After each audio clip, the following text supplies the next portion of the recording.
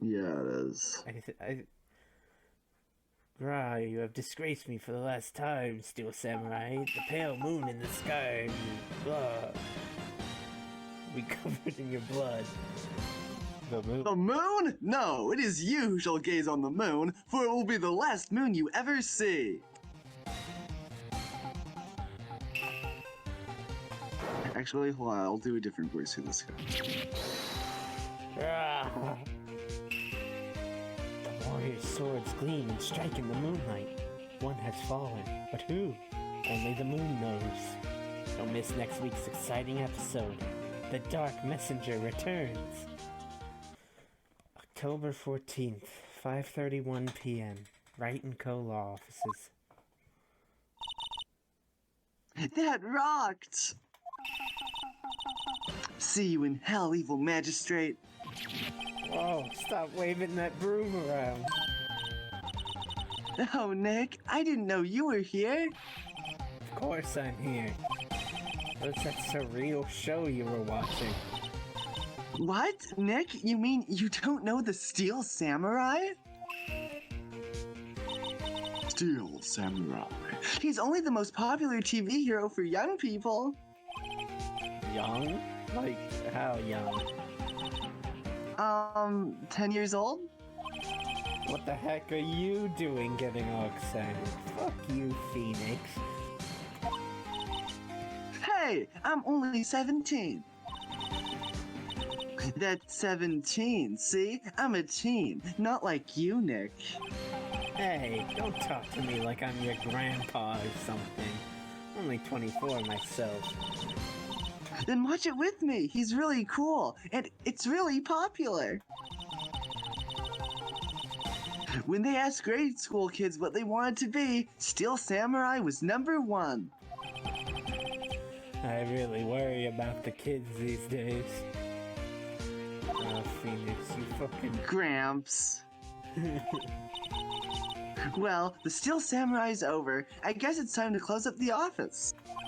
I guess. Wish we had some clients. A month has passed since my trial. Mia's murder was the talk of the town for some time, but no one paid any attention to the Wright & Co. law offices. How am I going to pay the rent this month? It'll be okay. I'm sure some big client is just around the corner. Maya, we live in California. We can't afford rent like this.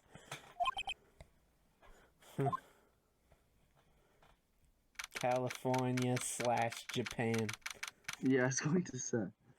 Being the first third case we go through in this series, I do want to mention something. A common opinion among fans of this franchise is that the third case of an Ace Attorney game is usually the worst in the game, and among the worst in the series, even. This has been dubbed by the fanbase as third case syndrome. I personally believe this is because the third case is often used as the filler one of sorts, though not always, and I wouldn't say this case is completely filler. And this specific case is more popular than other third cases, but it does have its critics.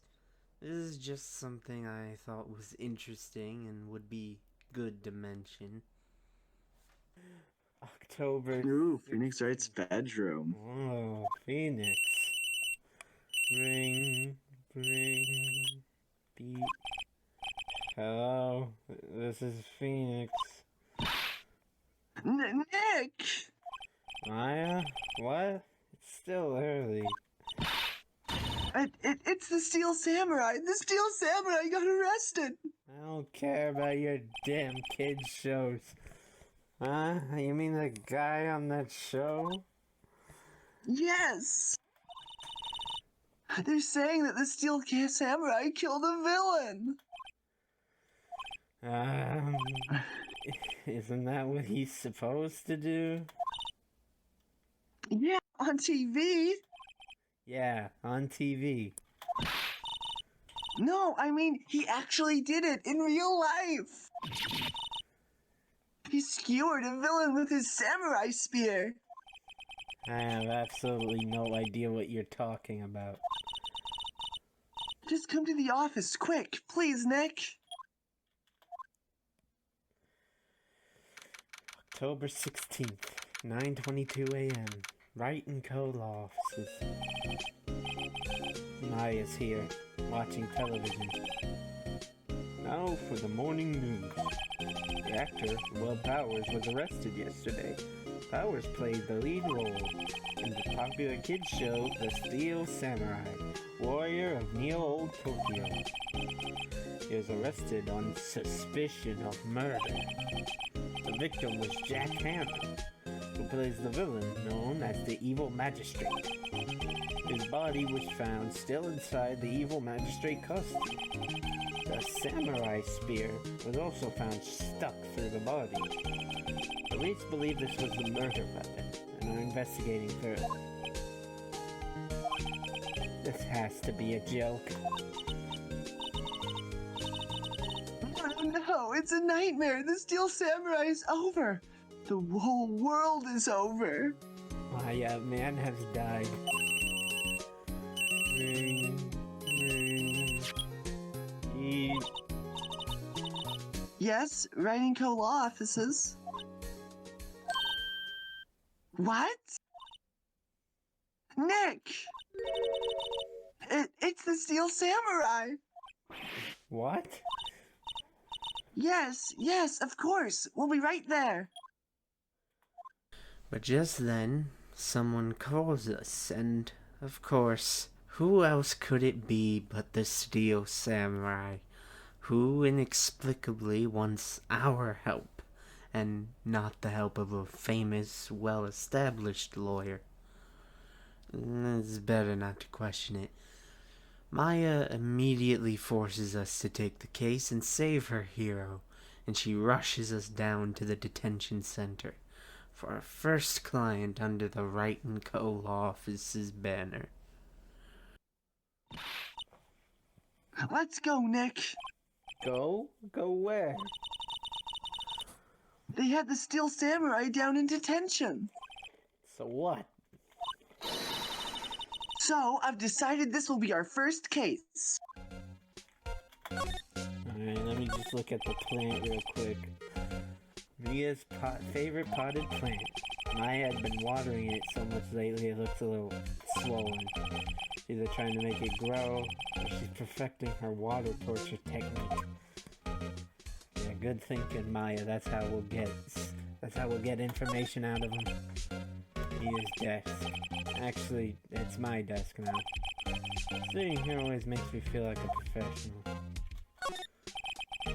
Poster of an old movie that Mia liked. I was thinking I should go see it myself, and I realized that the poster doesn't actually say the title of the movie. No. Hold on, look at my badge. What about this? You like showing that off, don't you, Nick? My poor ego. Okay, let's go. October 16th, Detention Center, Visitors Room. What's wrong, Maya? It's him, in the flesh. Is that guy really him? What do you mean, that guy? Of course it's him. Will Powers, our client, that's him. Maybe I shouldn't be saying this. But he definitely did it. Murder. At least once. Maybe twice. Whoa, what are you saying?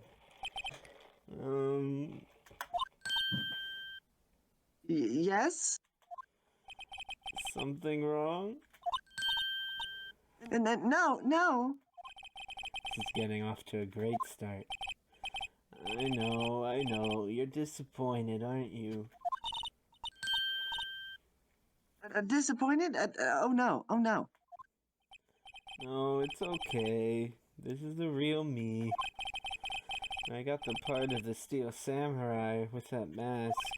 I decided I would never show my face in public until the job was over. It's the kids, you know? I don't want to wreck their dreams. Oh, I guess it didn't matter. So much for dreams. I wonder what they think of the Steel Samurai now. Nick, What? he's a good guy. I mean, he's good. Yeah. He didn't do it. Down at the detention center, Maya's put off very quickly by the look of Mr. Powers. That's understandable. I mean, look at him. But we quickly realize he's a very gentle giant. The names of both Will Powers and the victim, Jack Hammer, are very simple. Actually, all the names in this case will be quite simple. Obviously, they play off the words willpower and jackhammer. Why? I think maybe because they're words that kind of have a connotation with action. And they are action stars. That's all I've really got. What happened? Maybe you could start by telling us what happened. Yes, of course. It seems like it was only yesterday. Well, actually, it was only yesterday. The cast had come down to Global Studios for a run-through. We went through a few action sequences at 10 that morning. There was a rehearsal scheduled for 5 o'clock in the afternoon. But when 5 o'clock came around, and the staff gathered at the studio, the evil magistrate was found lying on a crumpled heap near the set. Took off his mask, discovered that it was Jack Hammer, dead. He'd been expertly skewered with the samurai spear. The samurai spear? Yes, it's a long spear that the Steel Samurai uses as a weapon. Maybe you could explain to me just what the Steel Samurai is? How could you say such a thing? I'm sorry, sir. I apologize for my partner. He's new to this and a bit out of touch with the world. Hey, who's new to this? Oh, it's alright, really. The Steel Samurai is the lead character in a popular kids show. He walks the streets of Neo-Old Tokyo, fighting battle after battle against the evil magistrate and his minions.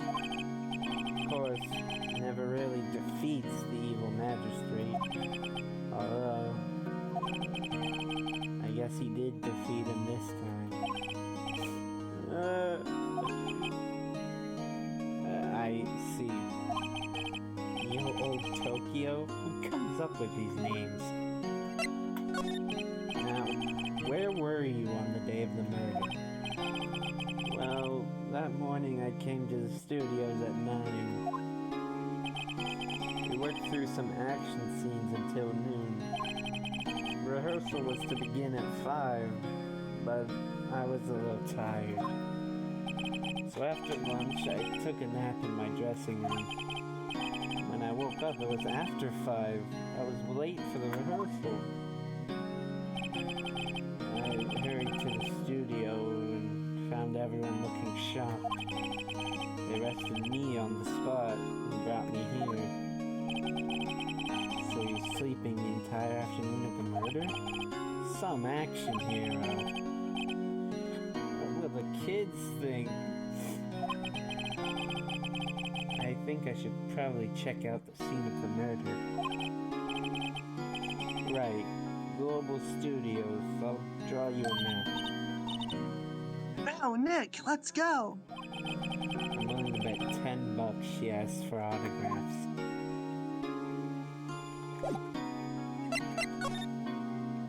Check in on our favorite character. Mm-hmm. He seems frozen in awe of Will Powers. But does it get in the way of his professionalism? No, it does not. Look at him. Still professional as always. What a hero. Here. I see. Let me guess. This guy wasn't the top student in improv class. Now, with a good place to start from on the case, we can head to Global Studios. At the gate, it's time to meet a very special character. The most overused character in the entire series. Ladies and gentlemen, Wendy Oldbag. Oh boy. Yeah. We know who's coming next, don't we? I don't understand why they made her a main character. Hold on, when we get... man. She's in so much of this series, I don't get why. October 16th, Global Studios, main gate. Wow, so this is where they make the Steel Samurai show. Awesome! Aren't you excited? Hey, you there! You want in? You gotta go through me! Oh, sorry. We're, lawyers. Oh, yeah? Well, that's great. I'm security. And it's my job to make sure that gawkers like you stay out. Gawkers? Gawkers, sightseers, tourists. I know the type. You heard about the incident and came to snoop around. Yesterday, something horrible happens and all you gotta think about is sightseeing. Don't you have jobs you should be doing? Lawyers don't work like the rest of us. I should become a lawyer too. Sounds like a life of ease to me, just working around. I was young, things are might different. My dad and dressing straight should be clothes. What are these dudes going to do these days? Nick. Will I grow up to be like her? Please say no. I don't know. It's possible. Hey. Listen up while you're being spoken to. Use today. I hope you like her because she makes a lot of appearances. Her name, Wendy Oldbag, is a play on Windy Oldbag, something the characters in the game will even call her. This is a reference to her being fucking annoying and over-talkative. We can talk to her for the first of many times. Her nostalgia-fueled ramblings are actually a great way to get exposition about the victim and the studio's past. Everyone's favorite character, huh? Like, I didn't mind her to start with. What's that? You giving that to me? Absolutely not. What'd you say? I didn't mind her in the first, in this case. Yeah. She actually has... But I became... She actually has, like, some depth in this case. Like, towards... Yeah. Towards the ending part, at least. But, like, in the other cases, it just feels so unnecessary to have her there. Yeah. I don't know. She must be popular somewhere. So, what do you do here at the studios? At Global Studios, we make children's dreams come true. In fact, in my younger days... No, you were a star? It's only a little twinkle between the stars here, I'm afraid, dearie. Well... This place has really gone downhill, you know? But 10 years ago now, that I was a studio of dreams. Hammer was a big star back then, too. He was... Hammer? The victim, dummy! The evil magistrate. He's been reduced to playing villains now. Not exactly the best material to work with. I never got this. What are you on about? The villain's like the best role. Clearly she sees him as a hero. Yeah, but still. Can you tell me about Mr. Will Powers? He's not a bad kid, but don't be fooled by his mask. You wouldn't want him on the silver screen without it, believe me. Little old ladies watching would lose their lunch. That's probably why he thought the Steel Samurai was his big chance. No one thought he was capable of doing what he did to poor Jack Hammer. We don't know for certain that Will Powers is guilty. Powers? Of course he's guilty. How do I know? I know everything. That's my job. Mr. Hammer, what kind of person was Jack Hammer? What kind of person? Oh, if only you knew. Jack Hammer will live on in many hearts as the ultimate action hero. He was simply dashing in the Dynamite Samurai series. And look at his face. Simply dashing. Simply dashing.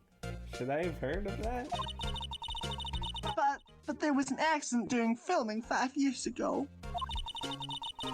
He got an unlucky break after that. Reduced to playing the villain on a children's program. What's more, I heard they were paying him peanuts. It's enough to make you cry. Why are you so certain Mr. Powers is the killer? I was standing right here yesterday, I was. I was here from 1 o'clock to 5 o'clock when they found the body. Now, the studio where the murder took place is to the left here.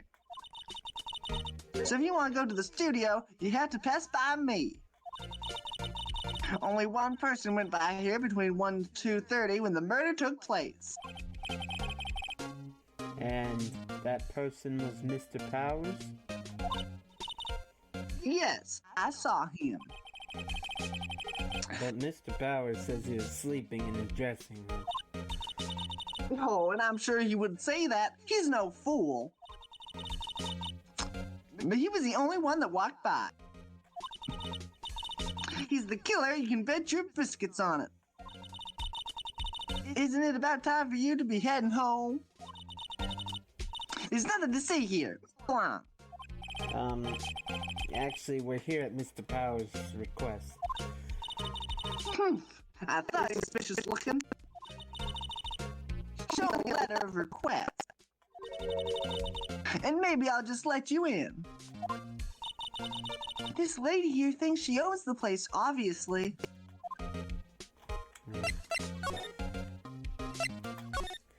Alright, let's go back to the detention center. Hello, how was the studio? They'll think I did it, don't they? No, not at all. Isn't that right, Nick? Right, not at all. At worst, you're a suspect.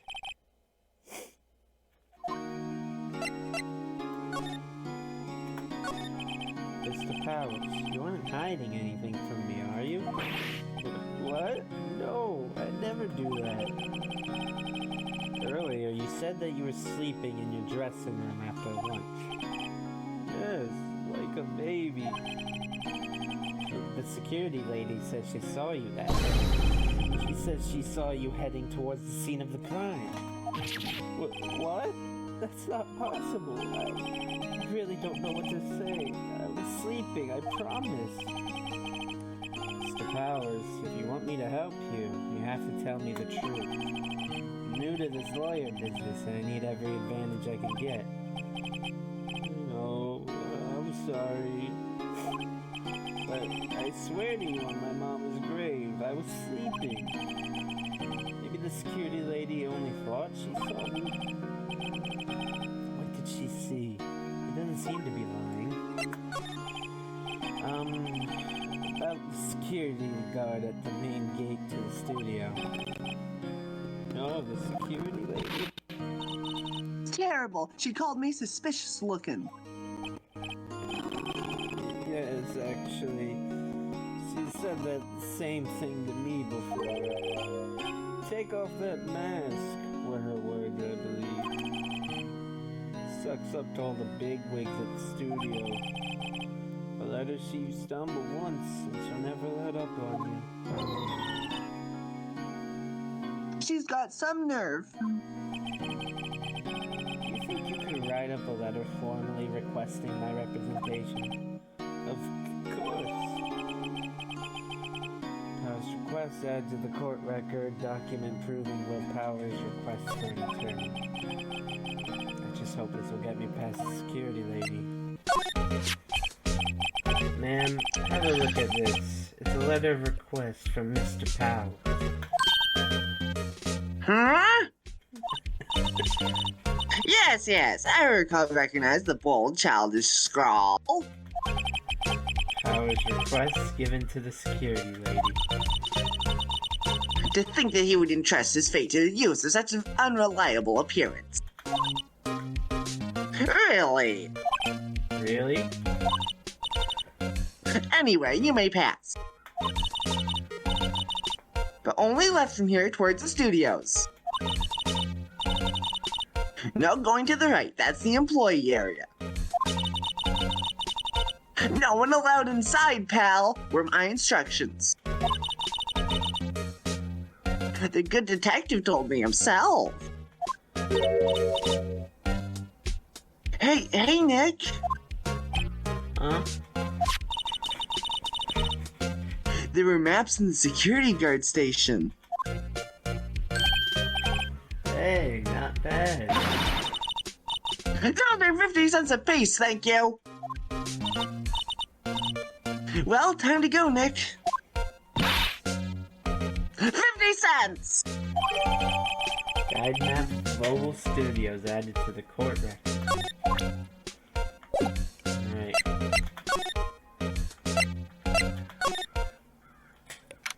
October 16th. Studio 1 entrance. Hey! On the way to Studio 1, we run into a familiar face. It's Detective Gumshoe. And he informs us that Edgeworth has fallen into a gay depression. Aren't you that murderer from the other day? Yeah! It's the confused detective! Hey, pal, you know Prosecutor Edgeworth is all upset. It's your fault. I saw him sipping tea and staring gloomily out the window.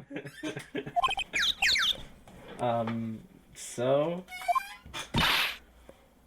Hey! If he's depressed, it's all your fault for doing sloppy detective work.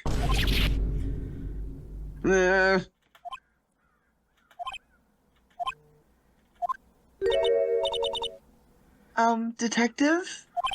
I think you hurt his feelings. Oh no, I'm sorry. Well, I think his feelings are easily hurt. You're right, pal. It's all my fault. You're right, pal. My feelings are easily hurt. I can blame other people all I want, but I know the truth in my heart. Hey, don't take it so hard. There's always the next case. Yeah, I suppose you're right.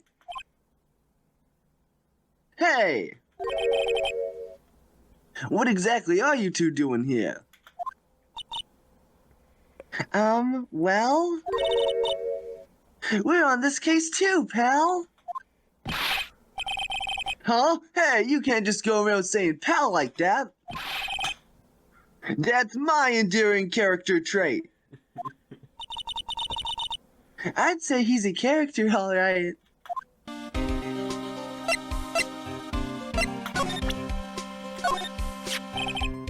Detective, see this? This is my attorney's badge. Uh-huh.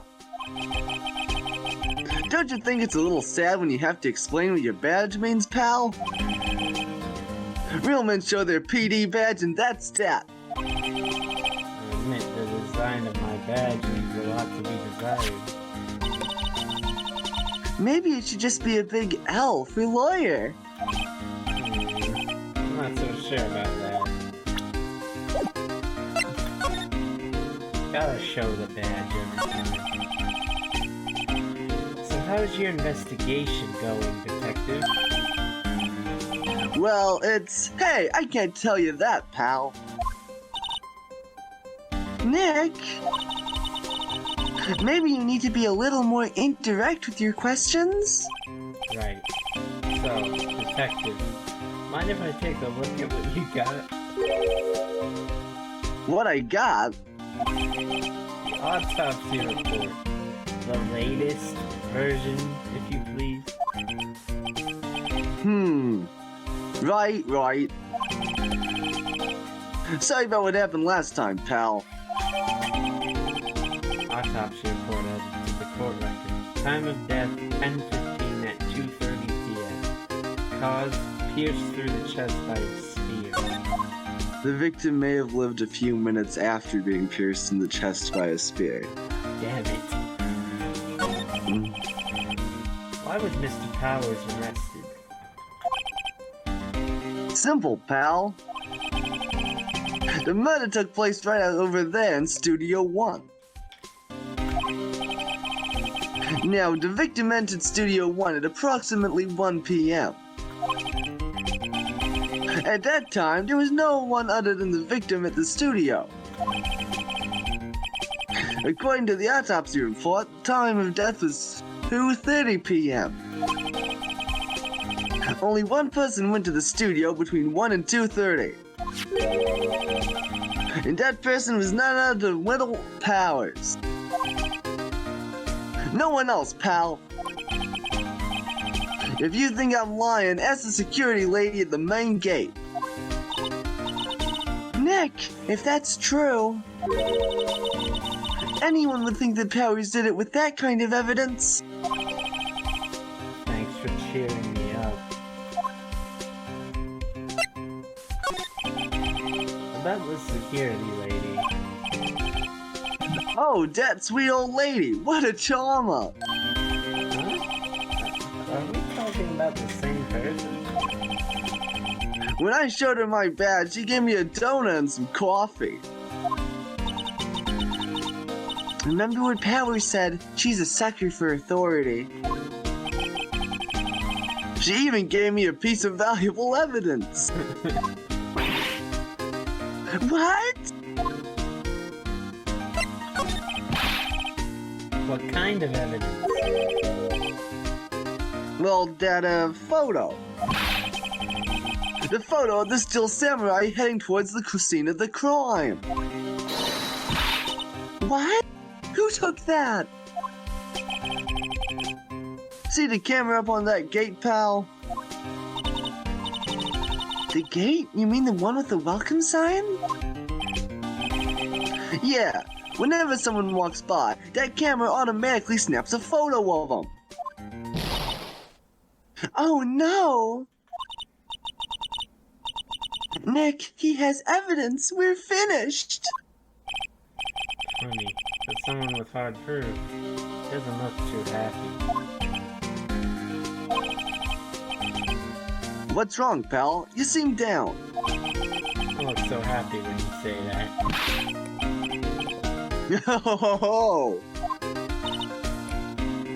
Oh. We'd like to ask the employees here some questions. Sure thing, pal. Go wherever you like.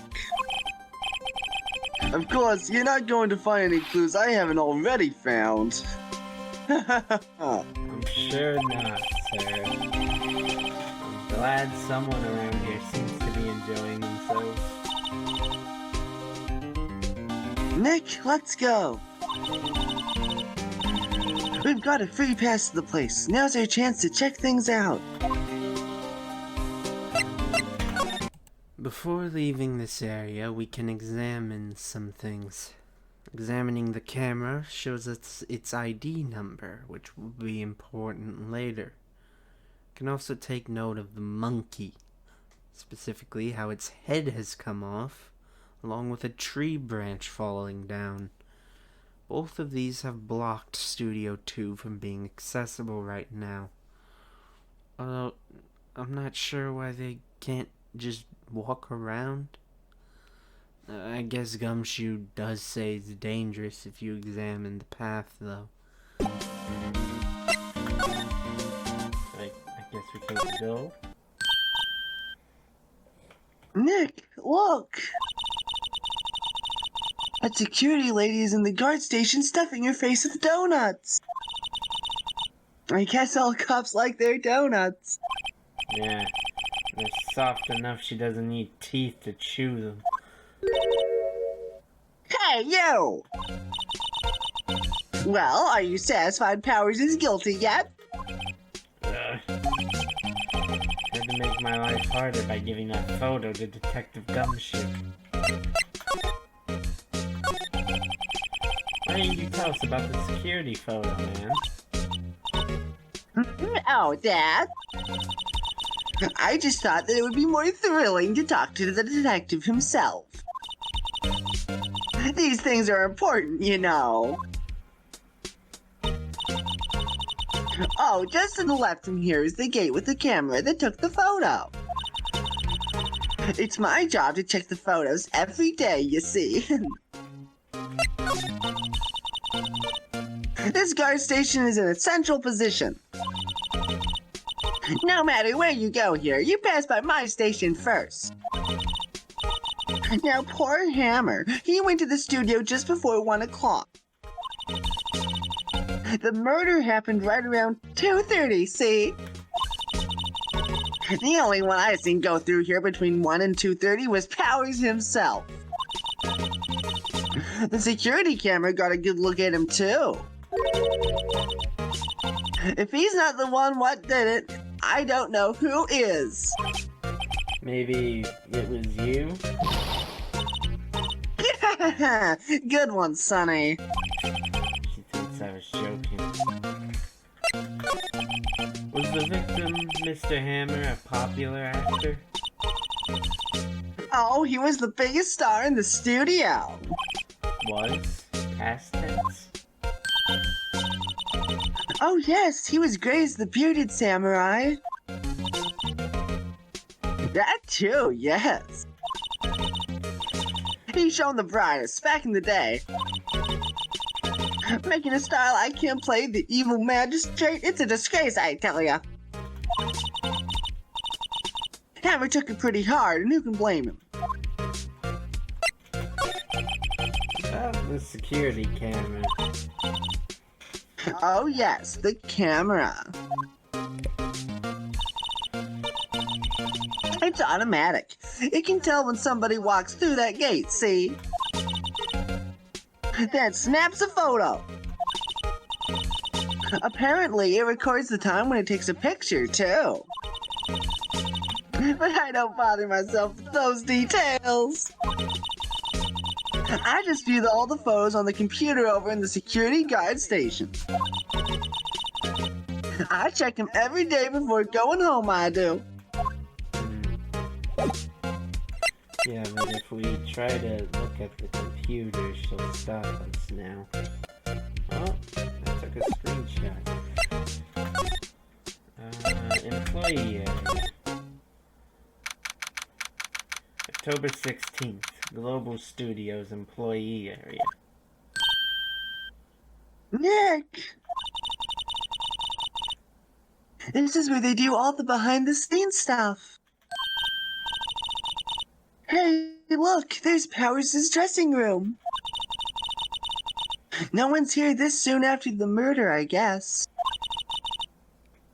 Let's take a look around.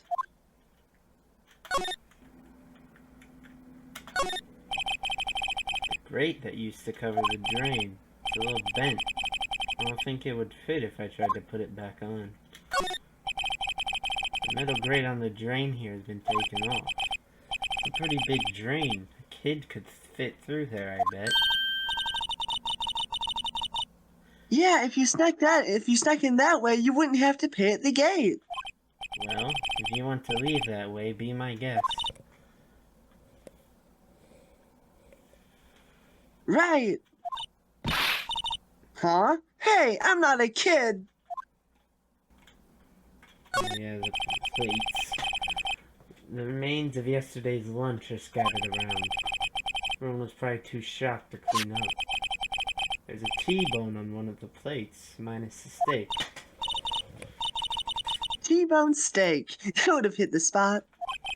Just had a burger. Yeah, but I have a second stomach just through steaks. What?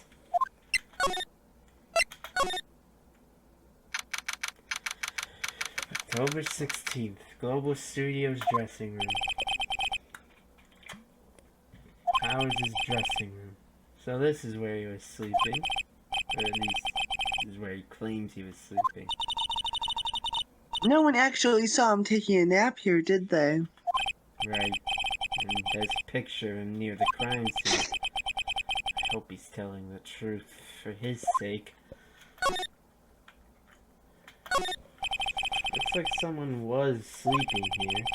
Maybe Powers did take a nap here yesterday. Some regular suits in among the costumes here. Those must be his own clothes. It'd be fun to wear one of the costumes.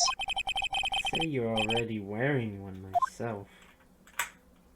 Very rude, Phoenix. A bunch of snacks on the table. They must give these to the employees. Some tea and cookies. Hungry. Just had a burger. Yeah, but I have a separate stomach for sweets. How many stomachs does this girl have?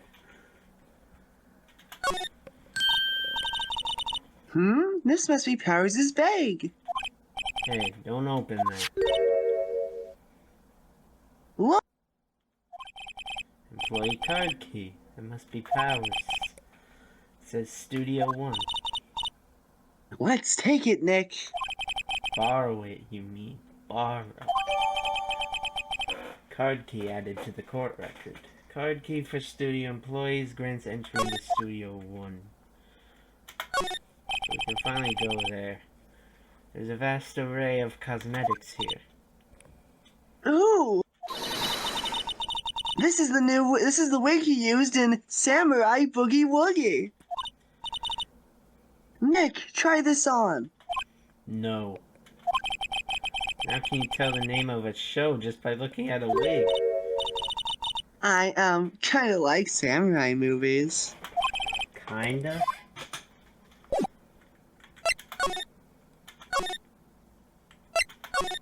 It's no... It's eerie when there's not any music. Have the card key now. Open the door.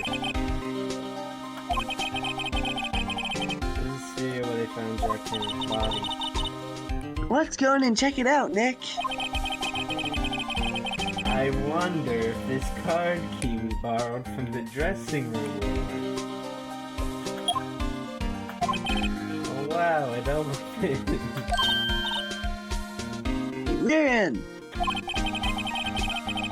She's way too happy for someone visiting a crime scene.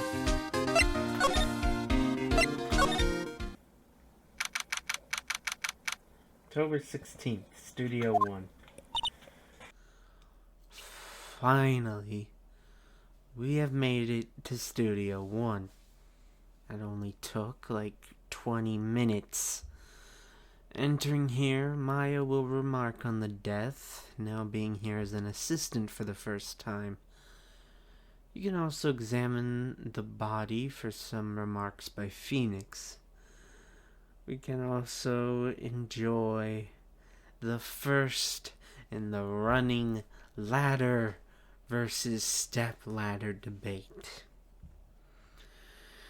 Personally, I've always been on Phoenix's side.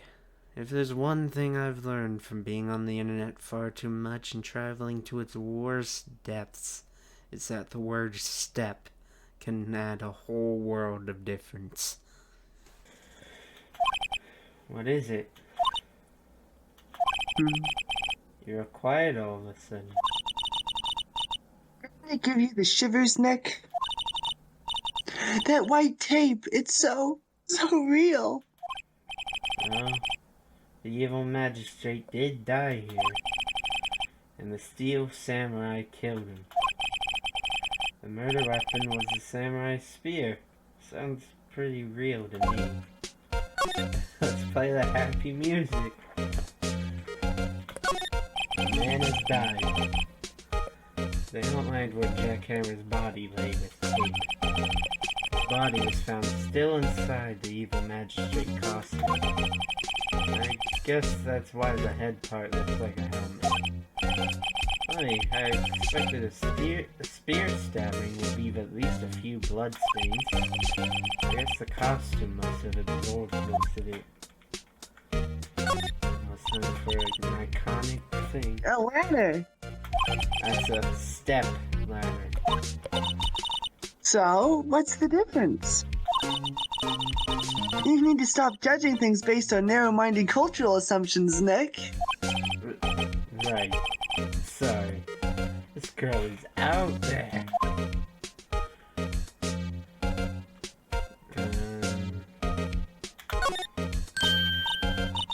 Hey, look, that's the chair the director sits in. I've always wanted to sit in one of these. Hey, Nick, take a look at that.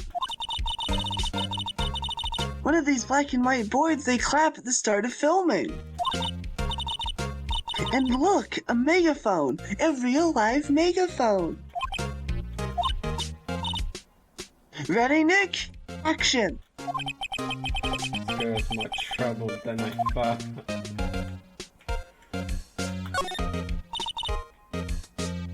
What's this?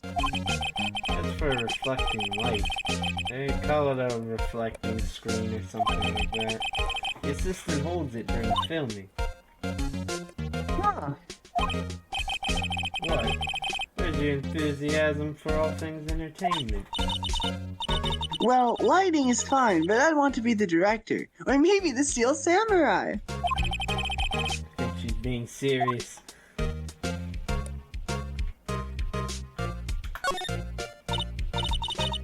Wow, look at that camera. That must cost a ton. Yeah, so don't touch it. Whoa, it's heavier than I thought. Who's this? This is Penny Nichols. It's a woman. Alright. Which woman is it? Let's just bring her on screen. Alright. Oh, okay. I know. Oh boy. This is the most forgettable character in the entire series. I did not remember her in the slightest. I do sort of know that I see her. Sorry, my partner is kind of, you know. You know? No, I don't know. Who are you? Who, me? I'm an assistant here. I help with props and stuff, moving them around, ordering new ones, etc. We're lawyers representing Mr. Will Powers. Oh, you're WP's people. WP? Oh, Will Powers. WP, I get it. I don't envy you guys one bit. But do what you can for WP, okay? He never hurt a fly. He has to be innocent. Don't worry, leave it to us. And just when it seemed like this case might be doomed to nothing happening, recklessly messing with and almost destroying expensive shit comes through for us once again. A new character approaches to stop our vandalism. Fitting with the theme of this investigation, meet the most boring and forgettable character in the whole Ace Attorney franchise. Say hello to Penny Nichols. Her name is based off the coins, again. Another character where the reasoning is unclear to me. It will be revealed later that she is a collector, and people collect coins, I guess. I don't know. Seems like a bit of a stretch. Maybe I shouldn't be so hard on Penny. She kinda does stand out, actually. She's the only normal, well-adjusted person alive in the Ace Attorney universe. That's gotta be worth something. Bigger gumshoes thing. Could you tell me anything about the day of the murder? Yes, I was in the studio the whole day. I was the only assistant on staff that day, you see. Only one assistant? Yes, well, the studios isn't doing so well right now. And yesterday was the only rehearsal for our action scenes. Oh, I see.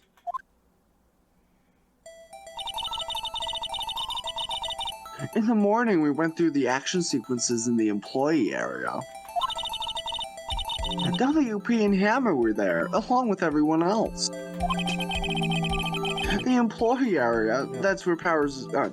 The employee area. That's where Powers' dressing room is, right? Yes, that's the place. After eating lunch there, Mr. Hammer went to Studio 1. Then I saw WP go into his dressing room. But I didn't see either of them after that. So not very useful. Did you know that Mr. Powers was sleeping in his room? No, I wouldn't go in there unless I had some urgent message for him. I mean, it's his private... What kind of girl do you think I am? What kind? No, I'm sure you're a fine girl. Sorry. I'm just getting a confirmation of Powers' alibi. What do we do, Nick? We haven't found anything. If WP was the only one who came to the studio, then he has to be the killer. They even have a photograph.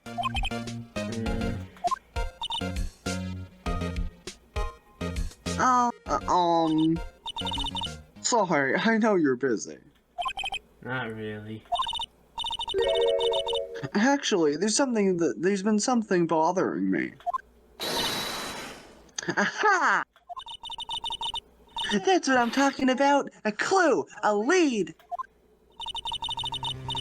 Well, I don't know about that, but that day, just after noon, I sensed someone was here. She's an empath.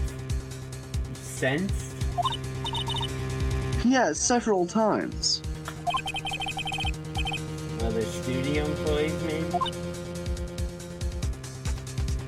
No, I don't think so. The only thing we had scheduled was an action scene run-through. I was the only assistant here that day. I have a feeling it was someone from outside. Really? But wait, if someone had come in here, wouldn't that security lady have noticed them? Yeah, you're right. I'm sorry I don't have any better information than that. No, thanks. That helps us a lot. Anything helps. Let's go put that security lady on the spot. Me, an empath, sensing that Jackhammer is dead. So, you sense that someone other than the regular film crew was in the studio? Yes, I think. I think doesn't cut it in a witness testimony. Nick, what about that security lady? If someone else came into the studio, she must have seen them. Not the security layer. Just a generic. Sorry, I don't really want to think too much about what happened just yet. The generic no response.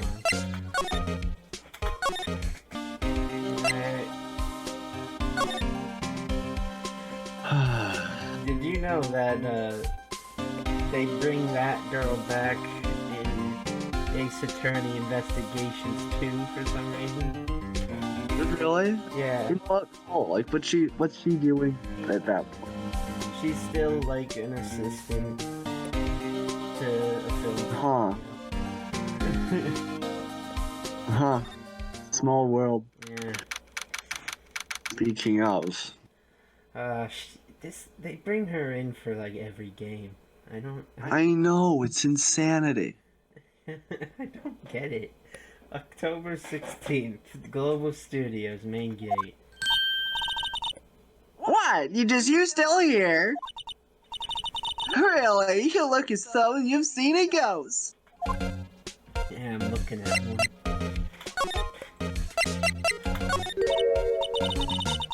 What? I saw that suspicious look on your face.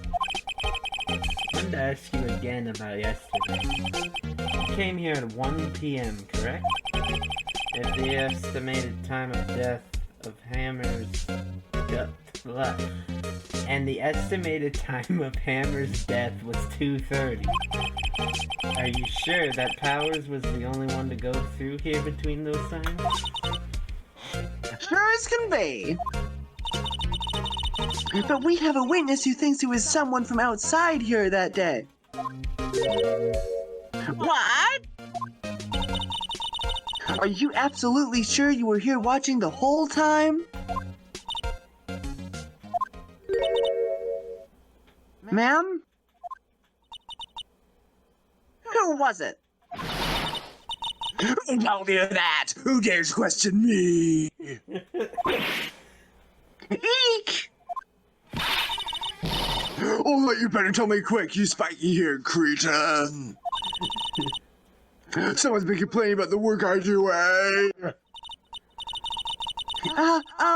We were just talking to an assistant in Studio One. She's not even a full-time employee. All you youngins are like that nowadays, throwing your mouths off like there's no tomorrow, saying this and that other thing. But when I was young, let me tell you, I knew a thing or two about respecting elders. Back then, it was a shame that you used to... She left. She disapparated. Well, Nick, this is our chance to do what we can without her looking over our shoulders.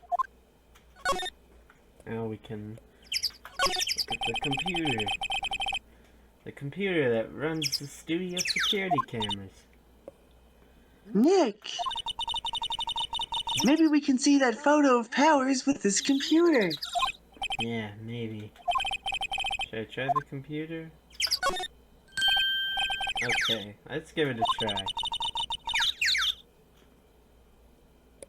You know how to work these things, Nick. I think I just have to enter in a few numbers. See, first I need the date of the murder. Looks like the camera turned on at 1 p.m. that day. 1. That was when the security lady arrived at the guard station. Please enter the number of the security camera. What was it? It was like, was it 307 or 370? I think it was 307, but I don't recall. There, entered. No. Yes, it was. Hey, it printed out the data for that day. Let's see what we got.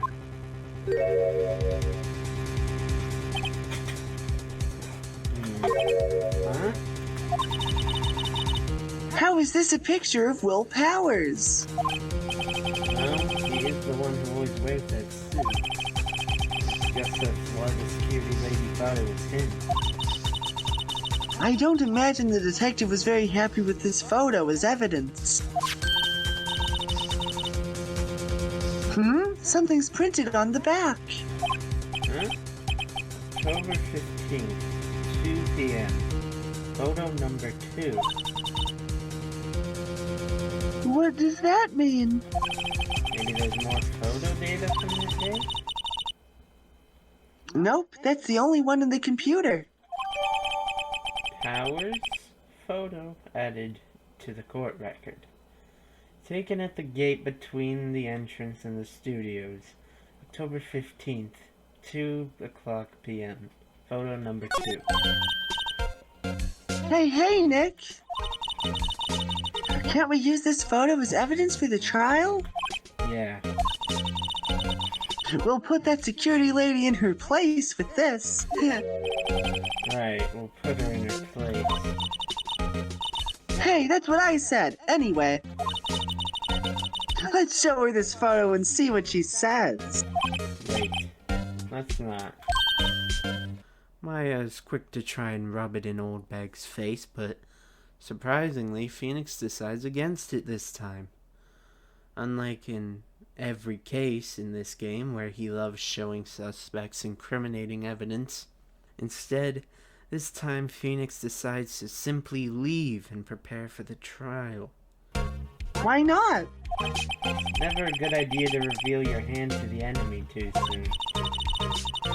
Nick, you're craftier than I gave you credit for. Why, you could be the next evil magistrate. Hey, why do I have to be the villain? Relax, it was just a joke. So, are we done for today? I think this photo is what we needed for the trial. Still, it'd be better if we had some idea who the real killer was. Maybe it really is that security lady? To be continued. And with that, the first investigation of this case ends. God. I have to say, honestly, not at all a fan of this part. It's not a particularly long segment, but there's so much of nothing happening. My recordings show it took like 30 minutes to get that one piece of evidence. And for the most part, we aren't getting much information otherwise. A lot of this investigation is just getting into Studio 1.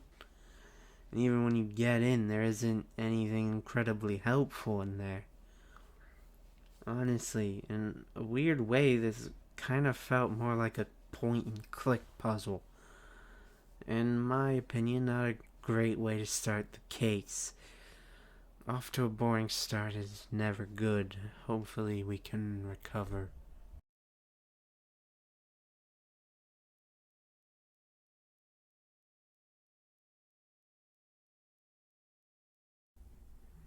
Alright. It's all come rushing back. It's all rushing back. Yep, I feel like I was just put into a state of amnesia, and then I'm being forced back into the courtroom where I have to relearn how to do things. What, like the first case of the second game? Yes, very, very much like the first case of the second game, yes. Oh boy. Court is now in session for the trial of Mr. Will Powers. The prosecution is ready, Your Honor. The defense is ready, Your Honor. Very well. Mr. Edgeworth, your opening statement, please.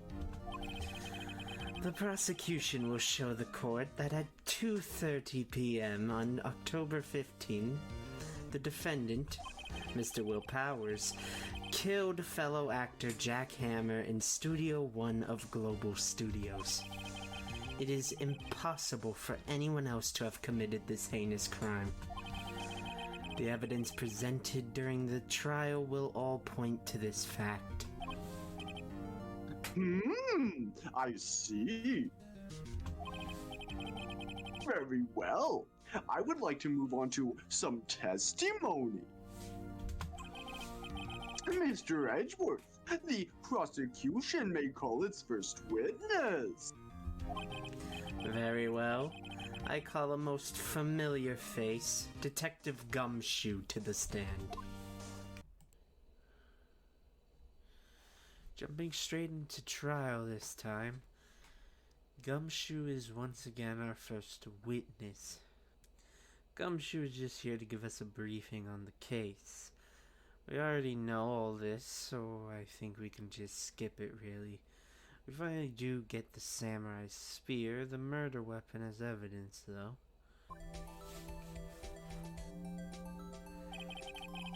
The time of death was 2:30 p.m. Look at the fucking hole in his chest. Look at his expression, like his eyes. Man. I wish I could make that kind of expression, to be honest. I wonder how long he had to, like, have bled out for the hole to be that clean and, like, uniform. Yeah, like, I don't know. Did they, like... It looks like a suction cup. Yeah, did they, like, clean his wound? Yeah, it looks bizarre. It looks like a... Why? It looks like some sort of sensory organ. It reminds me of this, like, case my mom told me about the other night. About the lady who, like, had all her blood removed, but there was none where they found her. Oh, you mean the vampire case, yeah. Yeah. Anyway, I just wanted to mention the whole... No, yeah, it looks like a spore creature part or something. Yeah. Your Honor, this case is quite simple if you ask one question. And that question is... what did the security lady at the guard station see? God, that's a question I do not need an answer to. Yeah. Understood! Do we have to ask that question? I know, like, maybe some questions are better left unasked. Yeah. You're gonna regret those words, Edgeworth. Let's call this security officer to the stand. And now, it's time for the dreaded old bag. When Edgeworth calls her up to the stand, something horrible happens to him that will change his life forever. Oh boy. Boy. Will the witness declare her name?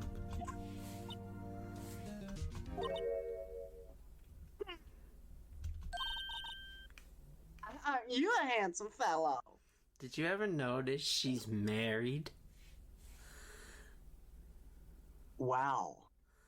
Ah. There's a Mr. Oldbag. Suddenly, like, my interest in her as a character has grown immensely. I wish that in her future appearances, instead of her just being like, you know, a joke character or whatever, I wish that it just had character development and growth and an exploration of her loveless marriage, you know, and how like things have fallen apart. I think there's a lot of stuff you could have explored there, and it's a shame left unexplored. Yeah. They definitely are one of those old couples that just hate each other. Yeah. I mean, how could you stand being married to her? I personally, I blame the husband. I think the husband is the one that caused the rift in the marriage, and that's what caused her to, He's... well, you know, become a joker in a manner of speaking. He's... There's a motivation here. There's an arc here. He's the one that made her like this. He made her worse. Exactly. Yeah. I can see it. I think that would be a great storyline. I don't know how you'd all fit that into the game, but... One line, like, you know, little, like, jokes and stuff. Yeah. You can do it. Just, like, slowly build it up. Yeah. Lord knows she's had enough screen time to fit all that in. Exactly. Just, like, have her drop little details throughout all of that until you have the whole picture. Yeah, but I've never thought about it, but she's married. Alright, we should continue.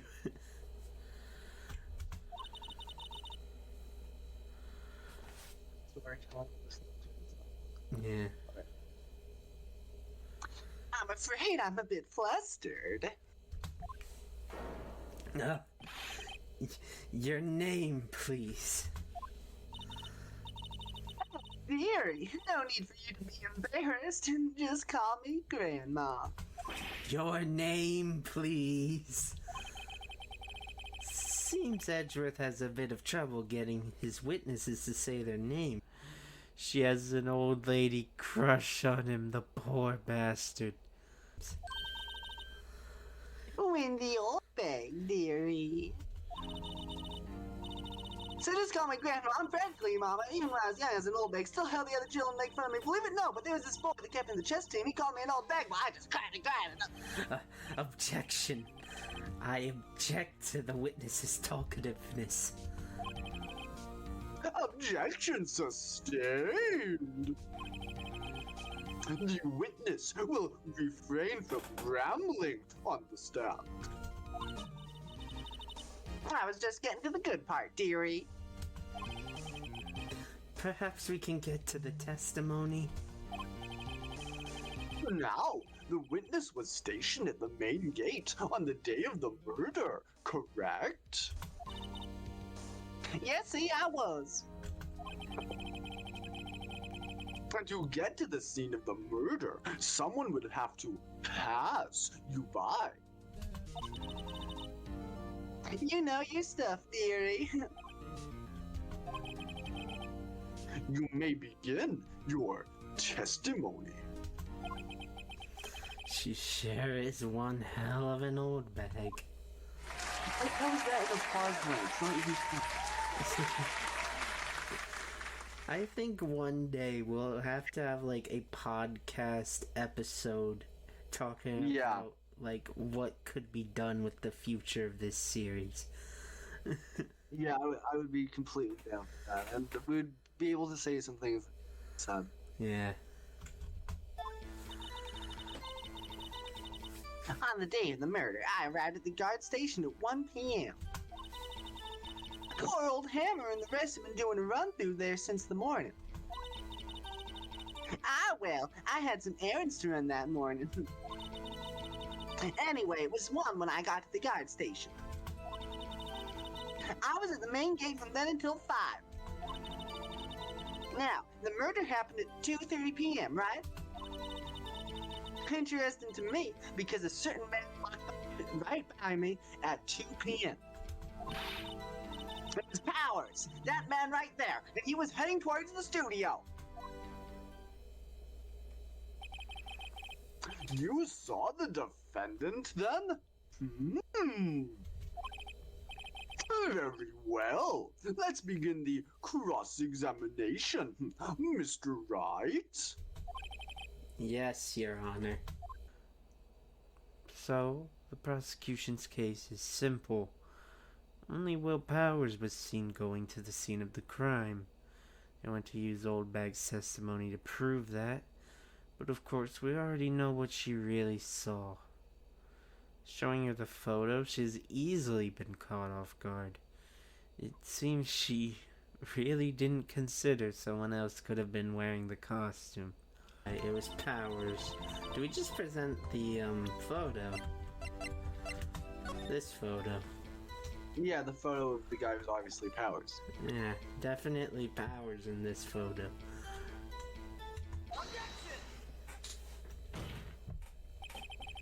Let me get this straight, old bag. Miss Old Bag. You've been saying since yesterday that you saw Mr. Powers, correct?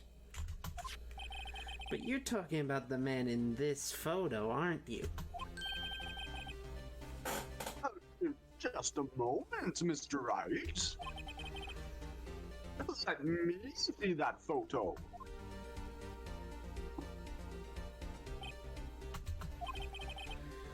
What is this exactly? None other than the Steel Samurai, defender of Neo Old Tokyo. Miss Old Bag, Is this the Mr. Powers that you saw? Of course! Didn't your mama teach you any sense, Sonny? Anyone can plainly see that's Powers, right?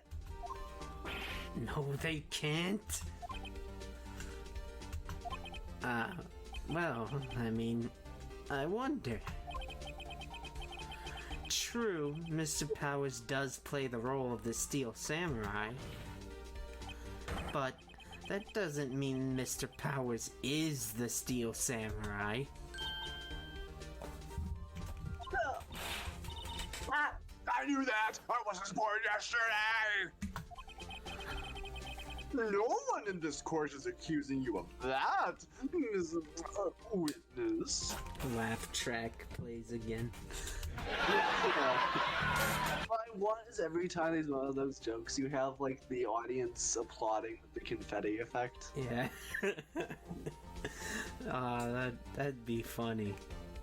Yeah. I love editing in the laugh track or the Vine boom sound effect over this game. He's having trouble calling her old bag, apparently. However, you do not have proof that the person in this photo is Mr. Will Powers, do you? That was the old man. Of course I have proof. What? Huh? Even Edgeworth is surprised? The prosecution would like to ask the witness, please make known all the information in your possession ahead of time. How was I to know if you would be so nosy? You should be ashamed, all of you! Anyway, I showed that photo to the young detective. He told me this isn't any good as evidence, pal. He didn't even give it a second thought.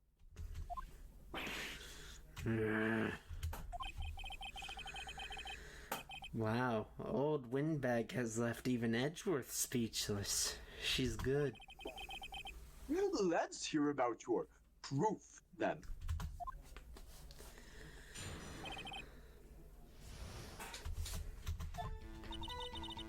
I never say anything I don't mean, mind you.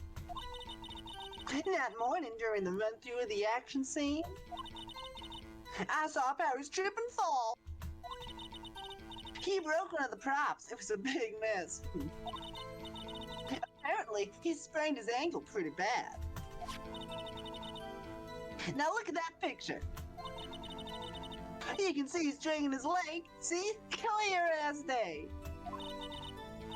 That's how I knew it was Powers. Happy?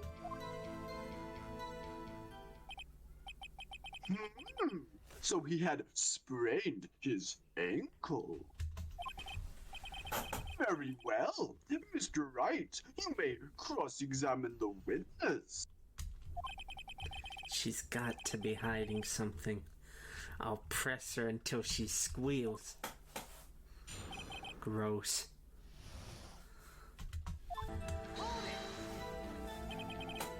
He broke a prop?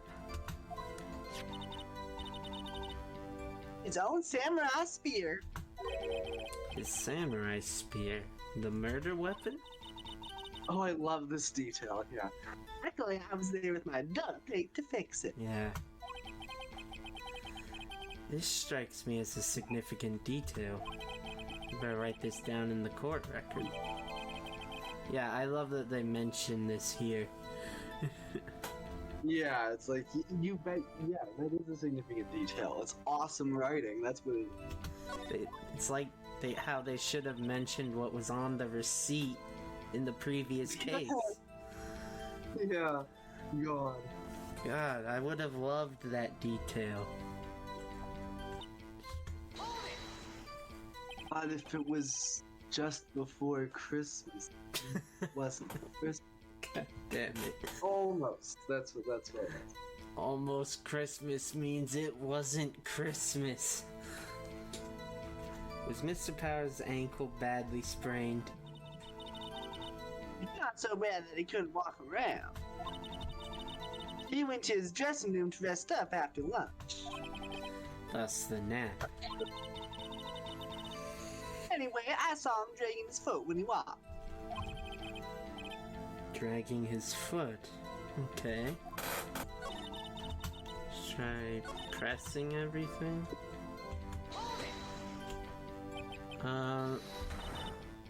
Whippersnapper! Hey, I haven't said anything yet. How do you know I'm not pointing fingers at anyone behind their backs? Everything I've said is on the straight and narrow, the up and up! You're the dance and have to make an old lady walk. Mr. Wright, please, for all our sakes, try not to upset the witness. I think Edgeworth has met his match. Who was present at the run-through?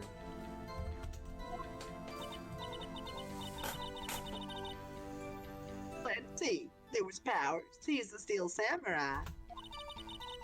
Then poor old Hammer, the evil magistrate.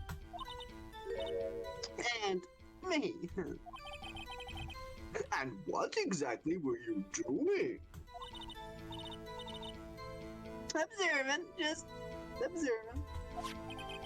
What about the assistant? Well, she was off in the background, backdrops and such. So she didn't see the run-through then.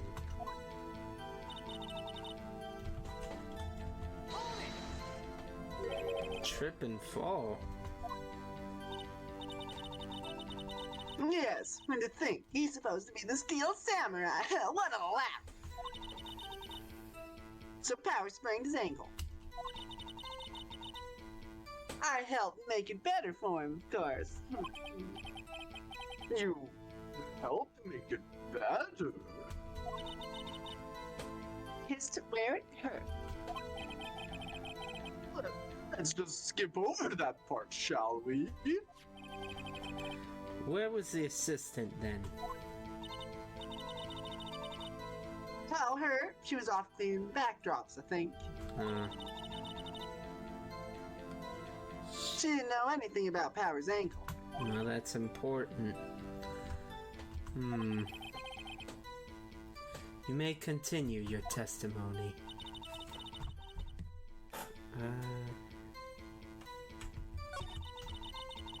Okay, he'll stop us now. I think we've heard enough. Haven't we, Your Honor? Well, there is one thing that bothers me. Which is? Where is Steel Samurai costume now? Actually, well, we couldn't find it. We're looking, though.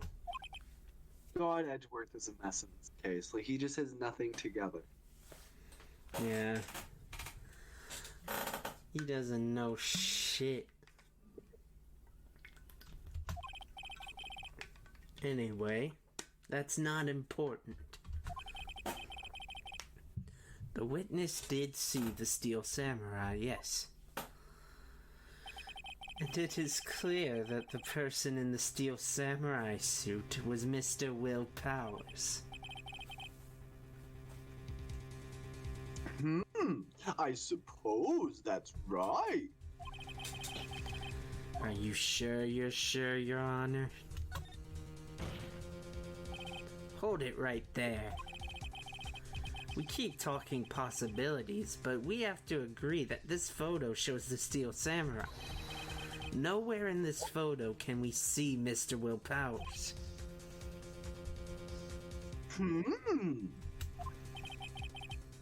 The defense has a point. The judge is so fickle, honestly. He is, and I love it. Like, he's the American electorate. He is any man than you. He is, I don't know, like, he touches on the human in all of us. Yeah. He's so chaotic. I also wonder if someone else, not caught on camera, could have killed Mr. Hammer. We have to consider that possibility also. Then allow me to remove that doubt from your mind, Your Honor. Will the witness continue her testimony, please? No need to ask twice.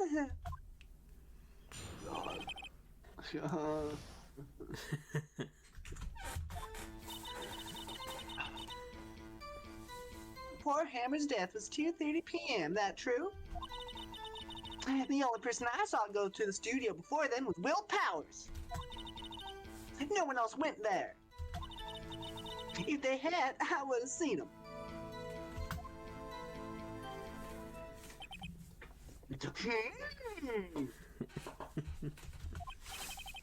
So, if no one else went to the studio,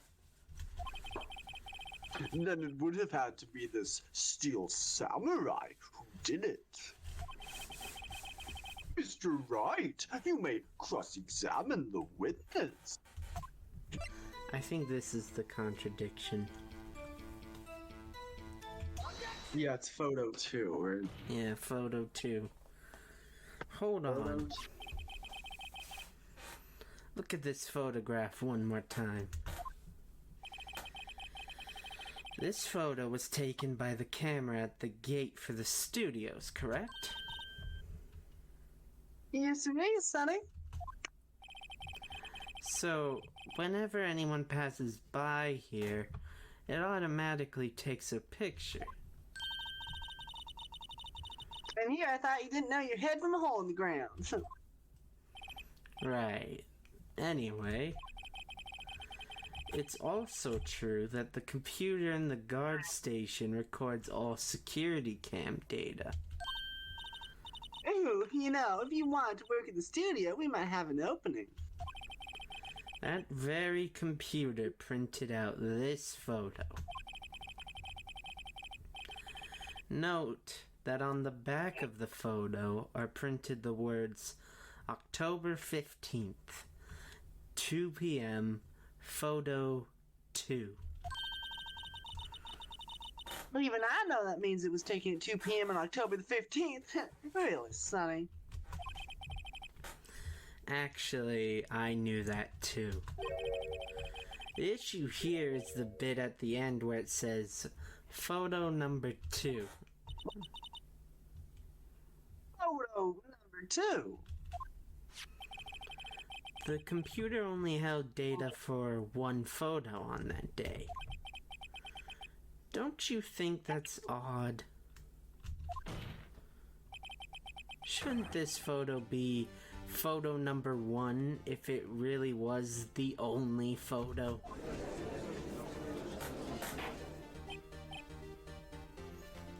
Order! Order! Please tell the court what you mean by this, Mr. Wright. Actually, that's what I want to ask the witness.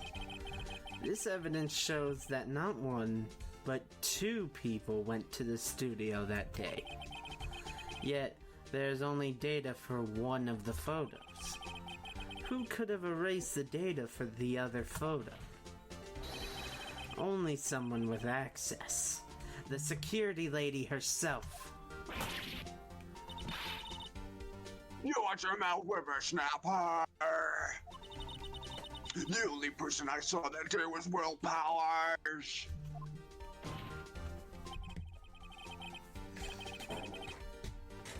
But the camera on the gate fired twice. That means 2 people went by. Well, yes, that's what it would seem to mean. Can the witness explain this to the court? Well, him, I don't understand his newfangled computer thing. Edgy boy, help! Huh? Believe me, I want to, but I don't know what this means either. Some help you are. You're a whippersnapper too.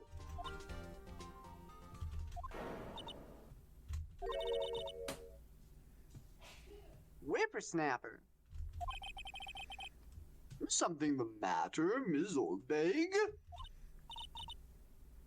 Ah, that's right. I just remembered something. Let me guess. Someone else passed by the gate? Someone other than the Steel Samurai? Well, yes, I suppose you could put it that way.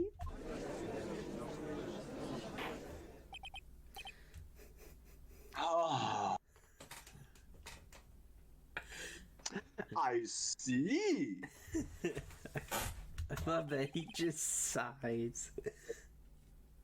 Yeah. Him and me both. Your testimony, please.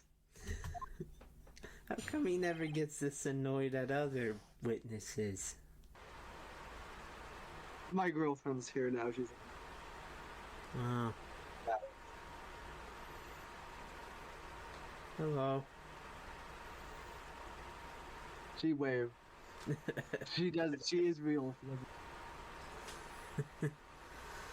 Alright. Every day after I finish my guard duties, I have one other important job to do.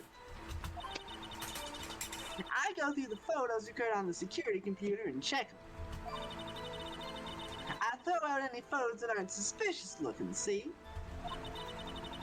Come to think of it, now I remember throwing out one photo that day. Miss Oldberg.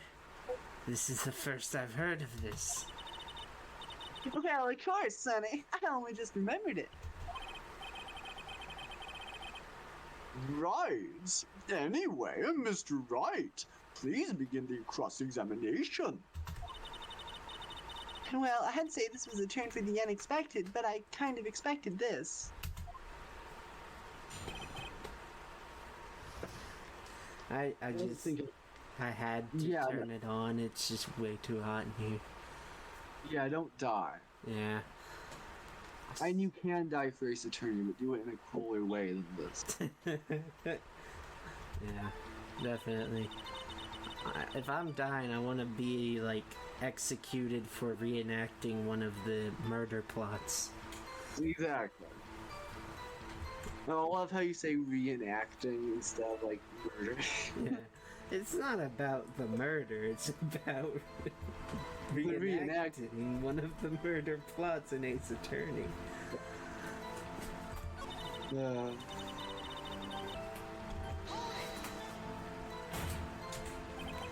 Well, who in the heck was in the photo you erased? A fanboy.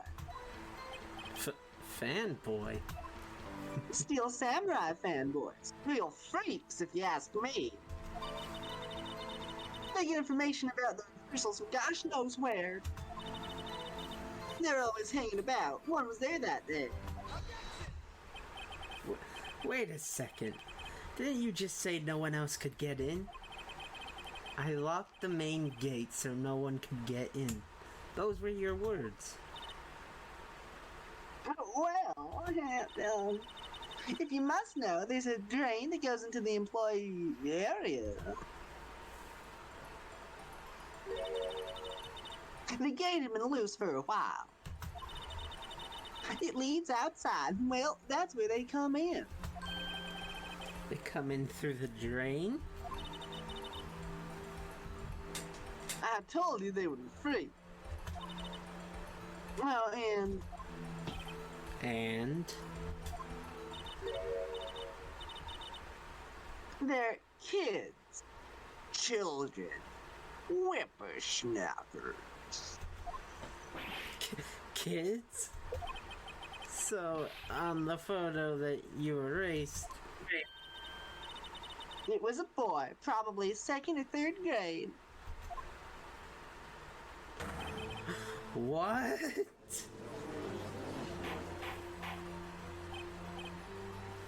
Order! Order! Let me get this straight.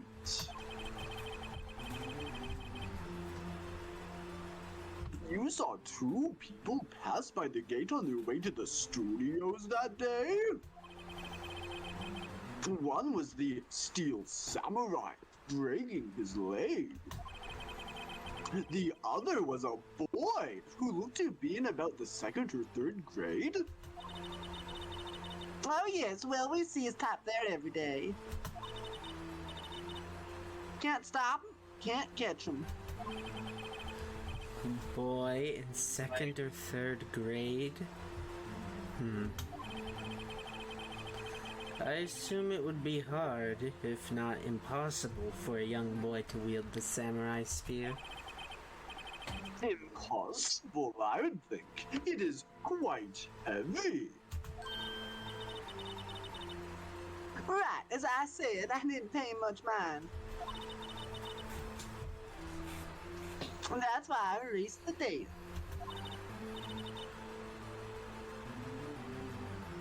Nick, what's going on?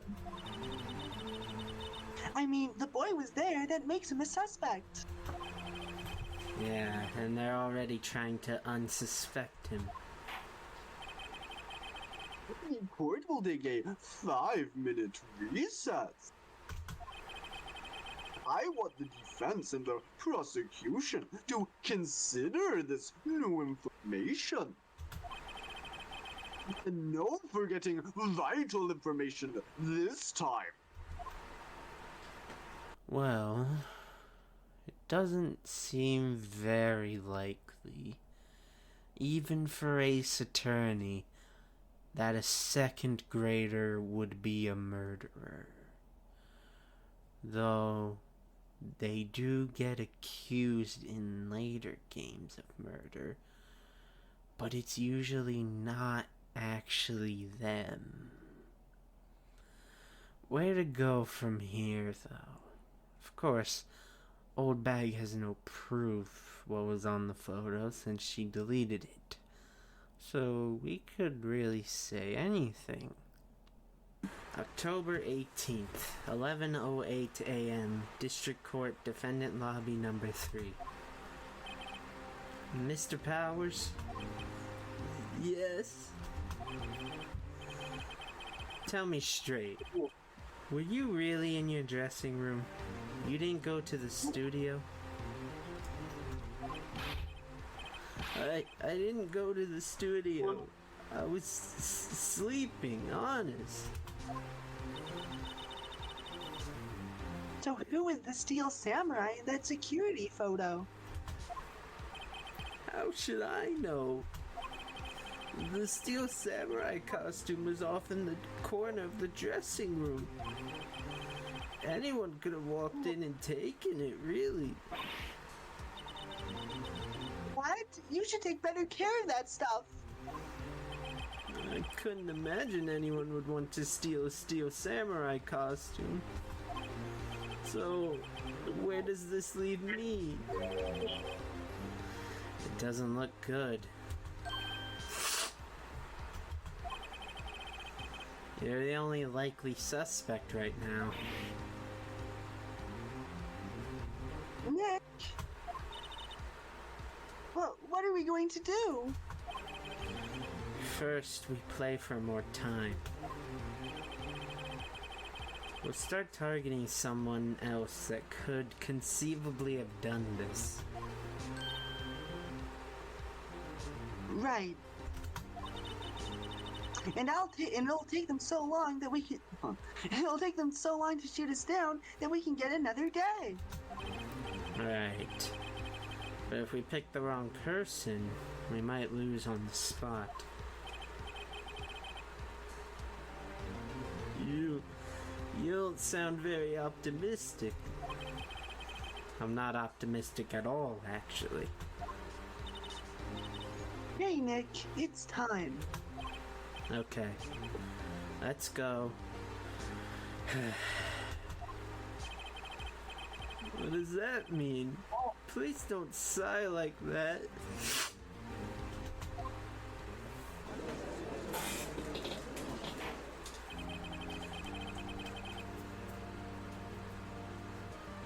will now reconvene for the trial of Mr. Will Powers.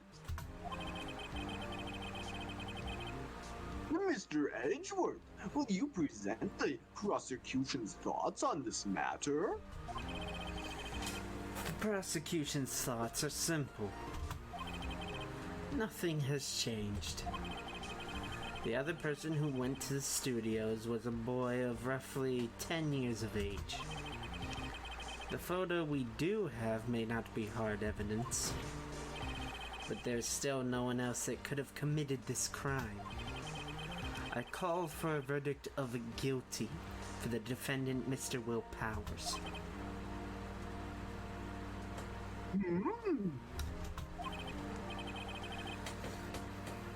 Very well. Mr. Wright, your thoughts? The defense disagrees with the prosecution's claim.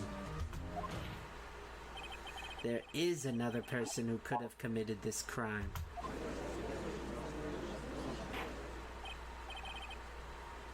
Order! Interesting. Let us hear who you have in mind. However, be aware that this court does not look kindly on accusing the innocent. If you accuse someone who is obviously innocent, you will be penalized. Right. Great. As if the stakes weren't high enough. So, who is this person other than Mr. Powers that could have committed murder? I wish it was the assistant, honestly. It should have been. That would have been interesting. Yeah. It was the security lady, Wendy Oldbag. The hell? The Steel Samurai's dragging his leg in this picture. That means whoever was in the suit knew about that morning's injury. Maybe because they had been watching the action scene run through. There's only one person other than Powers and Hammer who knew about the injury. The security lady, Oldbag. What? Whippersnapper!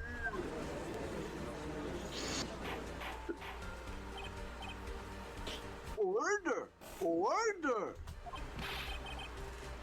Is this true, Oldbag?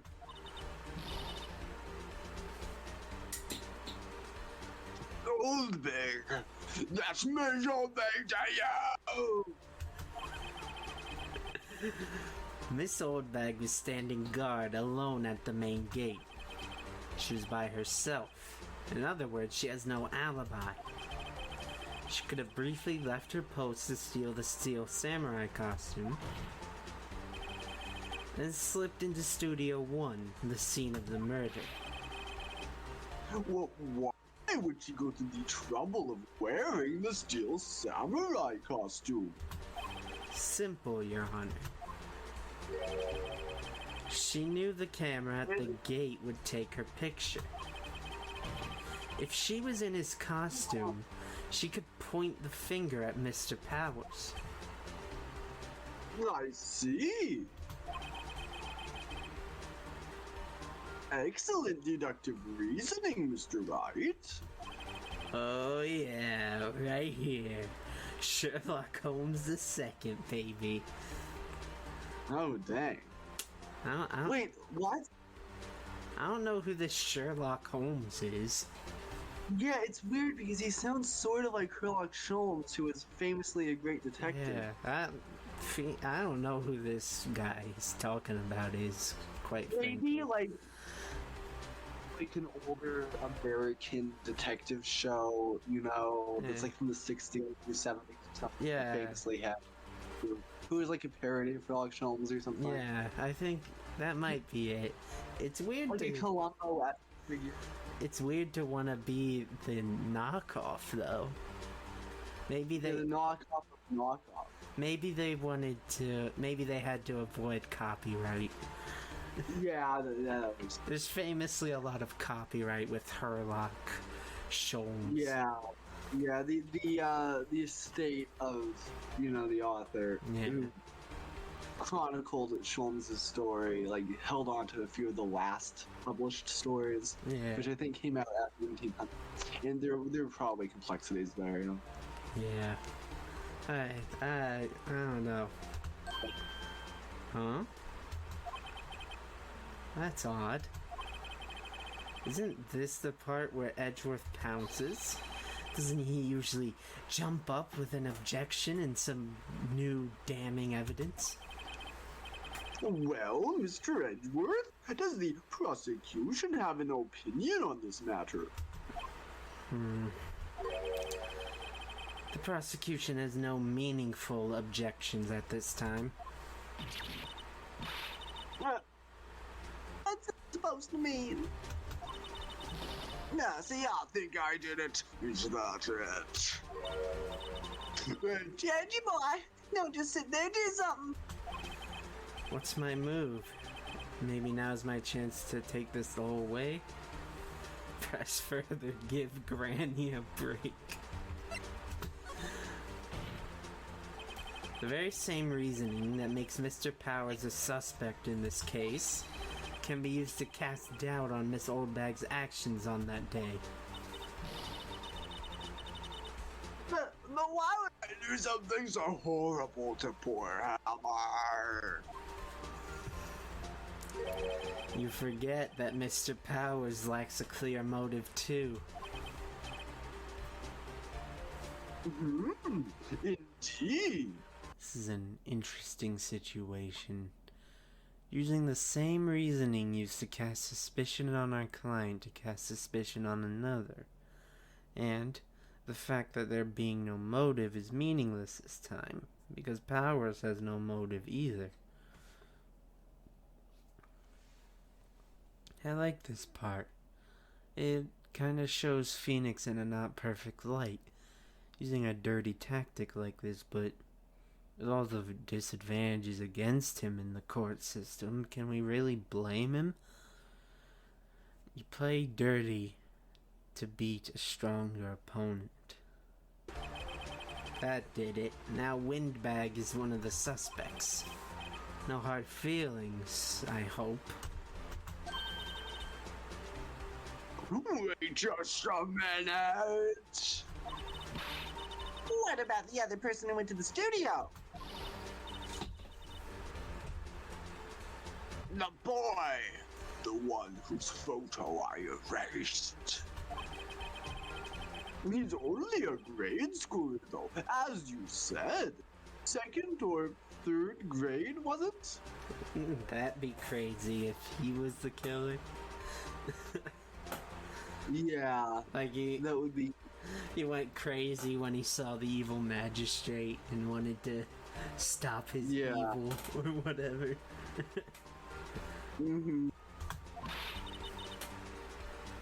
That doesn't matter. When I was that age, I could pen my old man in 10 second stops. Your thoughts, Mr. Wright? That boy is not the killer. What? How can you be so sure? Oh, or is it be nice to the kids and mean to you all these days? Whippersnapper. This is funny to me because in future games they will accuse like actual kids of committing murder. Well, yeah, like. I have proof. Wouldn't it be sad if you just pinned it all on Oldbag and the police and moved on? Yeah. In the first, like, it worked too well that she was declared, like, that she was arrested and stuff. I don't know. I wouldn't really miss her. Yeah, but it was carriage of justice and, betrayal of everything the series stands for. True. I want an evil Ace Attorney game, though. Evil Ace Attorney. Yeah. A fake Ace Attorney.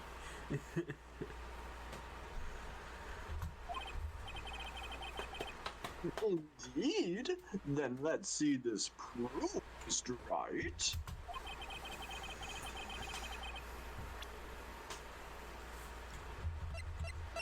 What is it?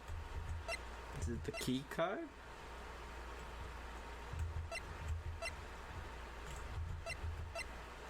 Regular call. I guess it's the key card. Yeah, I think it's the key card. Yeah. The scene of the murder, as we all know, was Studio 1. However, you need a card key to enter Studio 1. How could a boy with no formal relation to the studios have a card key? I see. Well, would the witness care to comment on this? The windbag. Speechless. That has got to be a first. Very well. This court will suspend proceedings on the current trial for today. Mr. Edgeworth, please find out more about your witness, Ms. Windy. What was her name? Something old bag, Your Honor. And the prosecution will look further into this old bag before we continue. That is all. This court is adjourned. Yay. Nope. Oh God, what? Alright. Well, wait a second! I'm not going to sit here while you run off barking up the wrong tree. Me! I'm talking! What, seriously? Oh, great, stop the presses. The windbag wants to talk. Ms. Oldbeg, what is this all about? Have you omitted something from your testimony? Actually, if you must know, there's something I was told not to talk about. Not to talk about? By whom? Huh? You mean it wasn't Edgeworth who told her not to talk? Well, testify.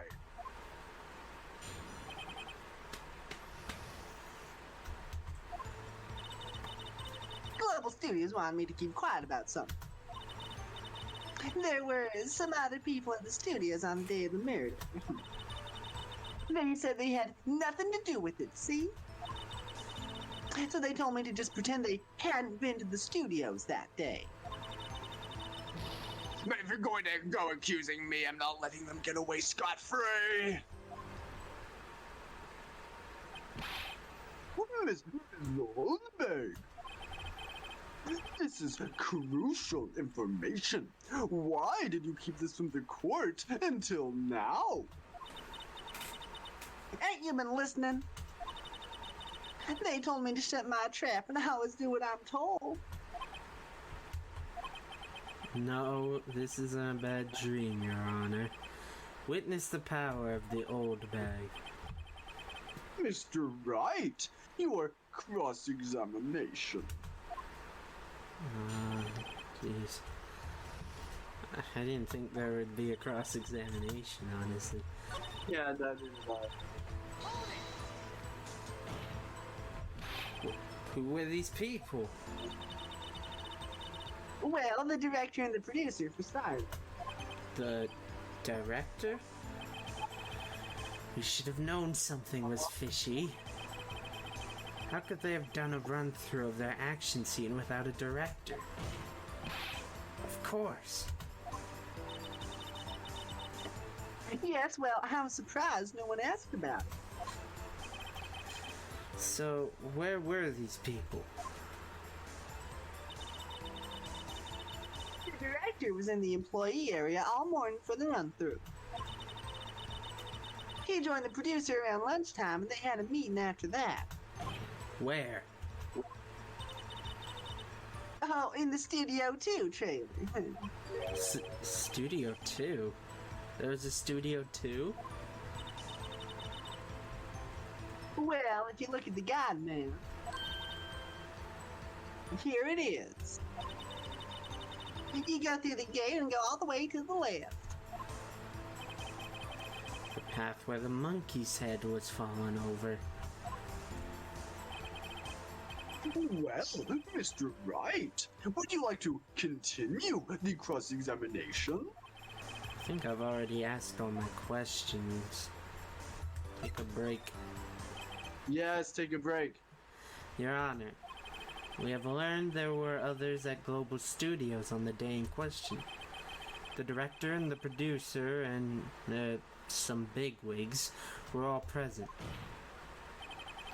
Yet as we stand here, they have not been questioned.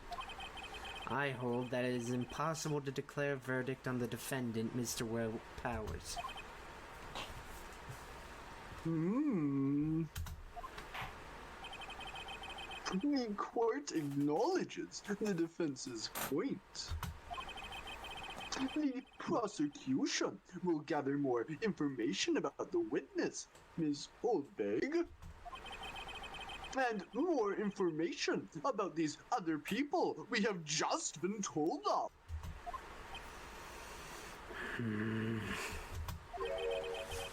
I understand, Your Honor. And the day's proceedings in the trial of Mr. Will Power.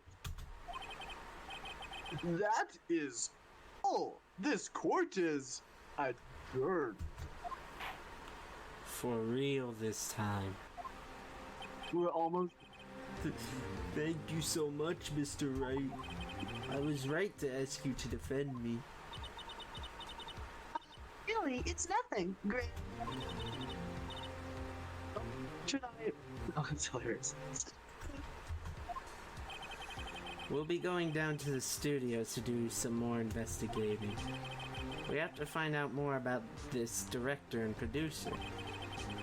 They'll be turning up in the next trial as witnesses for certain. So now's my chance to get material for the cross-examination. So, Nick, have we figured out just who it was in the steel samurai costume? Could it really have been old Windbag? What do you think, Mr. Powers? I don't think it was her, really. Neither do I, Nick. Yeah, I know. Look, I was just buying time back there. Someone had to be the bad guy for a bit to take the pressure off Mr. Powers. Poor old Windbag. I feel kinda sorry for her. Oh, she wasn't winning any points in there, with or without my accusation. Okay, let's get down to the studios. Right, we'll be back to you soon. Thanks guys. There we go. Ah, yes. After a small chat with our client, this trial section is over. Pretty short one, but pretty good, I think. Things have really picked up now. October 18th, Wright and Company Law Offices. I hope you're ready. This one is gonna be longer than the trial was. Yeah, I think I recall that. What a day. This is no time for relaxing, Nick. Say, you think WP's got a chance?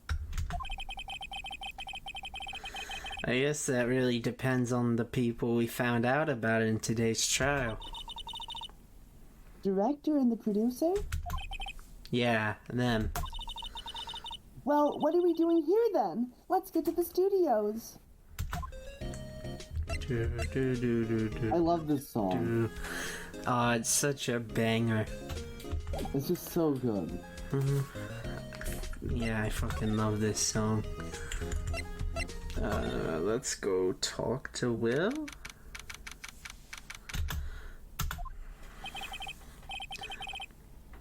Oh, Mr. Wright. Thank you for earlier. Not at all. We got lucky, to tell the truth. You can say that again. Let's not. So, WP. Do you have any leads that might get us going in the right direction?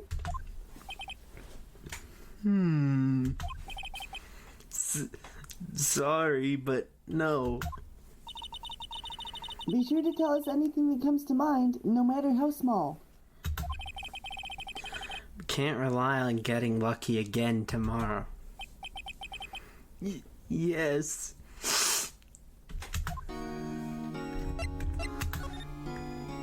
The fanboy. Do fanboys sneak into the studios often? No, not that I know of. That security lady's pretty strict with them. But in today's testimony, didn't she say they were often hanging around? The kids really, really love the Steel Samurai. They sneak past when she's not looking, I guess. The director. The director. Oh boy. Was the director present at the morning run-through? Yes, he was. He was directing how the Steel Samurai and the Evil Magistrate should move. You told me that before. Very good question. Yeah. Well, just the studio asked us to keep quiet. That has nothing to do with this. I hate to repeat myself, but Nick here is a newbie lawyer, fresh off the bar. When he loses, he's going to lose big. I see. Whose side is she on? You weren't hiding anything else from you. You aren't hiding anything else from us, are you? No, I sure hope not. Like, why would you hide that? You are on trial for murder. You know why? Because a director of Sal Manella's caliber inspires such loyalty, such confidence, such a personal connection with his actors that even when they're on for murder, even when they're facing the death penalty, they will keep their mouths shut for Mr. Sal Manella. Oh my god. Can you imagine? God, sticking out your neck for him. I mean, to be fair, the other one, Vesquez, is pretty sexy, so... Oh, yeah. I could see him being a simp, you know? I would stick my neck out for her. Yeah. Just for a chance, honestly. Yeah, like, you know, she'd let me die, fine. If I get off, I can fix her. Yeah, I can fix her, definitely. October 18th, 2:16 p.m., Global Studios main gate. No one's here. Right, now that they have Miss Oldbag in custody. Hallelujah. I guess they don't have anyone else to replace her. Hey, in the guard station, look! She left your donuts!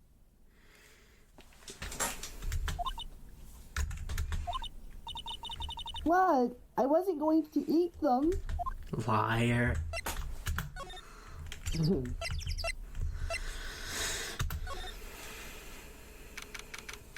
October 18th, Global Studios employee area.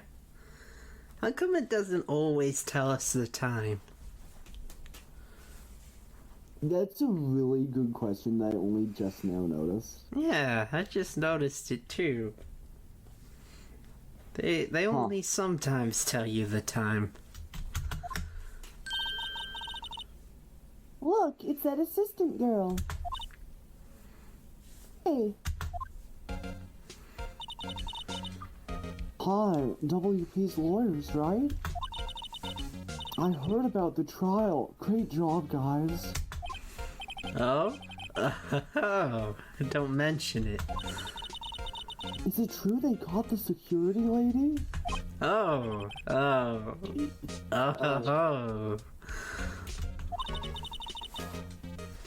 Actually, she just called me. She told me to cover up that drain. You mean that one? Wow, what a mess. I know.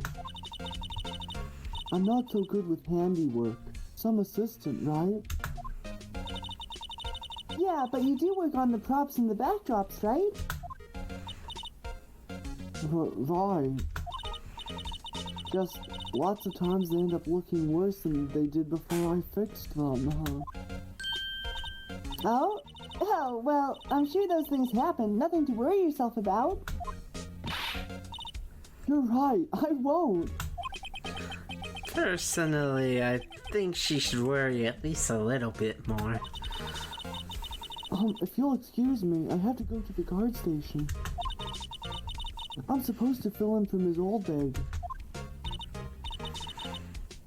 Right, see you later then.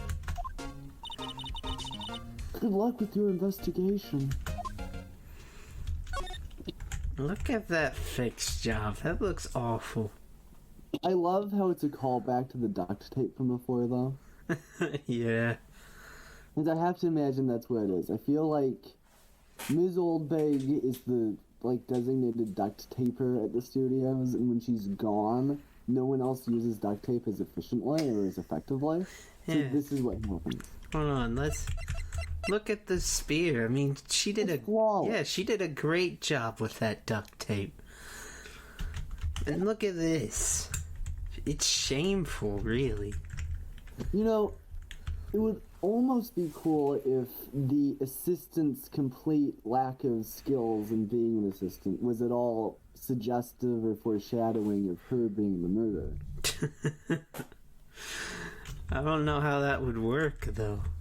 Like, she lied her way in and she's not really the assistant or something, you know? Ah, maybe. Yeah, I feel like I could do a better job than this. So as someone who's worked on a lot of, festival setup and teardown and stuff, Yeah. I will tell you that that is not a completely unrealistic job. It's almost reasonable. I kind of understand why it came together that way when I think about it. I think I could have looked better, but I can also understand it looking that way. Yeah. Maybe. Oh, why is it yellow if it's duct tape? Well, you see, in Japan, I have no idea. We can examine the cover Penny put up. Upon doing so, Maya will be sad for the kid, thinking about how disappointed they'll be if they try to sneak in again. Jokingly, Phoenix will ask if she wants to rip it off, which Maya will ask seriously if they can. Now, remembering how vandalism always wins, we agree and open the drain so that the children may come and go as they please. Oh, the fanboy that we were talking about in the trial today. He came in through that drain? So it seems. I guess they covered it up in a hurry. Hey, Nick. If that drain's covered, that boy won't be able to get in. Yeah, I think that was the idea. I feel kind of sorry for him, though, don't you? What, you want to rip the grate off? Really, Nick? We can? Whoa, she's serious? Uh-oh. Rip it open, commit vandalism. Well, I guess some things are just made to be broken.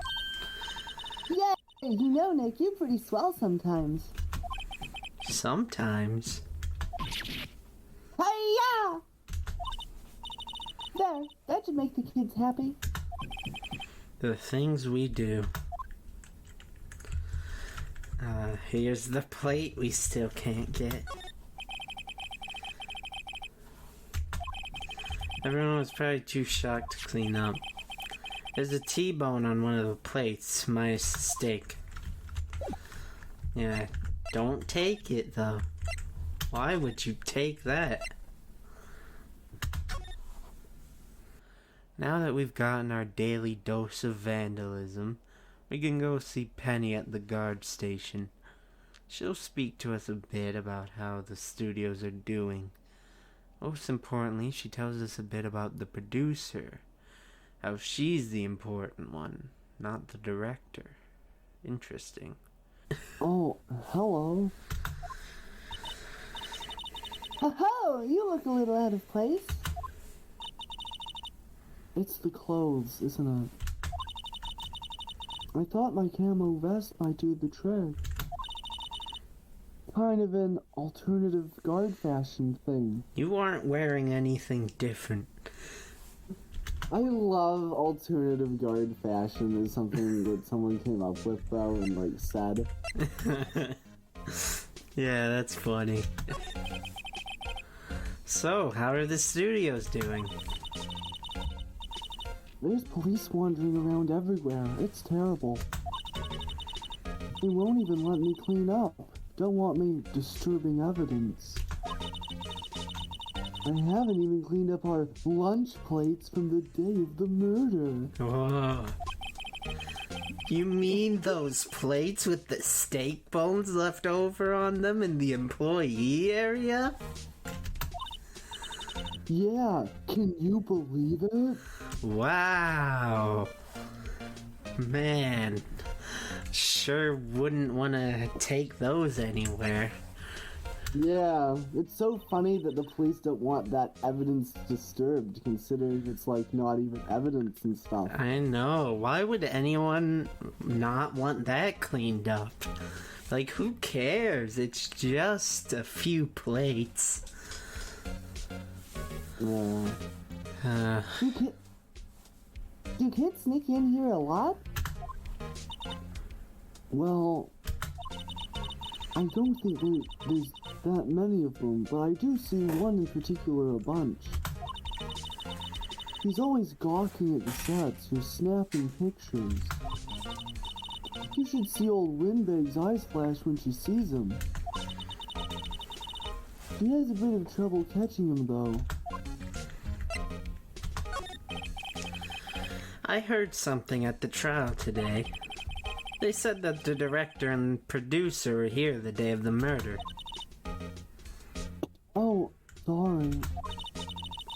I was in the prop storage room, so I didn't see them. I guess they were here though. The studio head seemed pretty eager to keep us quiet. So they were trying to protect the director? More the producer, really. You see, she's hot. Yeah. No, literally though. The producers are real star here. You see, because she's hot. She saved these studios from the brink of disaster and kept them running.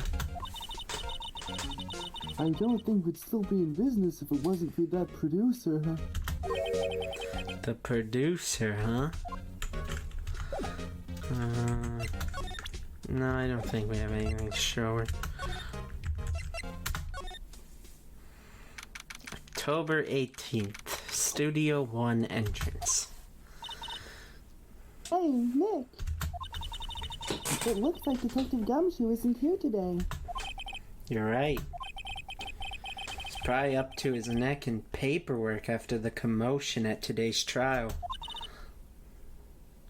So, Nick. Remember that Studio 2 we heard about at the trial today? It was down that path of the fallen tree, right? Yeah, I think that's what they said. Maybe the director and the rest of them are there today. Now's our chance, Nick. Let's check it out. Alright.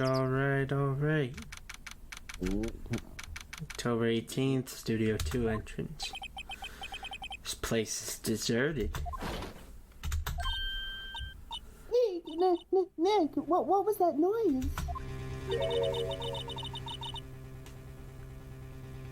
It sounded like it came from inside the trailer.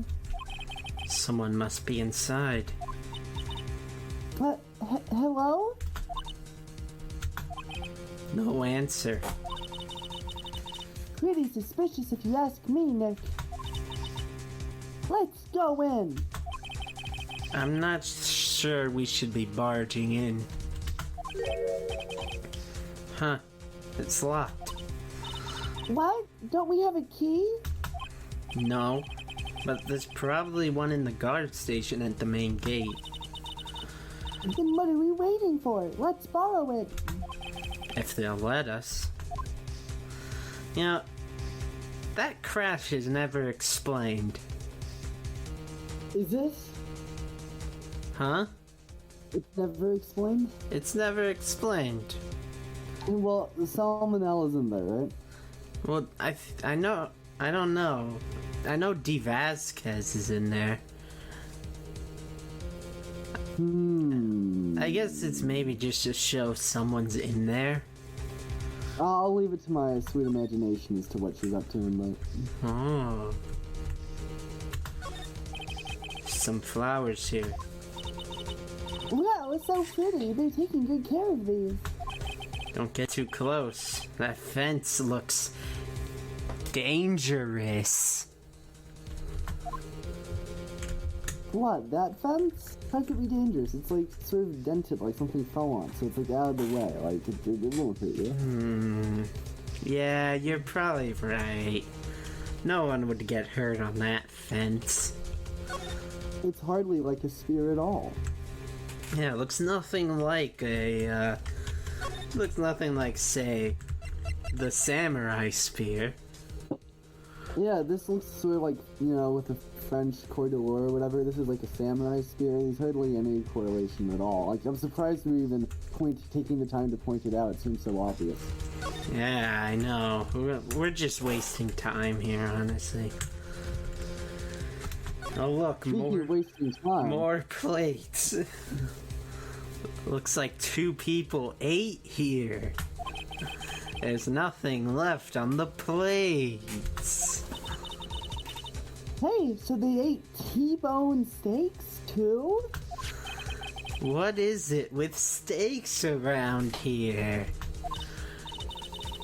Hey, there's always room for steak.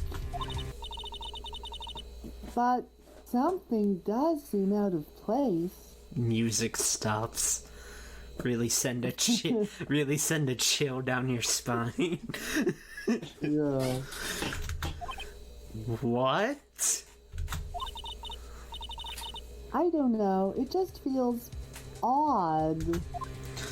Yeah, what could be odd about having a T-bone steak and having nothing left on the plate? Like, T-bone steaks famously have no leftovers. True. Everyone just, like, eats the bones, right? Right, and what I love about a plate without a bone on it and just some, like, grease or whatever is that it's very obvious that it was, in fact, a T-bone steak that was eaten on this plate. Yeah. Very, very obvious. Like, not, say, a piece of, I don't know, brisket or whatever. It's clearly a steak.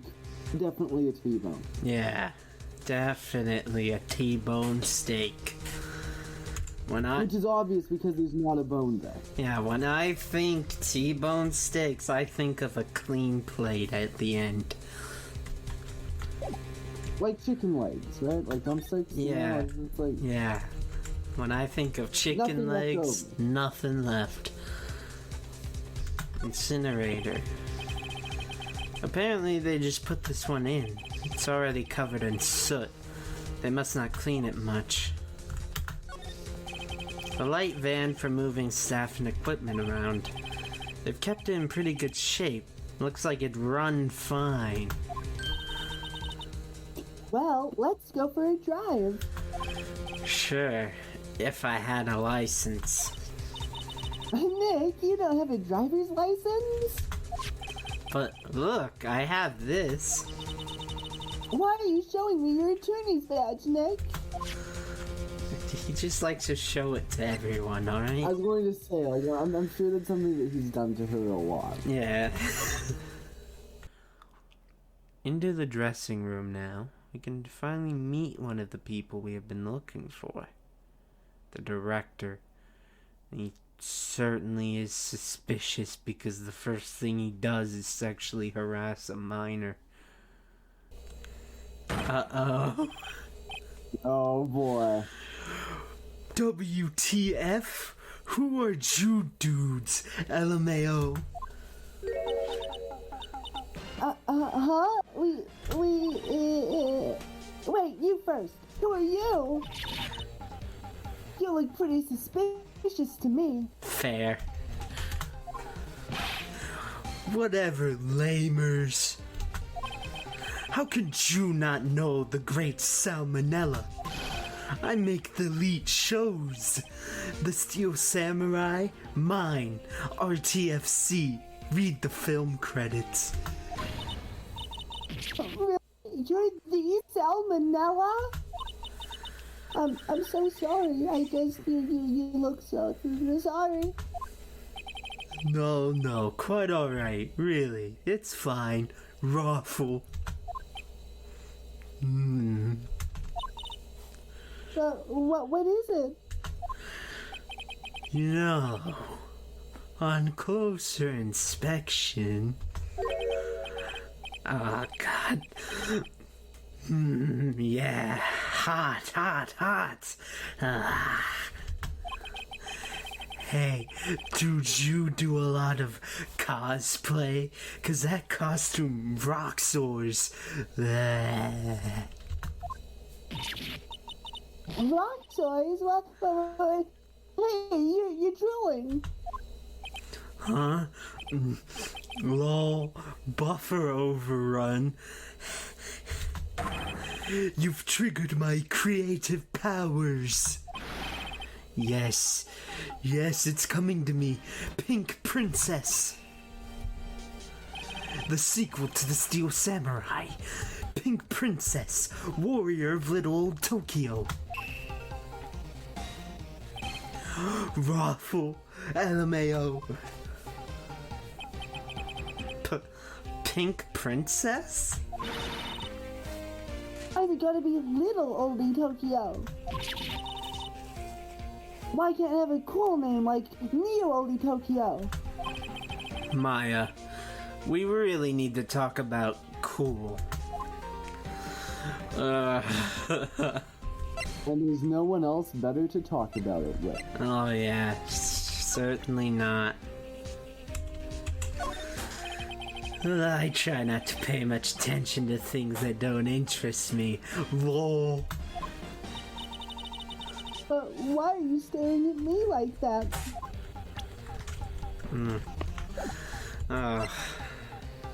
It's sad that not only did I voice this guy, but it was probably one of my better voices.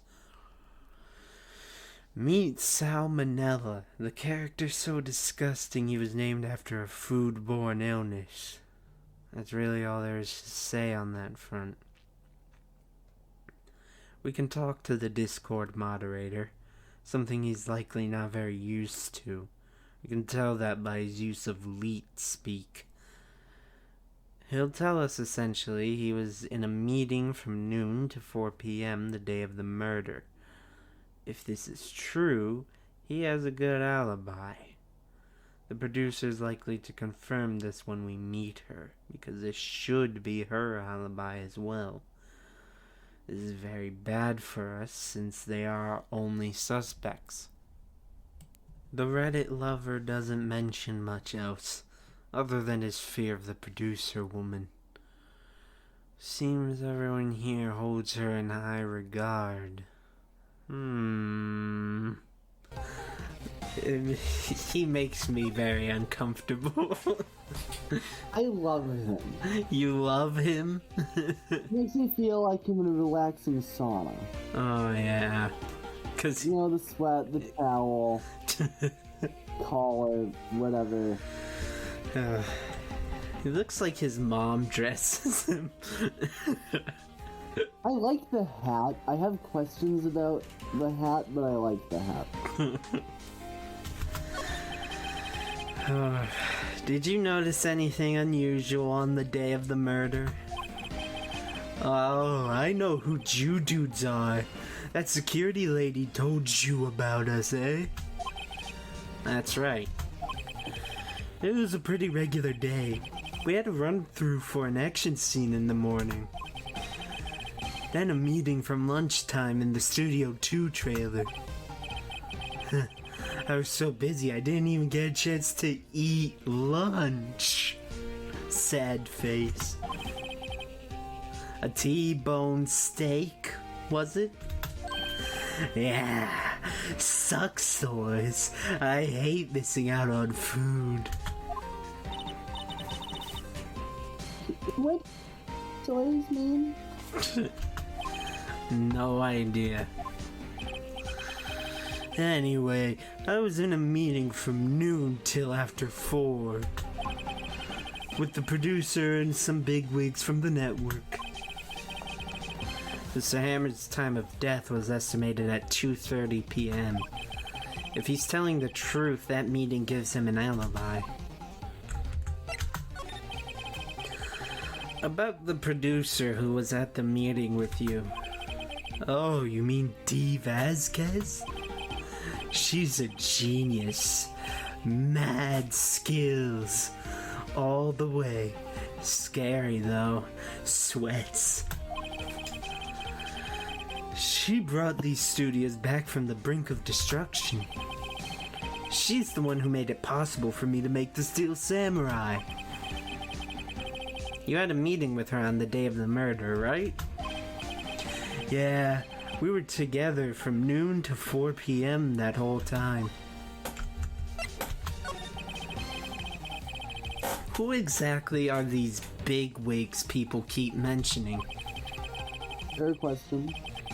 Yeah, because we never meet them in the case.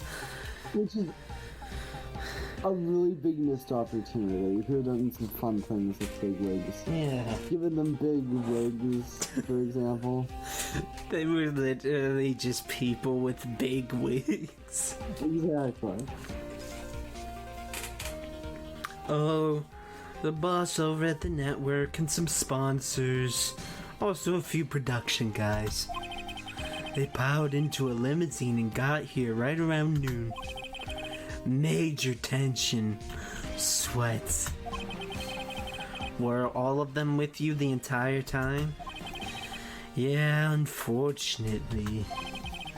They're all gray-haired geezers. Scowl. Sounds like they'd all be reliable witnesses. Leave. I'm gonna have to turn on a fan really quick. No, go ahead, survive. Yeah. I'm not playing Sal Manella anymore at the moment, so you can, like, stop sweating for a while. Yeah. Method acting and all that. The sweating really helped me get into character.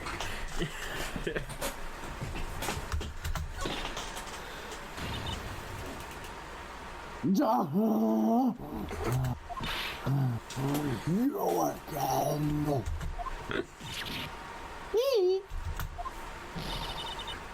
That mood acting as though you've seen a ghost. You certainly got back to your post quickly. Oh, the police took me away, they did. They pulled out a spare Steel Samurai costume. Told me to put it on, can you imagine? How could I, a sweet little old lady, wear a giant suit like that? Mr. Powers is pretty tall. As soon as they saw there was no way I could wear it, they let me go. I guess I would rule out her being the murderer. Anyway, Know this, whippersnapper! This old lady never forgets a slight or insult. That won't get any ambition out of me, my shield. You sure are talking a lot for someone with sealed lips. Starting now. 1, 2, 3. This lady's too much. The dreaded old bag has already returned. She's understandably pretty pissed at us and vows not to utter another word to us. Thank God. Not really. Unfortunately, there are some things we still need to talk to her about. Such as a kid that was here that day, and the director and the producer, but she really has nothing to say to us. God, your voice acting has gotten even better. I'm glad to hear that. I'm never quite sure about how I feel about it.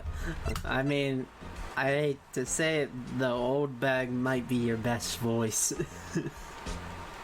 Oh god, that would be depressing. Yeah. But she shows up enough that I guess it would be worth my while. Yeah. But you'll be like Harrison Ford, hating your most popular acts. Yeah, and hey, does Ms. Oldbag have a Force Ghost? I don't care. I feel like Old Bag is more of a Sith. Yeah. She gives off kind of a Palpatine vibe, actually. I see what you're saying. When she's like all angry like that, that's her turning Yeah. into her like Sith form. Again, she should have been a defendant at some point. She should have murdered some people canonically. Come on. Yeah, I think she has it in her to kill, Yeah. a few people. Easily. Well, let's talk to her.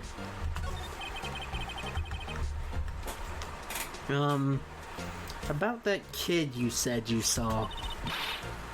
If I see him again, I'm taking him down! Look at her eyes. She's serious. They've turned yellow. She's a Sith. About the director, the one who was here on the day of the murder. If I see her again, I'm taking him down! Nick, I think she's losing it.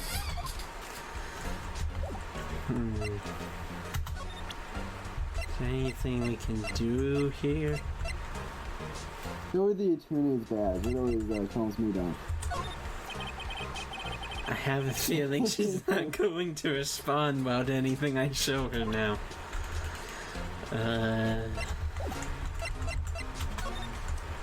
You don't mind if we just reach in here, do you?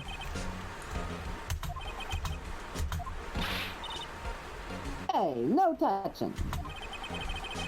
Guess I'd better investigate that later. Well, at least she calmed down. Hey. Hey, wait. I'll bet he came in right through that drain. Hey, Kiddo, what's your name, sport? I'm not a kid, so don't you talk to me like that. Huh? But you are a kid. What a rude little brat. That's no way to talk to an adult. No, see no adults here. Hippie fashion check. Hippie fashion? Nick, I think I'm being mocked. You got to hand it to Maya. She's pretty sharp. And pretty mad. I'm Cody Hackins. Call me Kiddo again, I'll catch you again where you stand, evildoer. Hey kid, look at this. Evildoers. His name, by the way, is a play off code hacking. Though I don't think there's a reason why he was named that way other than the camera he's holding. He's really not that related to technology, though. Well, he's right about lawyers. Yeah. Everyone hates lawyers until they need one. So, you're a fan of the Steel Samurai? How dare you utter that name, evildoer! What do you mean? We're on the Steel Samurai side. You can't fool me. Okay, then what's the last line said by the innkeeper in episode 8? Easy. Like some fries with that? Not bad, kiddio.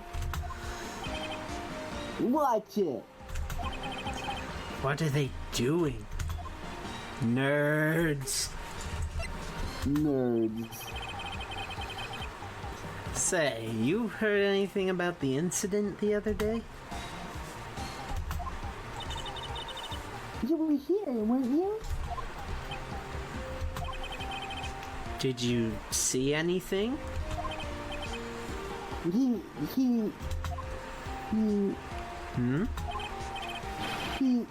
He always, the Steel Samurai always wins. Always.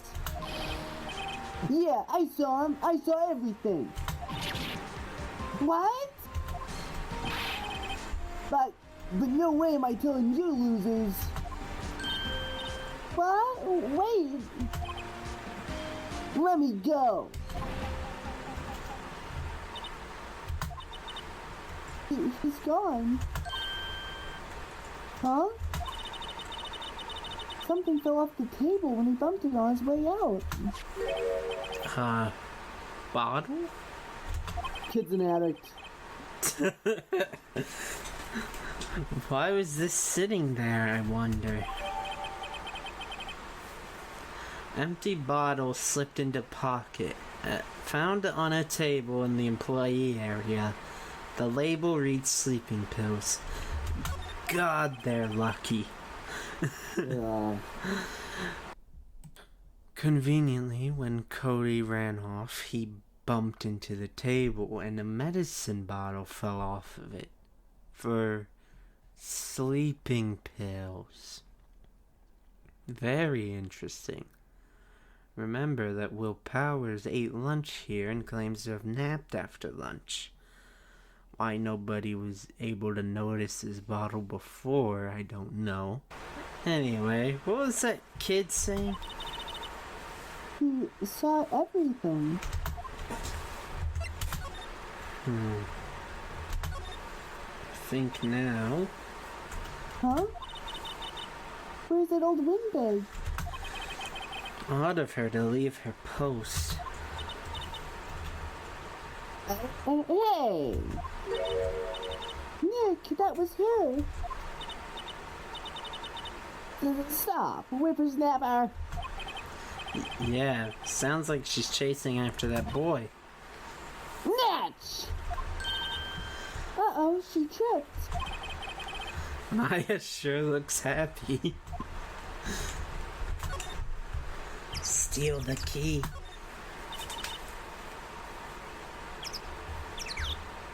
Hey, Nick. Now's our chance. Let's check out the guard station. Good idea. Go. This is it, Nick. The trailer key. The key to that trailer in Studio 2. We'll be borrowing this, right, Nick? Trailer key slipped into pocket.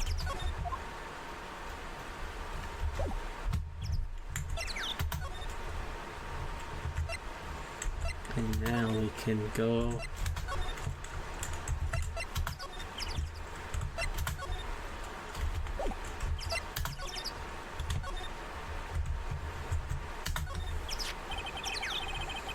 I wonder if the key we borrowed from the guard station will work. It opened. Oh, why is my microphone supposed to respond? Great, let's go, Nick. She seems eager all of a sudden. Well, you first, Nick. Ah, not that eager.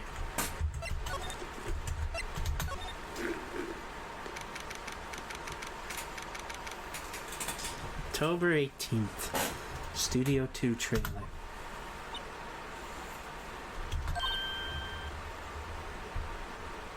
Oh, Eek!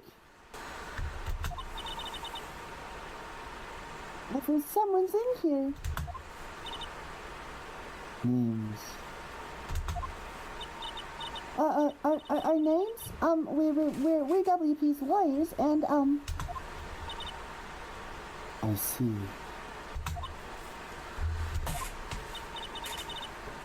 And who might you? Steve Askin, the producer. Dee Vasquez. She's quite beautiful.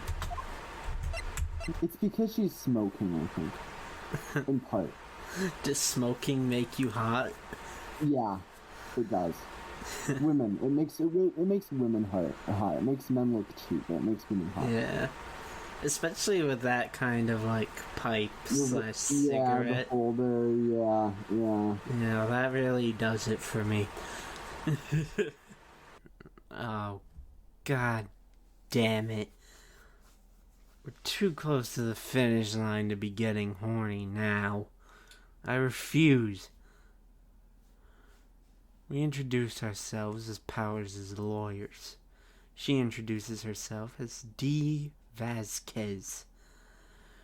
Her name is likely a pun on the word diva, or diva-esque. But her last name is actually pretty interesting. It's Spanish in origin and comes from the name Velasco, which itself is related to the Basque word for raven or crow. This seems like a bit of a stretch for being intentional, since those birds don't really come up in her design. Although I will say her look does kind of make me think of one of the dark birds. Along with that, she also shares a name with the Spanish man who's said to be the first European to find the Grand Canyon. And I do believe this one might have been intentional. She shares a name with a natural park area, the Vasquez Rocks. These rocks are actually somewhat of a prominent Hollywood filming location, being used as a setting for quite a few TV shows, movies, music videos, and even ads, due to its close proximity to Hollywood. This connection makes me think at least this part might be an intentional reference.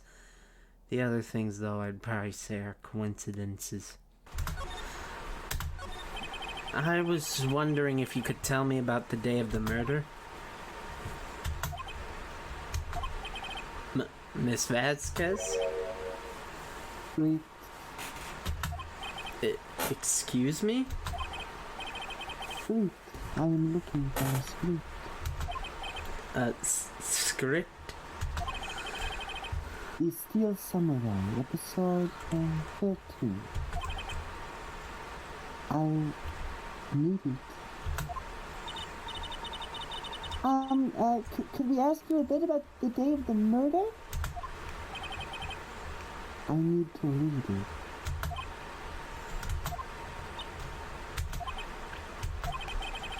We're getting nowhere fast.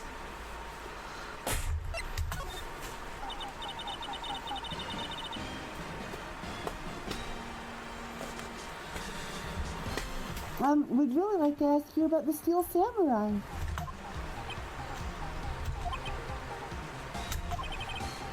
Ms. Vasquez? It's on TV every week. That is all I have to say about that. Nick, she's telling us to go watch TV? The nerve of her! Hey, don't get mad at me. About the director, Sal Manella, was it? What, is his role here? Perhaps I didn't make myself clear. I am looking for a script. I cannot be bothered with anything else. Nay, are all people in the entertainment business this weird? Yes, actually. It's starting to look like it. Nick, let's get out of here. Isn't there someplace else we have to check? Yeah. Wait, Yes? if you see Manila, give him this. Well, why do we have to do your errands?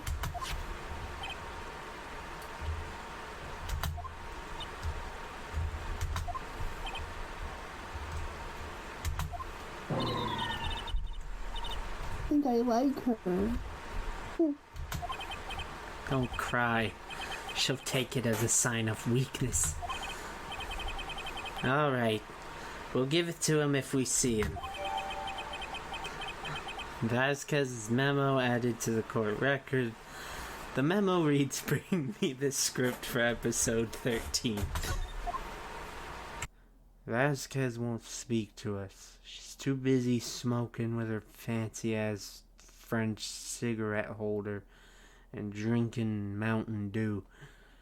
She wants us to find her the script for the latest Steel Samurai episode so she can review it. So she forces us to do this little side quest to go get it so we can talk to her. Here's a hint. It's in Studio 1. In fact, we could see it there the whole time. You can't just go get it, though. We have to go give Sal the memo she gave us, only for him to not even ask us to go deliver it for him. He says he doesn't know where it is, so if you don't know it's in Studio 1, you can prepare to search for it. They do say, look in places he might have been, but that could be anywhere. He was in the employee area.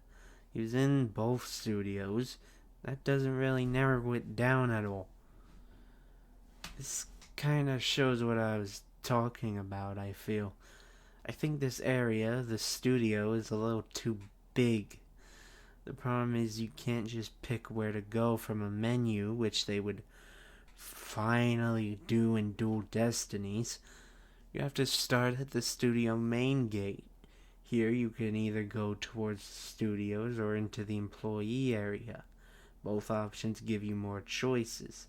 And if you go to Studio 2, you get another choice there. So to go from the dressing room, where Sal is, to get the script in Studio 1 and deliver to Vasquez in Studio 2, you have to go through 7 damn steps. And that is if you know where the script is beforehand. It's just annoying. It might seem like a minor gripe, but this ends up being a problem in the majority of main series cases before Dual Destinies. And this is a tame example, actually. Some cases have bigger areas than this, or multiple areas to get lost in. If you're gonna make navigation so annoying, I at least feel compelled to ask you give us better hints as to what we're looking for. She's very to the point. Yeah, if only he had like a phone or something.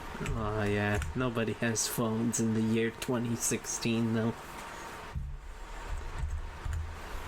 Look at the Mountain Dew on the table. Mm-hmm. This is why they had that meeting. There are documents and paper cups scattered around. So of these samurai movies, which looks the best to you? I would honestly love to watch The Singing Samurai. It's the only option. It sounds fantastic. It would be upper class, sort of like an opera, I think, but fun. Yeah. It'd be brilliant. Yeah, it just sounds like just cinema, really. Yeah. You know, that's what Scorsese was really talking about, I think.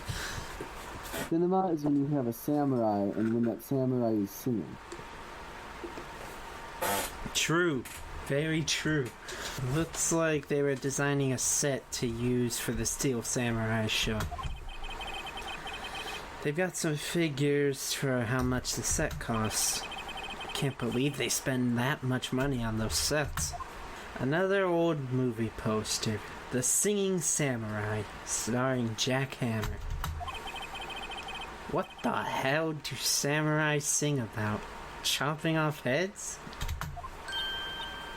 Oh my god!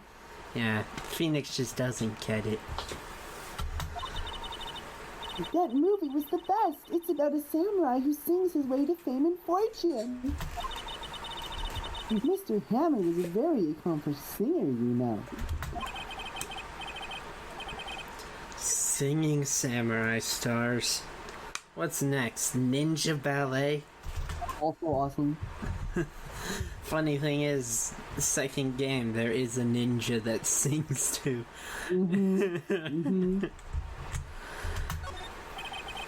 Samurai Summer, starring Jack Hammer. This poster's quite old.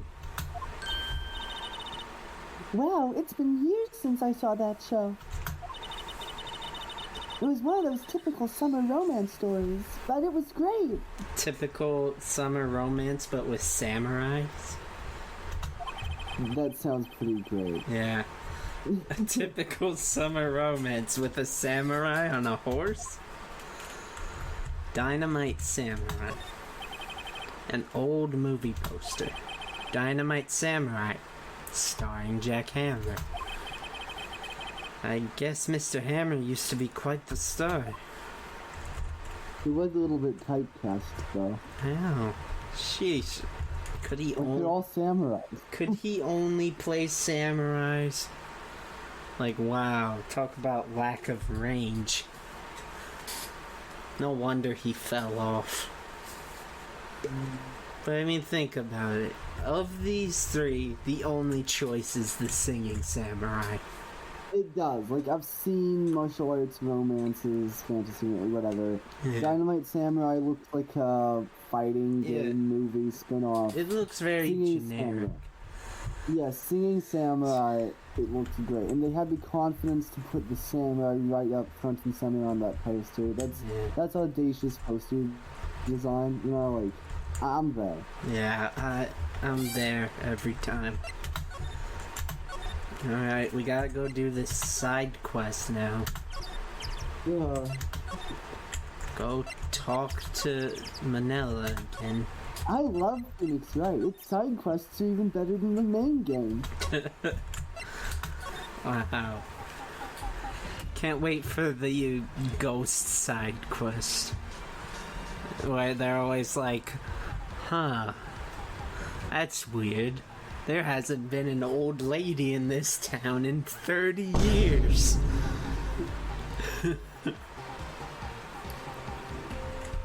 Alright.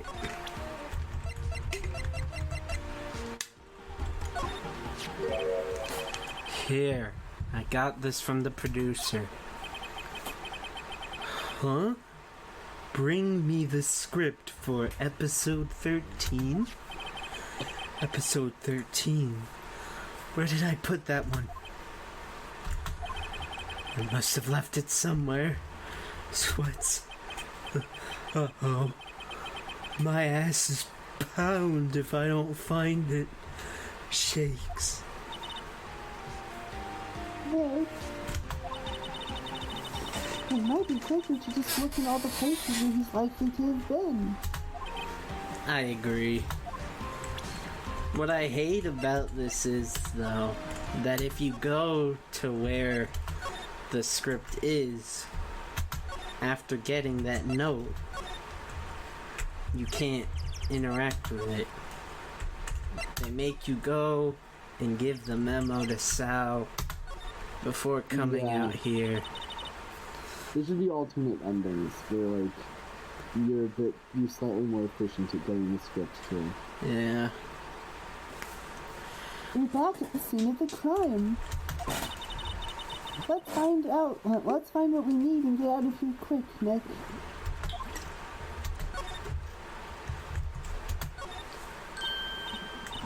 Hey, look, that's the chair the director sits in. I've always wanted to sit in one of these.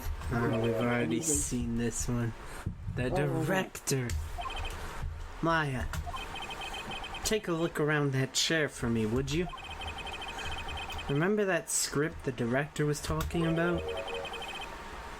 Didn't he say he left it somewhere? Aha!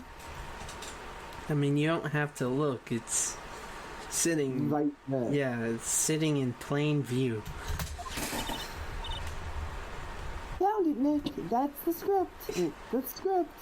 It's so greasy. Oh, Realism. good work. I also love how everyone delegates this. Like, Vasquez tells us to tell Manella to do it. Manella won't do it, so Phoenix does it. Phoenix won't get the script, so he gets Maya to get it. Like, this says a lot about society.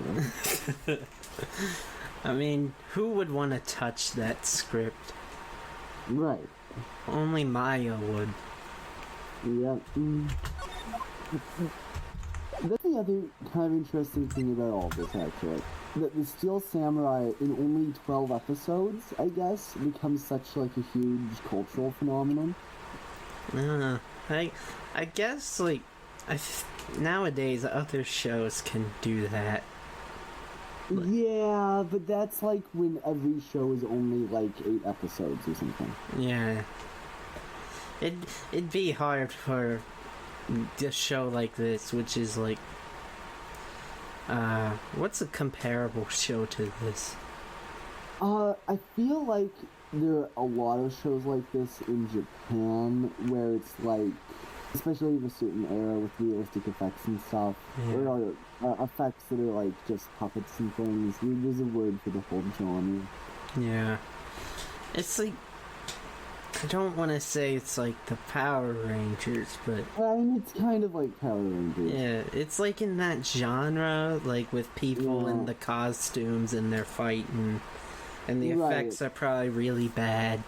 Right. That's what I imagine it to be like. I said it was like anime at first, but that doesn't make any sense. Because they're in costumes and all that. Like, I don't know. The closest thing I can think of is in this anime, Psyche K, this kid watches his favorite show, Super Cyborg Cyberman #2, and it's basically one of these. It's a guy in a costume talking and fighting other guys in costumes.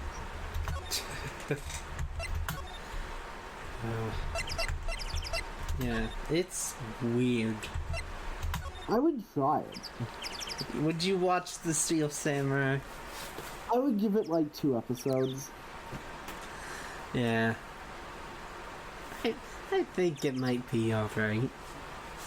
Yeah, and clearly it's gotten a lot of positive attention in just 12 episodes, which is kind of significant. Yeah. It must be. And it goes on to spawn such a franchise, you know? Yeah. Although, to be fair, we don't know what season it is. That is true. We don't know if it's like season 2 or 3 or whatever. Yeah.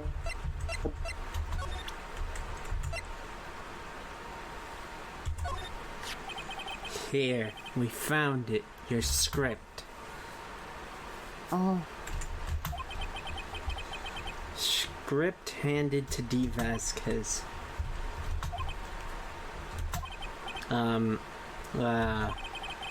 You're not going to talk to us? I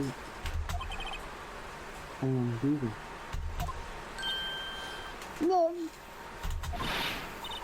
Just you hold on. What's the big idea? Well, who do you think you are anyway? And do you even know who we are?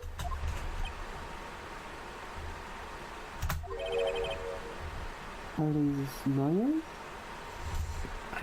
I pause every time because I imagine she like takes a puff of her cigarette before saying anything.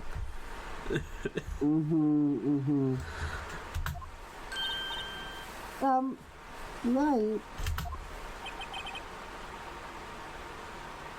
Am I a suspect? Well, no, it's just, well, no, but... Yes, actually, you are. I mean, obviously.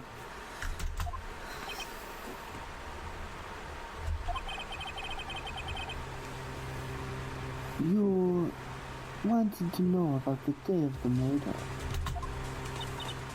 Yeah, yes, and anything you could tell us would be a big help.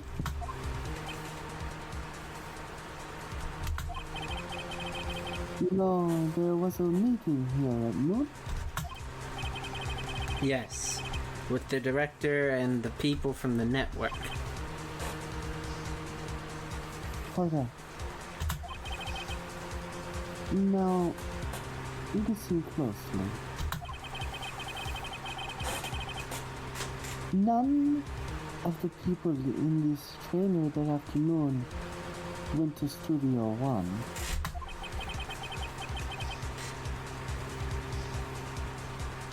It was impossible for us to leave.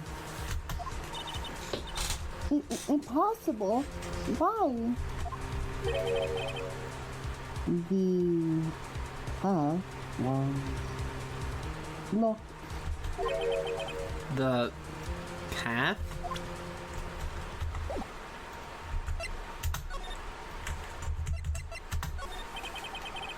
On the day of the murder, the path that leads here was blocked?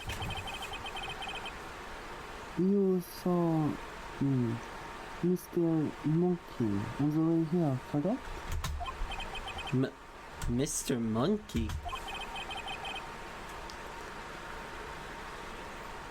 The monkey with the broken head. Oh, right. That. What an original name. Its head fell over in the wind on the day of the murder. They didn't start moving the head out of the way until after 3 o'clock. So go around. Yeah. Like, what is stopping you from going around? Respect. Respect. You must respect the wishes of the monkey. Mr. Monkey. Oh, sorry, Mr. Monkey. Mr. Monkey, his greatness. Yes. And just look what big a head he has. Yeah. Also, how does it fall like that? I don't know. Like, so it falls over, it hits a tree, it rolls over here, but still like in this weird upward position, facing this way. I don't know. It seems all very convenient, too. Mm-hmm. They killed Mr. Monkey, too. That's the real murder here. Yeah, that's your big argument, Clay. I mean, you know, the thing that happened with Powers and what's-his-face, the actor who died. Yeah. Who cares? Horner, Hawker, whatever his name was. Hammer, that was something. Hammer. That was an accident. That was fine. Yeah. But there was a murder here. A murder? Can you point out the evidence that shows there was a murder? And you pull up, you know, Mr. Monkey, like, dead. It was the monkey statue, Mr. Monkey. That should be the alternate ending. Oh. No, I should say this sentence. It was after 4 o'clock by the time the path was unblocked. Capiche? Everyone in this trailer was stuck here until the path was cleared. Stuck in this trailer. Stuck until after 4 o'clock.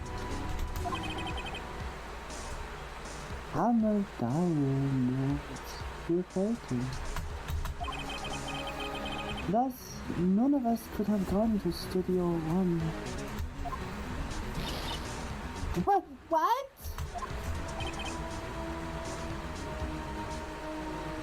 It is true. A crane came just after 3 to move the head. We called some people in to clear the way. I'm sure they'd corroborate my story. But wait. What if the head fell over after 2:30? Then you could have gone to Studio 1. 2:30. The time of death. Very well. Come.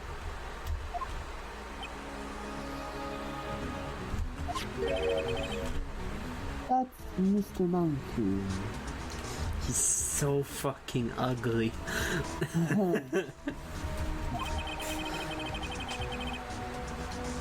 When it wasn't broken, it announced the time in oops. 1 ook per hour. Ook, ook, ook, ook. Always with the ook in. It is a monkey after all. Check its head. The clock inside stopped when it broke. Yeah. Nick, it stopped at 2:15. Wow. How fucking convenient. What if instead at 2:15 the clock inside Mr. Monkey said something like really usable, like almost Christmas?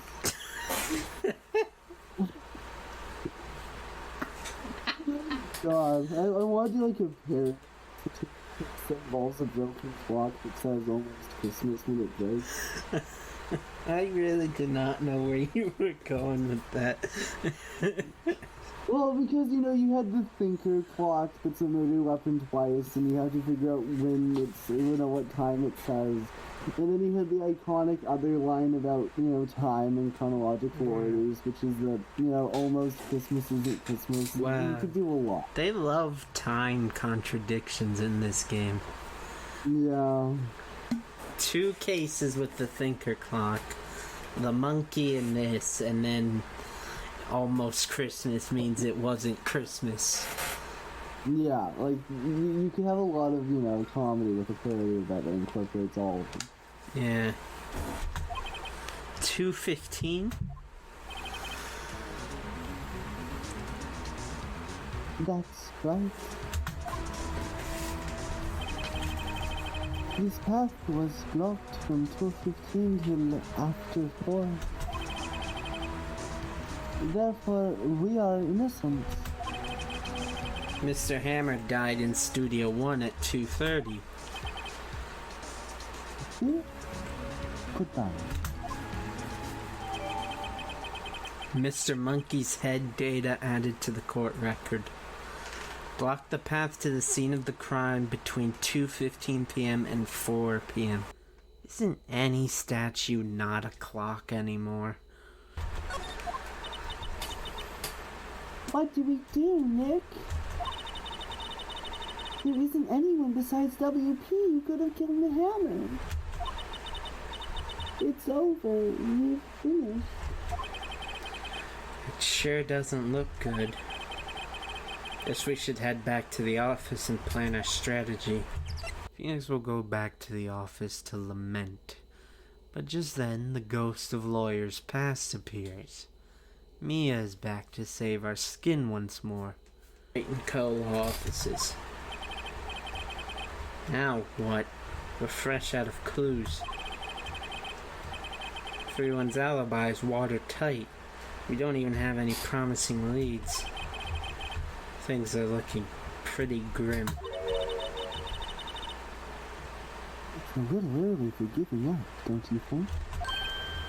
Huh?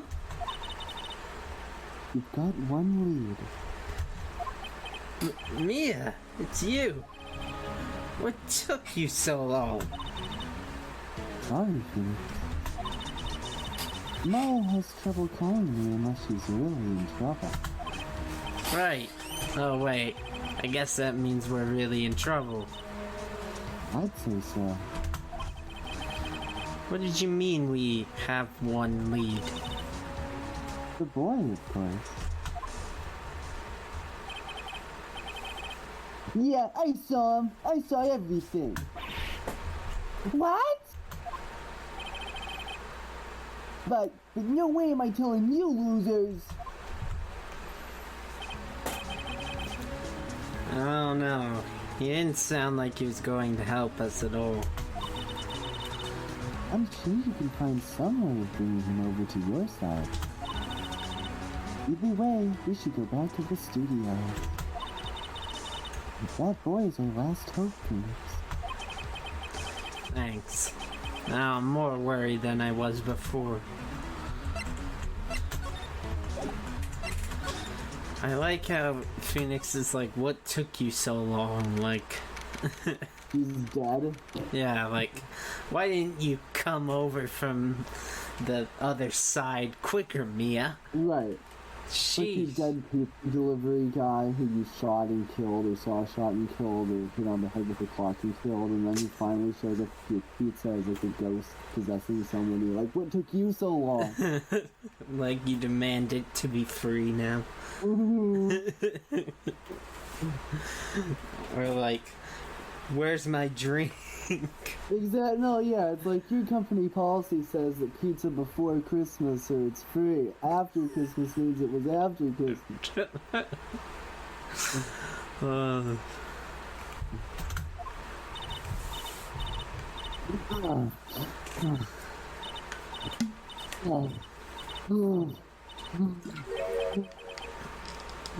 What's wrong?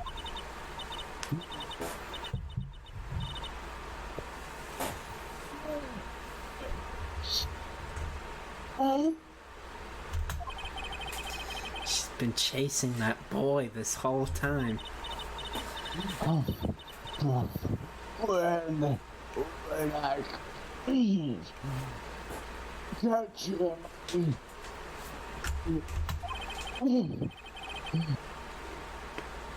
Sounds like she hasn't had any luck catching him. Fire! They got a hostage. Oh, whippersnapper! A hostage?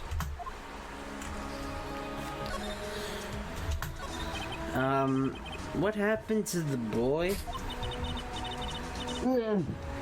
I see him and again I'll lay him flat. She's gonna beat the shit out of that kid. My, what a violent old lady. Actually, I met with the director just now.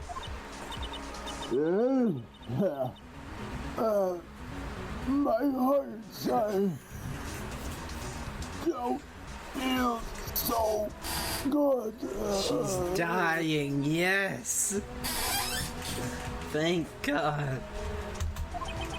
Is she okay? But before I go, I'd like to visit the place where poor Armor died. Right. She was saying she wanted to visit the studio where he died. She's never said that before. Ah, yes. Ms. Oldberg often remarks about how she wishes to visit the studio where Hammer died. That's right. The studio where Hammer died, just like Ms. Oldberg's always saying whenever we talk to her. Oh, yeah. Remember how Miss Oldbag said she wanted to see the studio where Hammer died? Man, she won't... I remember on the stand when she was testifying about how, at some point she really needs to visit the studio where Hammer died. God, she won't shut up about it, honestly. She doesn't talk about anything else. She's just saying it all the time. The hostage. She's got like one of his friends tied up in the security booth. I would love that twist. And then like the police show up to come. She was like outside the gate and these guns and it's a hostage situation. It just escalates from there. Hilarity ensues, you know. God. What's this about a hostage?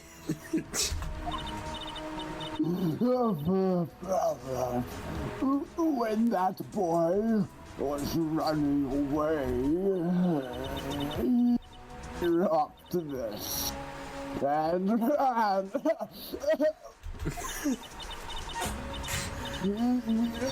come back.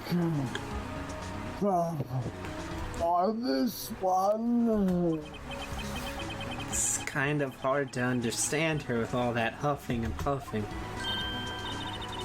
Phoenix, that hostage might be what we need. Cody might talk to us if we gave him that. Good idea. Miss Oldbag, might I... Oh my god. I'm catching that rat if it's the last thing I do. Phoenix, do you have anything you might trade with her? A trade. I wonder. Can you imagine if we like gave her the key card, she goes to Studio One and dies there? Like she sees Hammer's like she visits where he died and then she's just like, I can finally go now, and just dies. You know, on one hand, in the short term, I would enjoy that. It would make for a good story. It would give this case a true sense of pathos. But I don't know if it would be worth, in the long run, losing such a incredibly important, integral character to the entire rest of the series. Yeah. I sacrifice her in all those other great roles and all those so many other cases, like almost every single case going forward. To lose her in that just so we can have a cool death scene here, it might not be worth it. Yeah. She's just too vital. Yeah. Like, without Oldbag, what is Ace Attorney? She's the lovable face of the franchise. What else can I say? She's the poster girl, really. The poster girl, pin-up girl, you know? I mean, I'm sure I'm not alone in having pin-ups, and Ms. Oldbag as an Ace Attorney fan. Oh, yeah. Everywhere I go online, I see it. Yeah, I mean, forget Rule 34. It's more like Rule 54 because she looks at least 2 decades younger and so much of the fan art you see out there. Oh yeah, there's so much Oldbag fan art. I mean, I go online, I just can't not see it. No, more like grandmother I'd like to. Oh no. Alright, I'll give her the key.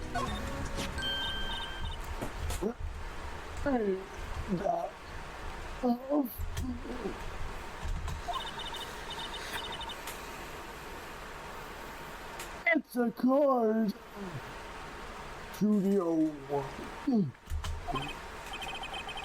Right, a card key to Studio One. I couldn't for it's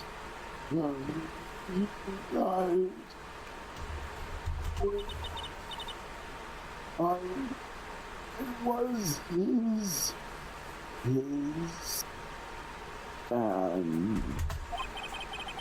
You don't have your own card, Miss Oldbag? Studio One's, it might have.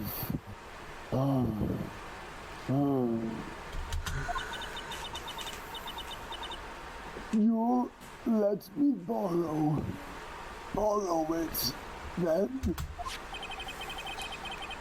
If I give her the card key, then I won't be able to get into Studio One. There's nothing good there anyways.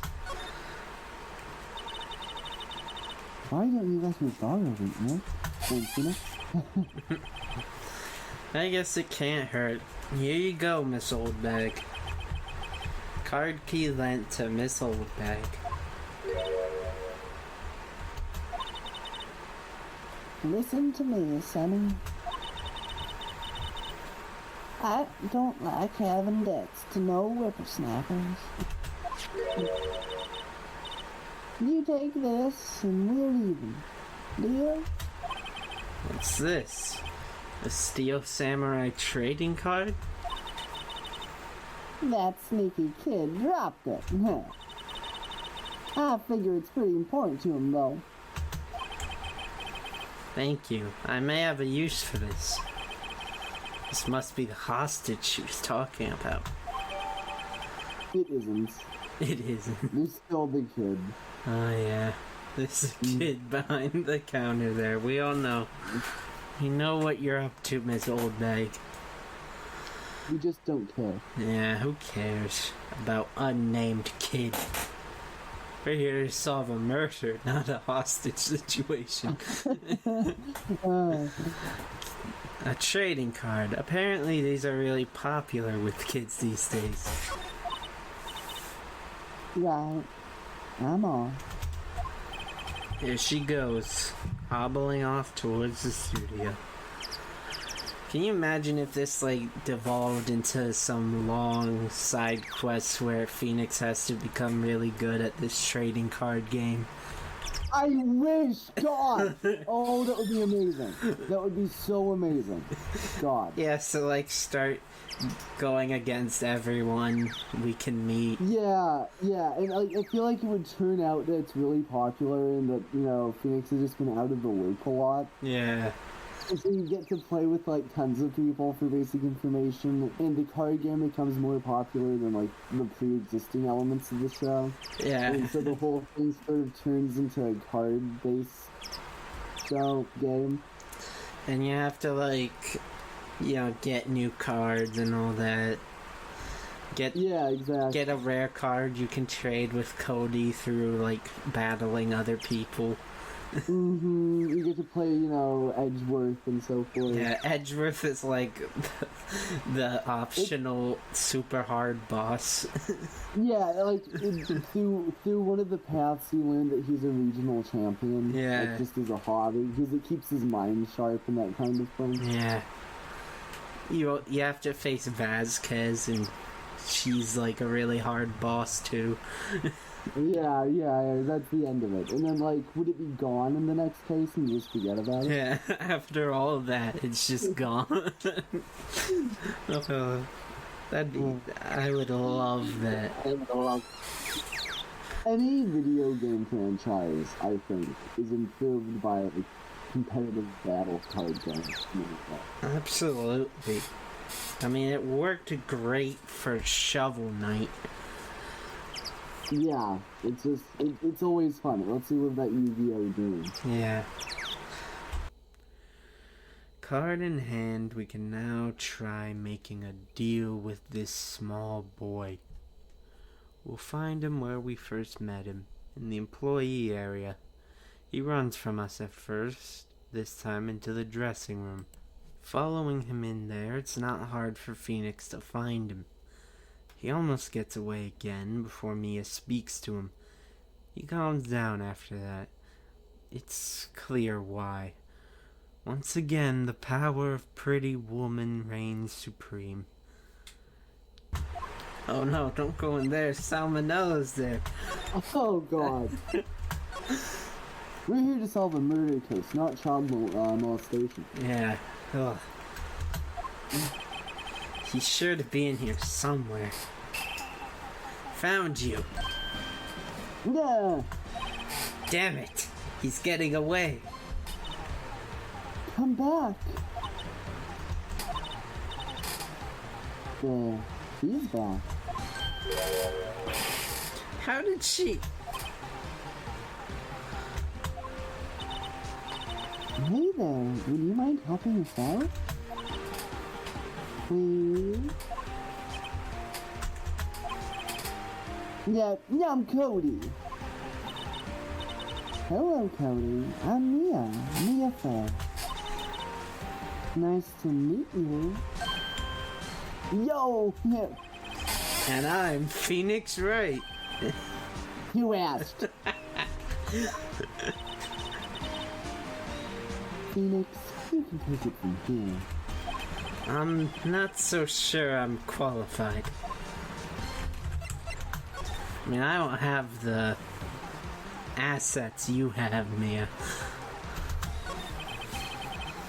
The Steel Samurai's so cool. I think he's the bomb. Yeah, what would a lamer like you know about the Steel Samurai? Hey, watch that attitude. Phoenix, you really shouldn't yell like that. He's only a kid. Yeah, don't yell like that. I'm only a kid. So, do you know anything about what happened here? Could you tell me, please? I don't know nothing. Double negative, so you do know something. Objection! I wish Phoenix talked like that, like, just all the time. Just It would fit his personality. in the investigations games, Edgeworth will say, like, objection when they're not in the courtroom. That's perfect. I love that for him. Looks like a little persuasion's necessary. Maybe a bribe? Gosh, I wonder what they mean by that. Give him the sleeping pills. Give him the drugs. Yeah, kids love drugs, right? They do. They love drugs. Cody, this look familiar? Hey, my UR! You are? Huh? UR, you know, ultra rare. That card's really hard to get. Man, for a grown-up, you sure are dumb. I'll give you this if you help me.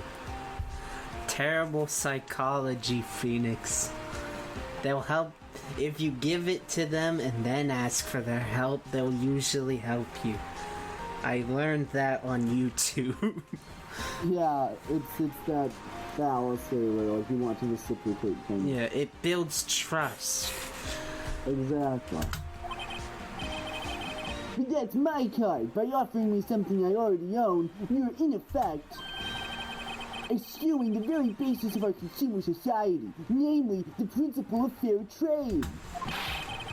Man, for a grown-up, you sure are dumb. Man, I should bring him on the podcast to debate, like, economics with one of those socialists on Twitter. I would love that. I think he does a better job than most Republicans. He does. You want to eschew the principle of fair trade. Yeah. What do they teach these kids in school these days? Quantum physics? Wait, I don't need that card. Huh? I got a double. And you just keep it. It's yours. And so the deck building begins. And now we have to, like, go through all these challengers and we get a card from all of them and we make a nice deck with them, and then we finally face off against Vasquez, who gives us the card we need. Yep. And then we go back to the court and it's like nothing happened. It's just the investigation. Yeah, just continue from there. Nothing happens after that with the card game. No. What if Penny is the final card There fight? you go, yeah. Yeah, no, that makes perfect sense. That would be a fine. That would give her a meaning.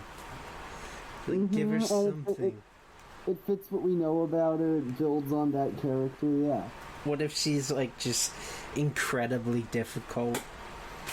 Like, She should be.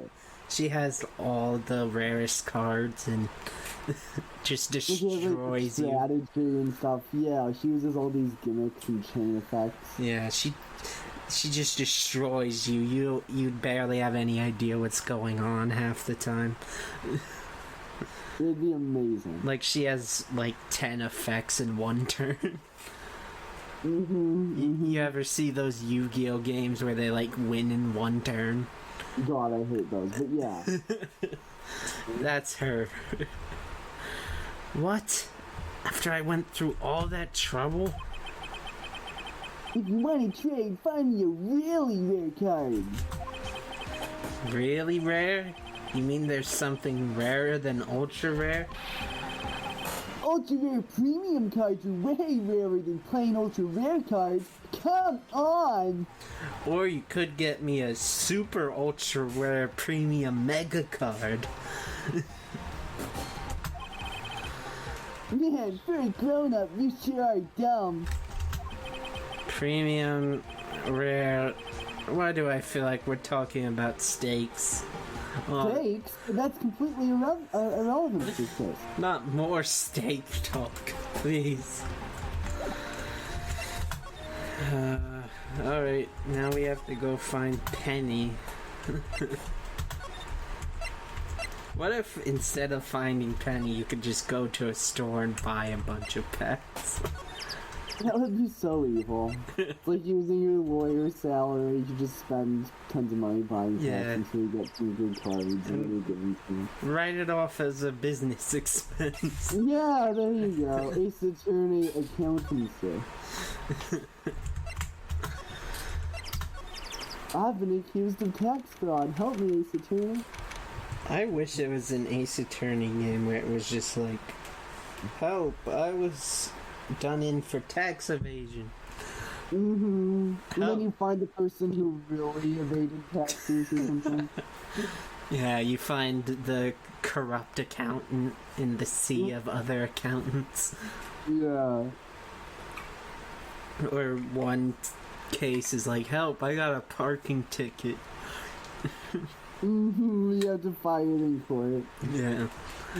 Based on like a technicality or something. Yeah. That's the tutorial level. I want it to be like really low stakes, but the same amount of like weird contradictions and working to get there. Just all the drama, but with like zero stakes. Exactly. Like if you lose the case, you lose like $100. Exactly. But it still has like all the drama. Oh, hi. Hello. What brings you here? Oh, well, I had to go arrange some stuff. What the hell? Arrange? That sounds incredibly suspicious. Yeah. At a murder site? Yeah. What exactly are you arranging? I had to go arrange some stuff. Yeah, that just sounds horrible. Like, what are you up to, Penny? Like, is it a mistranslation? Does it ever get explained? I don't think so. It's like, so there's this bit in an early Pokemon episode where Brock's been absent, like, the whole episode, and then he joins up again at the end, and they ask what he was doing, or what he had to do before he leaves or something, and he says, just stuff, and he leaves, and then he's gone for the whole episode, and then he comes back, and he's just like, okay, now it's time to go, and he's gone. And I've always wondered what the dark secret behind just stuff is, because it just seems really weird. It's like when 4Kids or something cuts out a, like, edgy scene or whatever, and they just never explain it. Yeah, but it makes it worse. Like, by omission, your imagination goes wild. There was, like, one scene in Yu-Gi-Oh! Where, like, Joey is beating someone up, or he's getting beat up, or whatever. They cut it, and they just never explained what happened to him. Yeah, I remember that. It was amazing. The whole thing is just like the whole the chronology of it is all just messed up. Because he's gone, but he's back, and something. Yeah, what were you doing, Penny? You see, she could be the murderer. I'm telling It would have you. been perfect. She's arranging things. She's acting shady. She's a killer. I can see it. Yep. Yes? The girl with you, doesn't she seem a little and difference. Wow, she's actually the smartest character in the entire game. That's the thumbnail. Smartest character in entire game. Yeah, and it's got like a red arrow pointed at her. Circle. No. Actually, the thumbnail should just have her and it's like never explained? Question mark. Yeah, and like the whole thing is just built up to that one line and stuff the character. Yeah. And then we just kind of like joke about it for a minute and move past it. See, no, seriously, this attorney is a gold mine for content. We should do tons of videos like that. Oh yeah, 100 videos on Ace Attorney. Yeah. And like a lot of them can just be basic like this. Like you have your 8-hour playthrough of the whole thing, and then you have like a 30-minute like build up to what this character really meant by this. Like, is she even the same person as before? No. She's the same as always. Same as always. Like, anyone... Like, how are you the only person that can tell that her breasts have, like, tripled in size? Well, I mean, her face and height have also changed. True. Oh, yeah, true. Okay, whatever you say.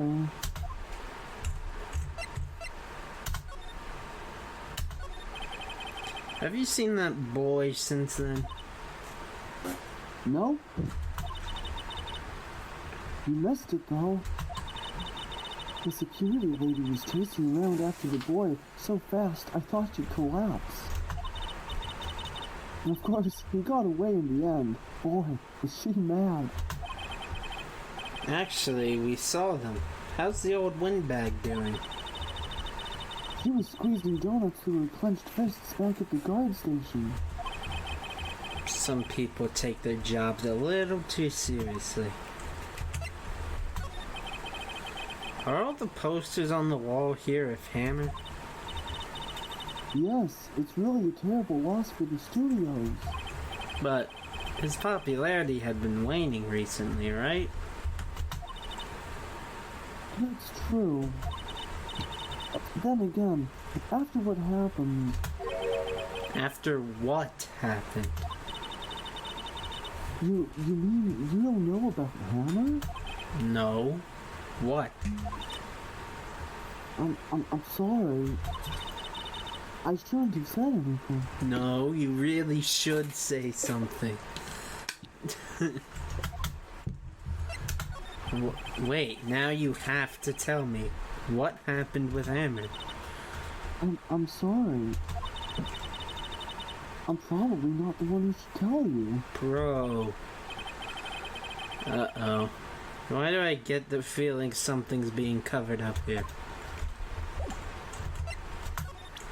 Do you think she knows Vasquez is in the Mafia? Yeah. And that's why she won't tell you? Yeah. That seems perfectly fair. Yeah. Do you know anything about this? Hey, that's a Steel Samurai trading card. I collect those, actually. You know, what would it prompt you to present this to her?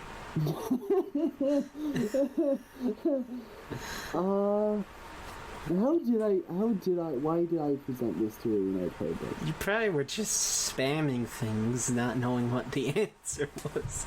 I guess. Yeah. Like, how would you know? She doesn't even mention them until this. Like, I don't get it. I guess you're just running around holding it up to people's faces. Yeah, just, like, do you know anything about this? Do you know anything about this children's trading card game? I'm one card away from a complete set. Wow. I wonder what card she needs. It's a different one. A complete set? You have to go find another person. Yeah, I feel like the first person you should date is like Dick Gumshoe. I would love that.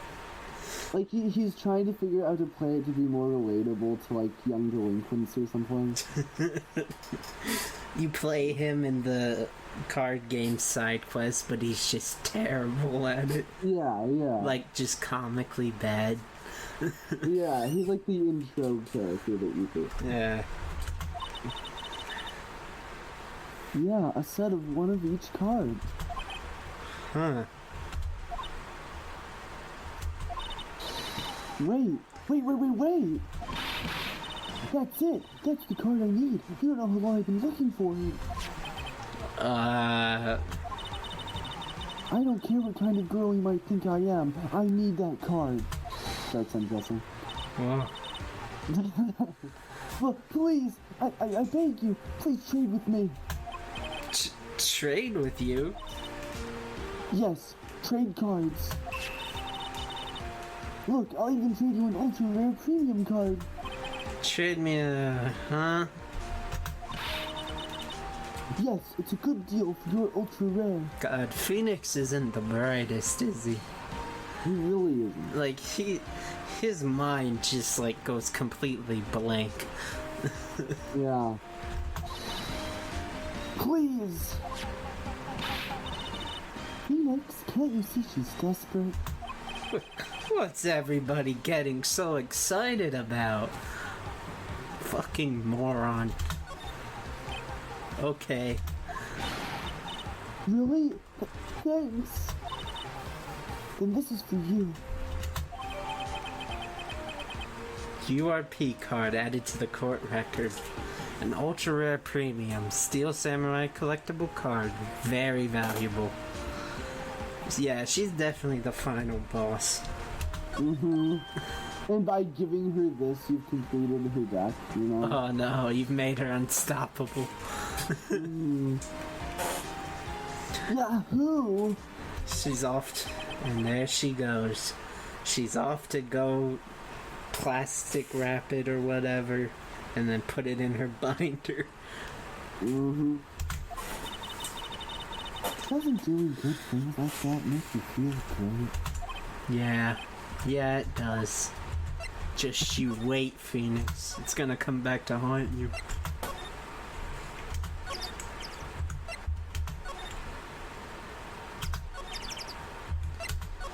Alright, now we have to go back. Hello, child. See this card? Yeah, so... Wait, that's it! That's the last ultra rare premium card I need! Like, what are the odds of this? Yeah. It's gotta be like 1 billion to 1. Yeah. Come on, give it to me, please! You gotta give it to me! Wow, I've never seen him so eager. Right, okay, how about a trade? You're on! I'll give you a samurai spear and throw in an evil magistrate to boot! No, not that kind of trade. I don't want cards, I want information. Huh? You sure? Fine by me. URP card given to Cody. Okay, Phoenix, let's hear what he has to say. If he knows something that could help us, we can have him take the stand tomorrow. And then I hate this part because everything he's about to tell us is a fucking lie. Yeah. Yeah. So we did all of that for nothing. Well, that's not true. We did it to fill time. So yeah, great. Definitely needed to kill time. So, you like the Steel Samurai? He's so cool. I guess. You're judging him by his looks. You have to look at his actions and his life.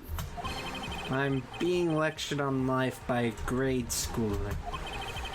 You like him too, don't ya? Oh, me? Yeah, I love the Steel Samurai. So, tell me, what's your favorite thing about the Steel Samurai? His kind nature. Right. Come on, think of something. I really like his kind nature. What a guy. Totally. He looks so tough, but inside, he's as gentle as a kitten. Yeah. So, what else do you like about him? Don't tell me I have to keep this act up. So, tell me what your favorite thing about the Steel Samurai is. His fighting skills. Got to think of something. I like it when he vanquishes his foes. Yeah, with Zam! The Steel Samurai always wins. Always! Check this out, it's my fan album. What the? It's all pictures of the Steel Samurai. I go to every live performance. Those stupid publicity stunts where they beat each other up in public? I always take a picture when the Steel Samurai lands the final blow with Zam. This reminds me how in the first Investigations game, they apparently had one of those public performances or live performances at like a literal ambassador embassy. Like, oh my god.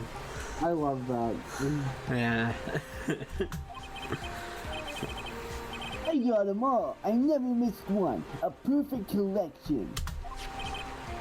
Check it out, my new digital camera. Wow, that's very impressive. The newest model, isn't it? You bet, lady. I just got it for my birthday.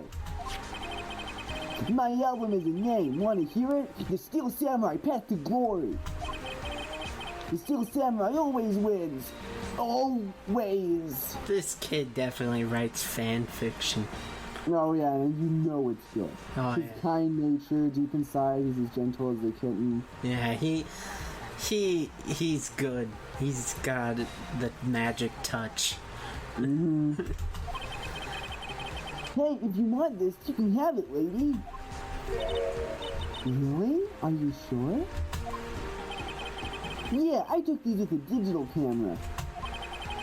I got all the data at home, so I can always make another one. Well then, I'm happy to accept. Thank you. Path to glory received.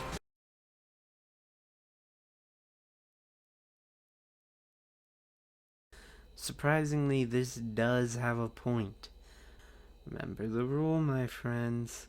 No matter how mundane or stupid it is, if they make a point to mention it, it's crucial to the plot.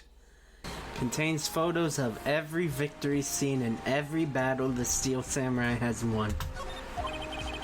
What's with people always giving stuff to Mia? What a life. Alright, what happened? You were here on the day of the incident, right? Yeah. Did you see anything unusual? Cody? Yeah. Cody, he needs to know because he's fighting for justice. Isn't that the Steel Samurai's motto? For great justice? How do you know? You're dead. Well, Maya was a big fan, right? Well, I guess. You have to help us fight for great justice too. Yeah, I saw everything. Wow. We might get some useful information out of him yet. What did you see? Cody, I need to ask you something very important. What did you see on the day of the incident?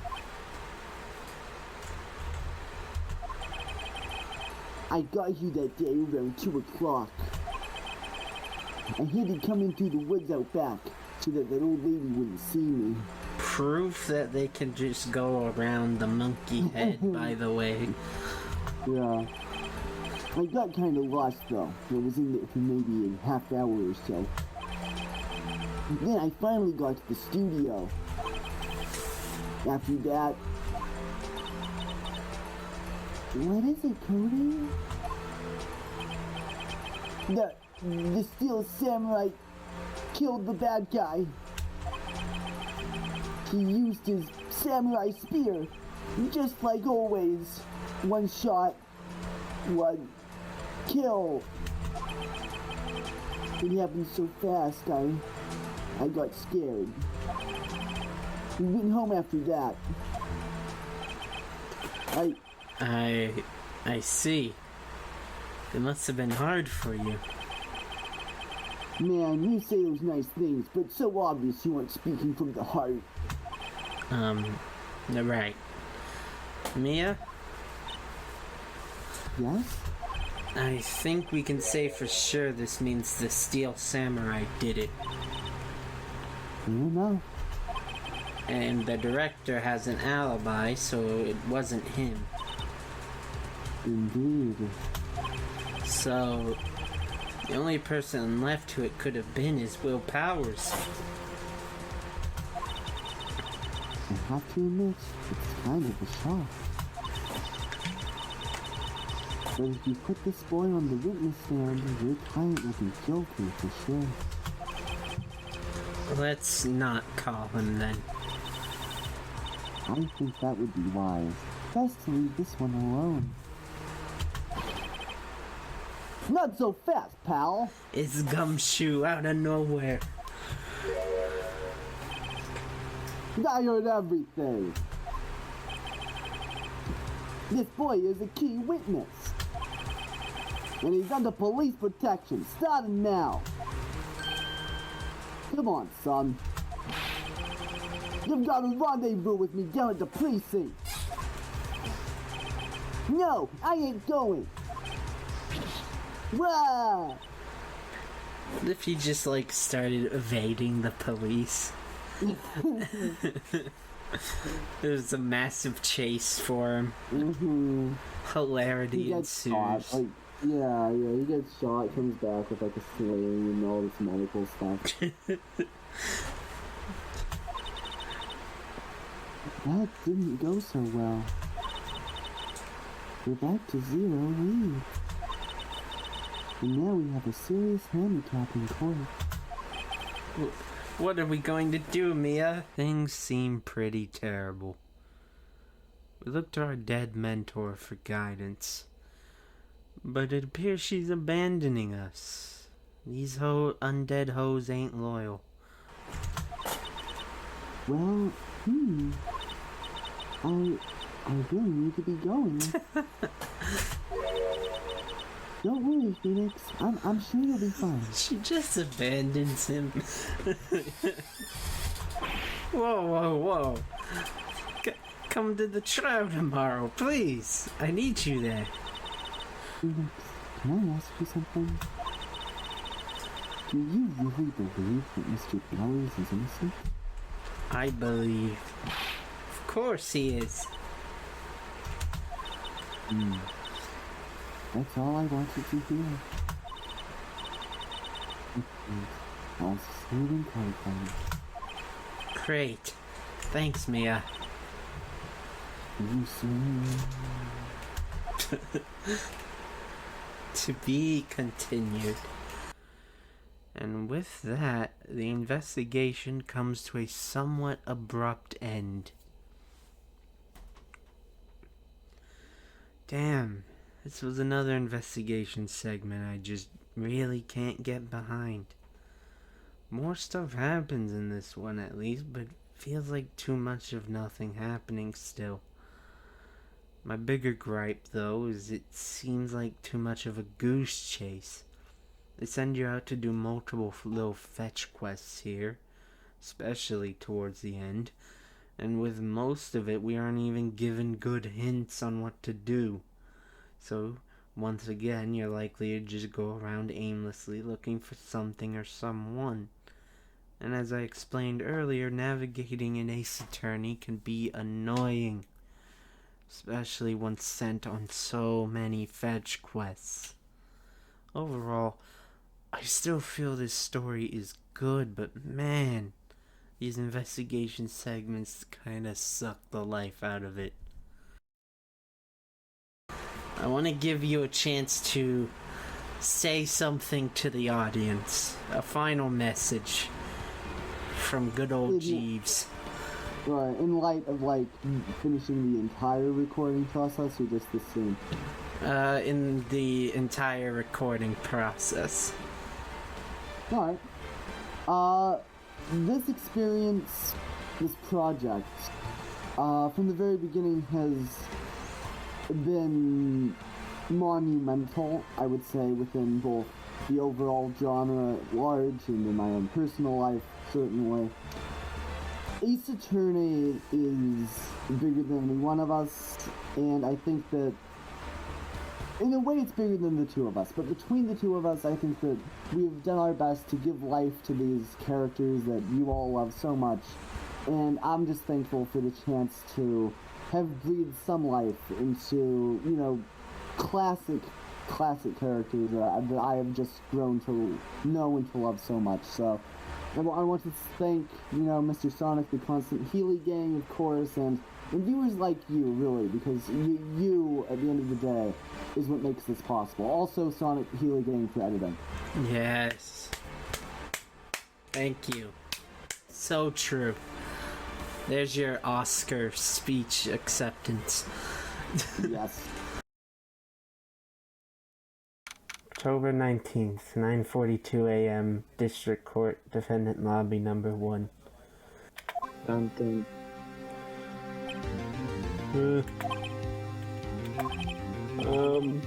Mr. Wright? Yes? Why do you look so unhappy? Oh, nothing.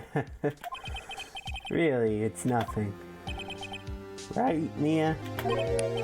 Uh-oh, she looks even unhappier. Phoenix.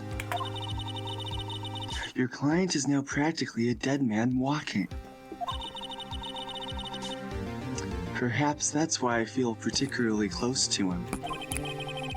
This is no time for dead people jokes, please. You know we're going into this trial utterly defenseless. Yet, if Mr. Powers is truly innocent, we should be able to find something overlooked in the evidence to prove it. Something overlooked? We have to find something, Phoenix, today. It's that, or lose the trial. This isn't going to be easy.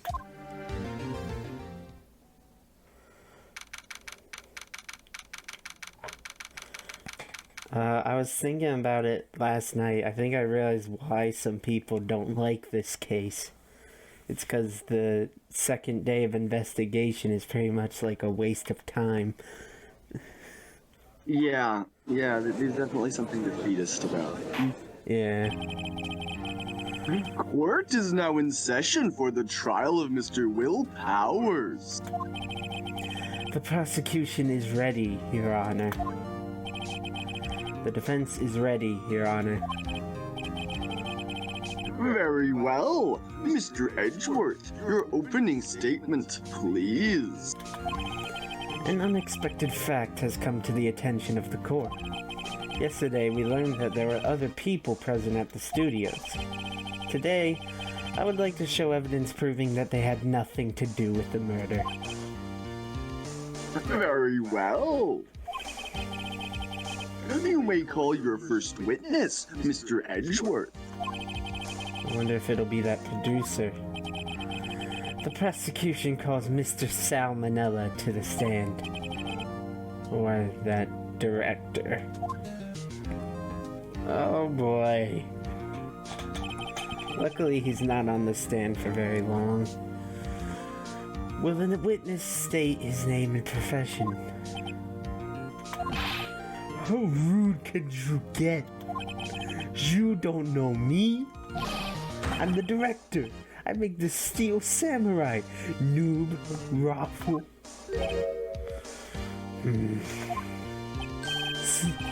Sal Manella. I'm the director. Television.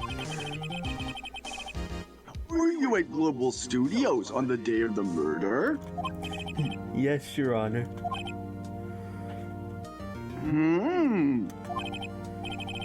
Very well. Please testify to the court about the events of that day. Phoenix. Let's start by picking this testimony apart. If Powers is innocent, you know what that means. Someone in the trailer on that day did it. Right. She doesn't want to waste any time putting on the pressure. I still think it'd be cooler if Penny did it, for some reason. Yeah, it would be interesting, it'd be unexpected. It wouldn't be as theatrical. Like, it would be understated, it'd be cool. Yeah. I was at the studios from around 9 that morning. During the morning, I was doing an action scene run-through. Took a lot more time than I thought it would. I hear that everyone else ate lunch in the employee area. But I had a meeting in the Studio 2 trailer, so I ended up skipping lunch. We were in the meeting until around 4 o'clock. During the meeting, well, I'm pretty sure no one left their chairs. That's about it.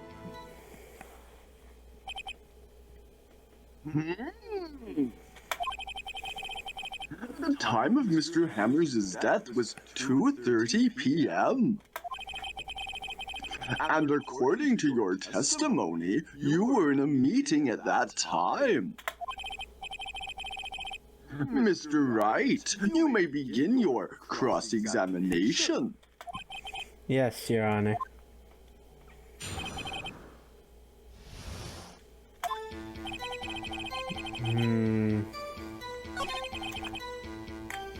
Hold on. Is that when you always come into work? Oh no. I come in all sort of hours. It's the industry way. Yeah, I know about all the freaks in your industry. Still, for what it's worth, I was pretty busy all that day. Sad face. Tell us more about that. In the morning, I was doing an action scene run through. In the employee area? That's right. It was a fight scene between the Steel Samurai and the evil magistrate. Was anyone else at the run-through? Oh yeah, that security lady was sitting there watching the whole thing, lol. She was cheering on Hammer, if you can believe it. She certainly has the lungs for it. Anyone else? Nope, just us 4. Took a lot more time than I thought it would. Why did it go on so long? I'm pretty sure you've already heard about this. But WP twisted his ankle during the run-through, see? Oh right, thus the limp. Which of course led to me missing my lunch. Roths? Roths? Rolling on the floor, starving? That's pretty good, I like that. I hear that everyone else ate lunch in the employee area. What exactly did they have for lunch? T-bone steak. The assistant cooked some up. Come to think of it, there was a plate with some bones on it in the employee area. Everyone else, meaning that the witness did not eat with them. He also mentions the others eating lunch, but him skipping it like before. This is odd though, seeing as at the Studio 2 trailer we saw 2 plates, still not cleaned up. Surely someone must have ate there. It might not be much, but this does seem to be a contradiction. If only we had the plate, but no. Why would that be evidence? I've only been remarking about the plates the entire case. But luckily Mia remembers, and will give us the opportunity to bring it up finally when pressing him about it. Sal will admit that they took a short break so he could wolf down his T-bone steak. Doesn't really clear up one issue, but we can ignore that for now, I guess, because there's a more pressing contradiction now. He just said that they didn't take any breaks, but now is admitting they did. But I had a meeting in the Studio 2 trailer, so I ended up skipping lunch. No, we don't have that plate. No, of course not. Why would that be evidence? I guess we press it then? So, in the end, you didn't get to eat? Yeah, no steak at least. Could you believe it? That must have been tough. Phoenix, Yeah? doesn't something about that seem odd to you? It's contradictory. Yeah, it does seem odd now that you mention it. Mr. Manella. What did you want? Sweats. When I went to Studio 2, I saw something on the table there. There were 2 plates. The same kind of plates as the ones in the employee area. Who ate lunch there? No, good call. Sweats. I was embarrassed, so I didn't mention it. But I did eat after all. A T-bone steak, you mean? Yeah, well, I mean, the assistant went through all that trouble. I brought it to the trailer thinking I could eat it later. Clearly a man who likes to eat. I'd suspected as much. So, when exactly did you eat it? We took 1 break during that meeting. I wolfed it down then. Drool. Mental image I will carry with me to my grave. Wait a second. They took a break in that meeting. That contradicts his testimony. I'll press on that one a bit more.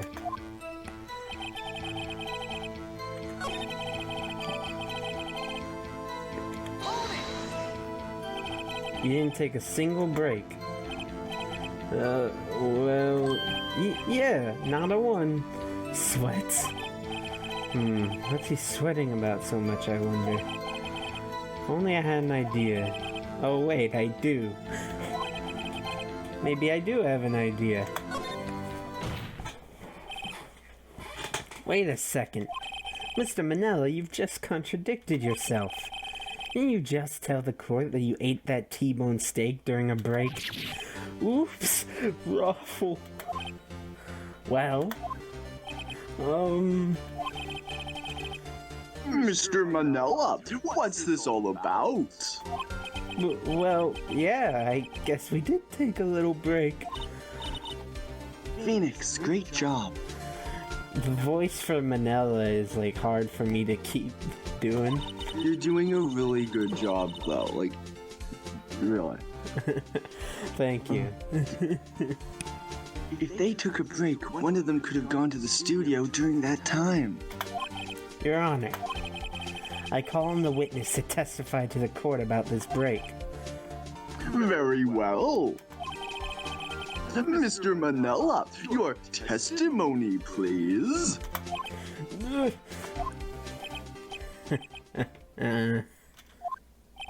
Uh-oh. Edgeworth is laughing. Witness testimony. Yeah, for what it's worth, we took a break, Raffle. But it was only 15 minutes. 15! That's only 13 in base 12. Not enough for someone to say, commit murder in Studio 1. Lol. That's only just enough time to eat a T-bone steak, if you ask me, Steves.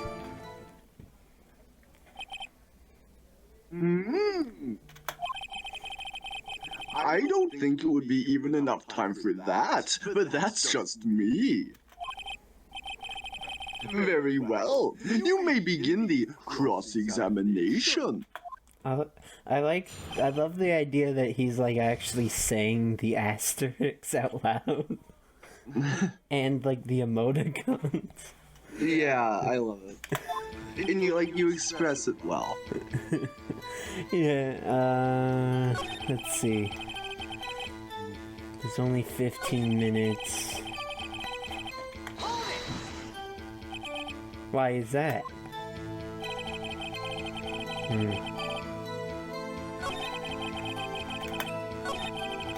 Again, I wish we had that plate because there's no T-bone on it. Yep. I have to say, you look like a guy who gets through his meals pretty fast.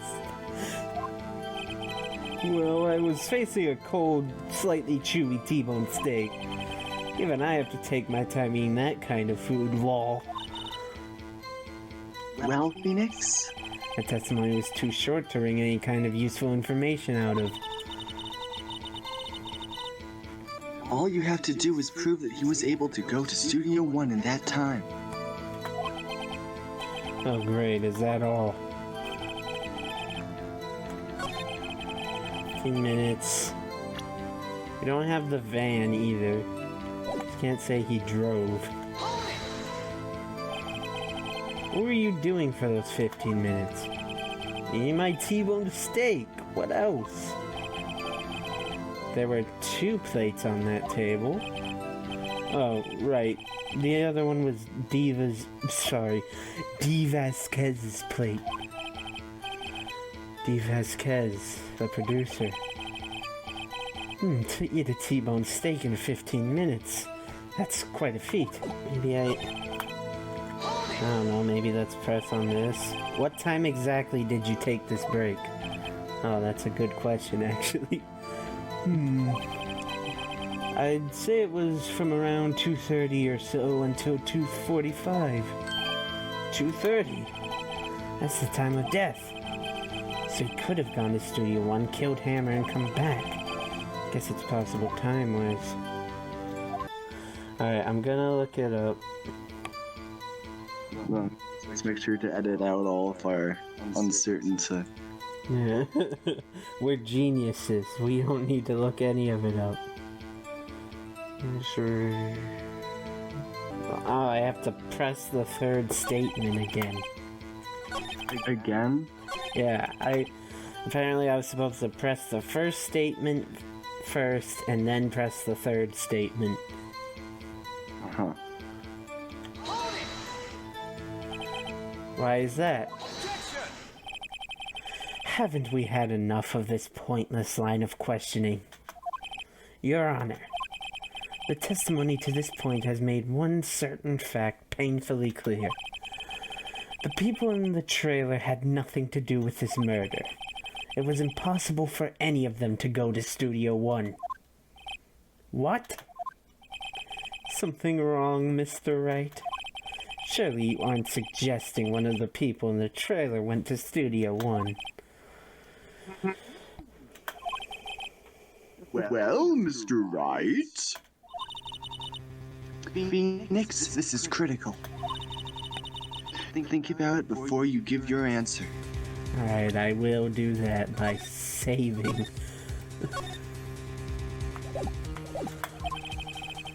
You claim someone from the trailer went to Studio One? I claim it and claim it loud. If I agree to let everyone in that trailer off the hook, then the trial is over. Mr. Powers will be found guilty for sure. The victim was murdered at 2:30, the exact time of the break in the meeting.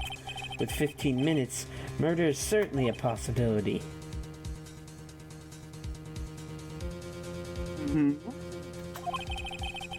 I suppose you may say that.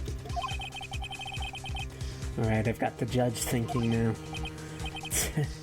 Tisk, tisk, tisk. Never a dull moment with you, Mr. Wright. What's your point, Edgeworth? You've been doing your homework, haven't you? Look at the court record. The court record? Surely you knew that from 2:15 to 4, the path between the studios was blocked? Mrs. Monkey's head had fallen across the path. Whoa, you're right. True, the break in the trailer meeting came right at the time of death. However, the path from there to the scene of the crime was blocked. The fallen Mrs. Monkeyhead was barred the way. Shit, I fumbled that. It's actually Mr. Monkey, but Hedgeworth has a point. And somehow I feel no desire to correct him. No, we're gonna... Counter-argument, Mr. Wright? No, don't penalize me. Just because you wouldn't debate about a giant monkey clock's gender. Damn it. I believe we have seen enough evidence. I would like to relieve Mr. Manella from the stand. What? It's over?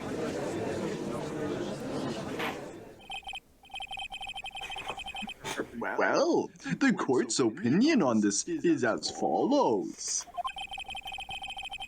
We have found that there were several other people in Studio 2 on the day of the murder. However, it is also clear that none of these people could have gone to Studio 1. They therefore have no relation to this case. Furthermore, with regards to the photo of the Steel Samurai, given the size of the costume, no one other than Mr. Powers could have worn it on that day. All that is lacking is decisive evidence that he is the one who did it. If we had that, I'm afraid I would have to find Mr. Powers guilty.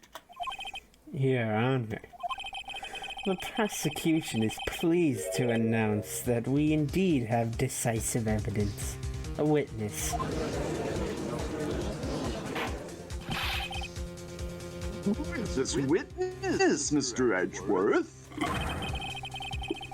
My witness saw the very moment when the Steel Samurai skewered the victim.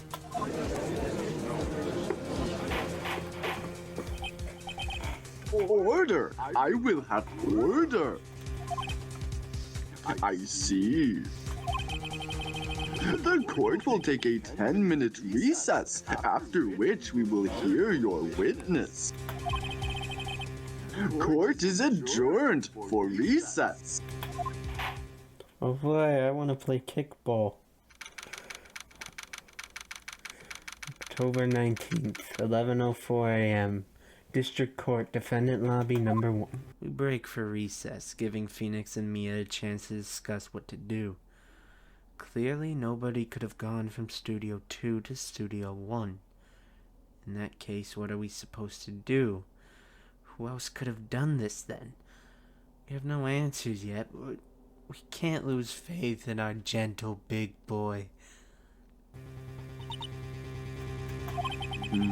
What do we do now, Mia? If everyone in that trailer has an alibi... I'm sorry, Phoenix. I guess I was wrong. Mia! Don't tell me you're giving up. If you give up, what hope do I have? Don't get me wrong.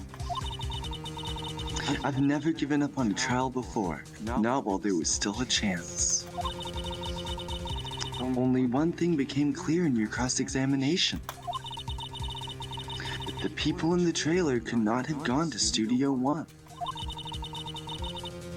I thought there was more to it than that. But I was wrong. That's all there is. What's going to happen to me? It kinda seems like everyone in that courtroom thinks I did it. They think I'm a murderer. Don't worry, Mr. Powers. If you are innocent, we will prove it. I guarantee it. Leave it to us and be yourself. Be strong. You are the Steel Samurai, hero to children everywhere, after all. Thanks.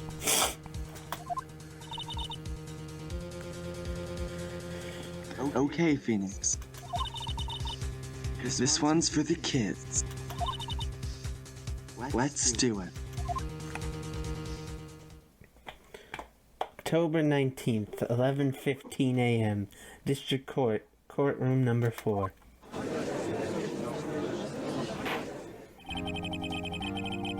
Court is back in session for the trial of Mr. Will Powers. The prosecution has a concern. As our witness is a grade schooler of tender years and this is a murder case, we worry that the defense might cause unnecessary trauma with its cruel questioning. Nice to see Edgeworth taking the moral high ground. However, we have no choice. The prosecution calls Cody Hackins to the stand.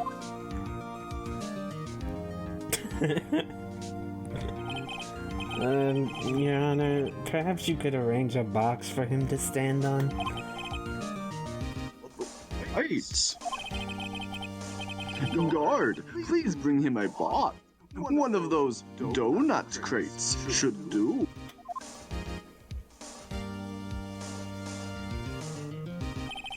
Will the witness state his name and grade in school? Witness. What? Just because you're all grown up doesn't mean you can push me around.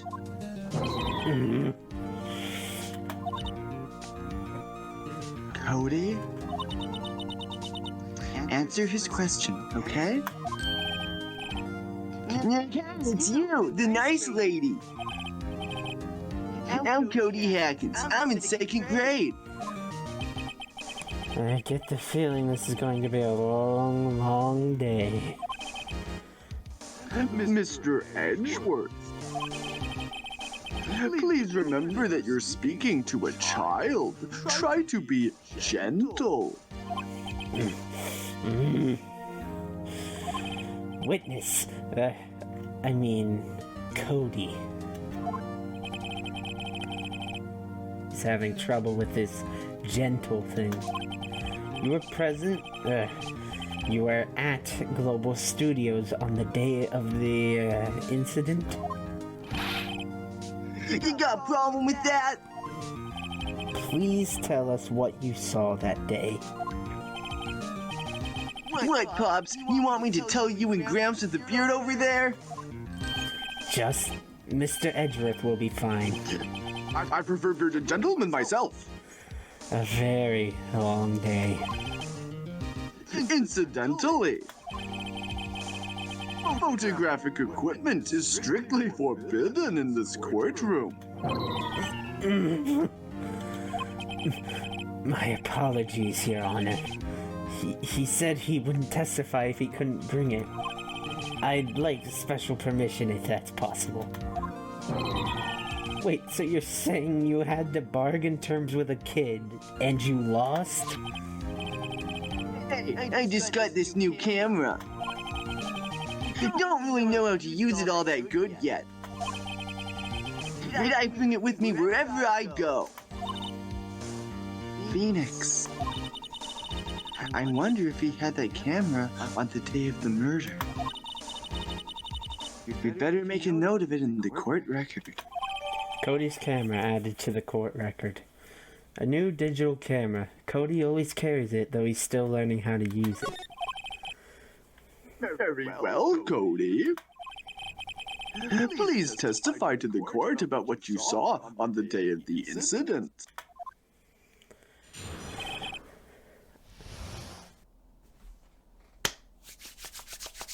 Hell yeah. It's time to yell at and further worsen the trauma of a child that witnessed the murder. Hooray! I wanted to see a Steel Samurai rehearsal just once.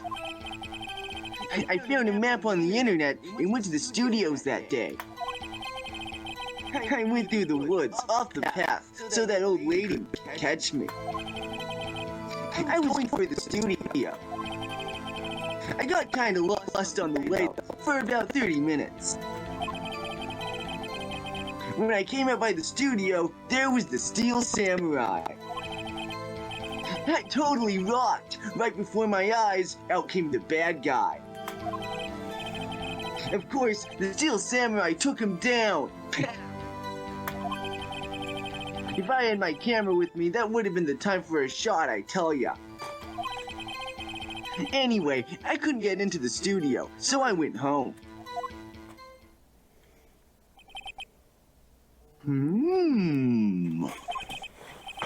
Very well. The defense may begin its cross-examination. But be gentle. Remember, you're talking to a child. This kid is tougher than most adults we see in here, honestly. Cross-examination.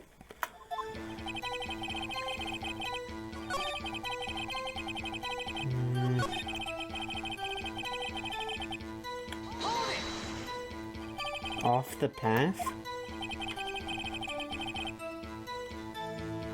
Yeah, you know the studios are in a valley there? If you go off the path a little, there's woods. That's where I was. I see. Anyhow...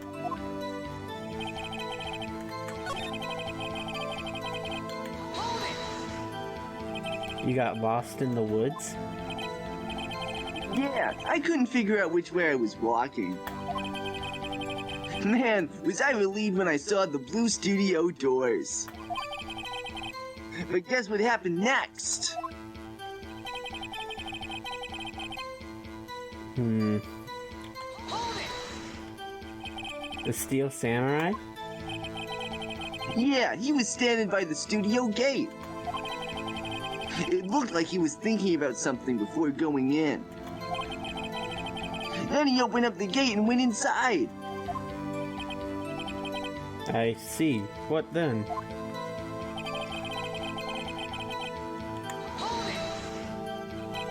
What sort of bad guy was it? A guy, a person, kinda tall, skinny. Are you sure it was a guy? I didn't know. He was kinda far away. He's being awfully vague.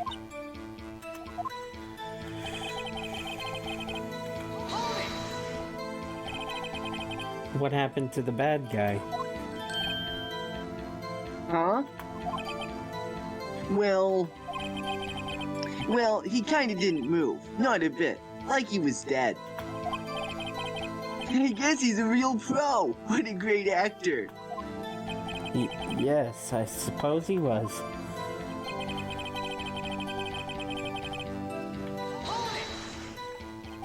If you had your camera? You mean you weren't carrying your camera then? No, I wasn't. It's not like I have it all the time. Really? Just seemed the killing freaked him out and he went home. Phoenix. Remember, he's a child. Use gentle words, but be firm. Easy for you to say.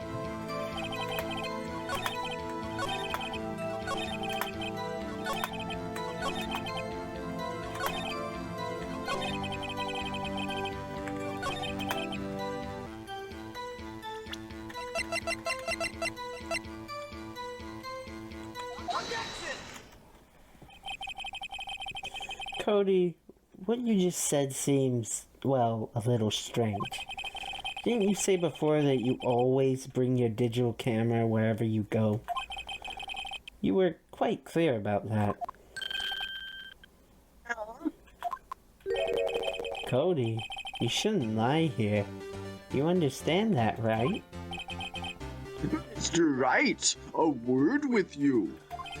Uh-oh. Was I putting the pressure on too much? What is this digital camera contraption you're talking about?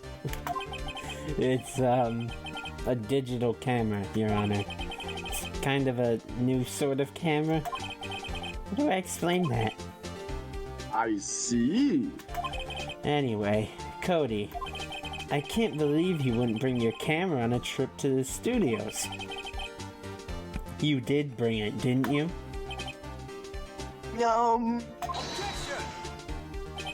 Mr. Wright, how cruel you are to terrorize a poor child so. I don't care if he's a child or a prosecuting attorney. No one should lie in court. What do you mean, or prosecuting attorney? Well, Cody? What? Yeah, so I had my camera. So what? You got a problem with that?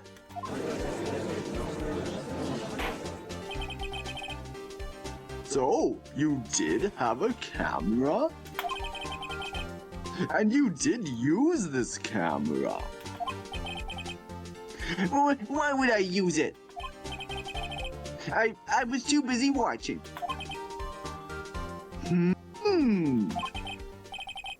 Very well. Please testify to the court about what you were so busy watching.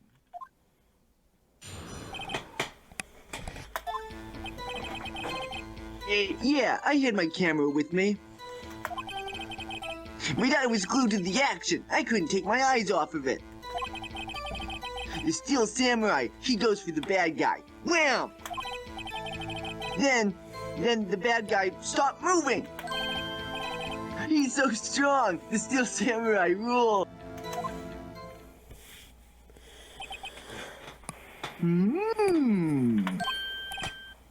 Ah, is that all?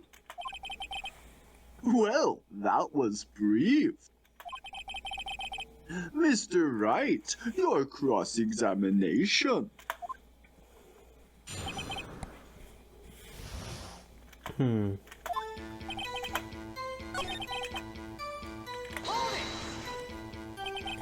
So you're watching the Steel Samurai. Did you watch the whole fight?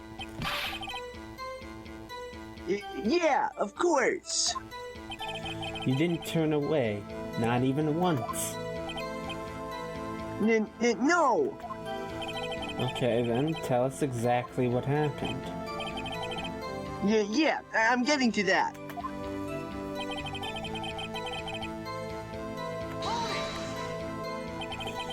So the bad guy attacked him first? Yeah. And what sort of person was this bad guy? I told you, a person. He was a person. How was he dressed? I kinda don't remember. I was too busy watching the Steel Samurai. I see. And what happened next?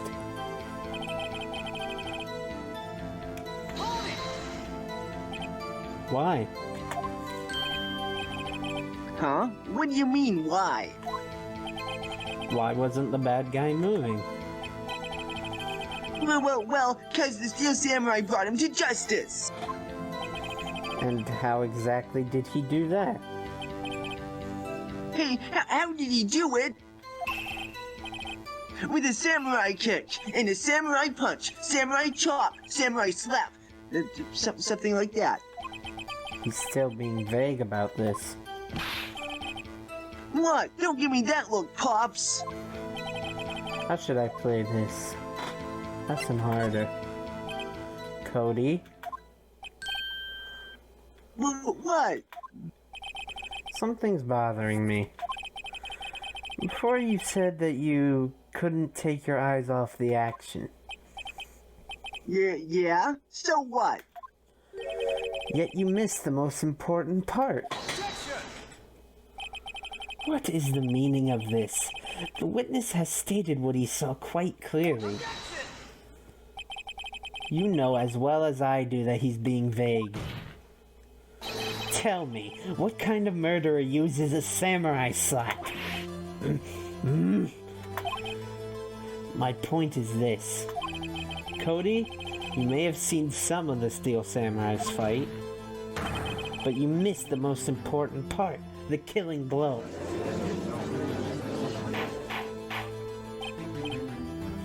Order! Order! Mr. Wright! How could this be? Can you explain how we might have missed something so vital? Well, that's the thing. Phoenix, I believe you're on the right track with this. Think, why didn't Cody see the climax of the fight? I know you can figure this out. Mr. Wright, your answer. I think I know what it is. It's that he doesn't know how to use his camera. We have ascertained that this young boy is a great fan of the Steel Samurai. Why wouldn't he watch the climax of the fight? So evidence. Your Honor, I have evidence. Evidence? Yes, Your Honor. Why did Cody look away from the fight? Here's my proof. What's that? The camera? The witness stated that he recently received this camera. Yes, I'm aware of that. He wasn't entirely familiar with its operation. I'm aware of that, too. Ah! Correct. Why would Cody be looking somewhere else at the critical moment? Because he was looking at his camera. He was trying to take a picture. Yay! Bullseye. What's your problem, Pops? You got a thing for picking on little kids? Pressing, not picking. Good job, Phoenix. Cody was lying, clearly.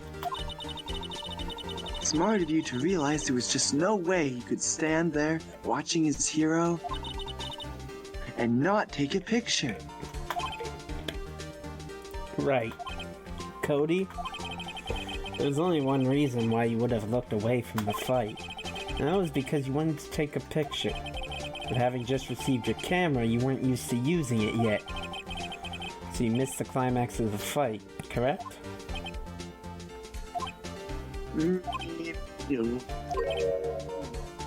Yeah.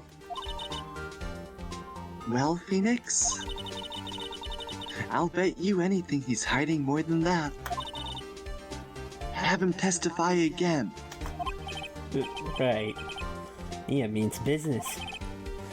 Your Honor, the defense would like to request that Cody Hackins testify once more. Very well.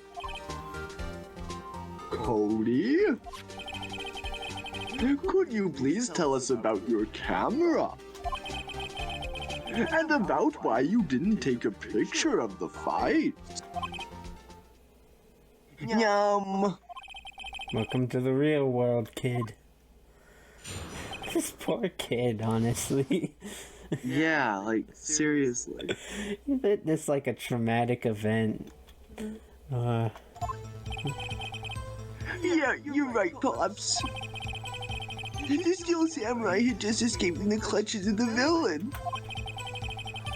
So I held up my camera to take a picture. But the lens wasn't open in time, so I missed it. That's all that happened. Yup.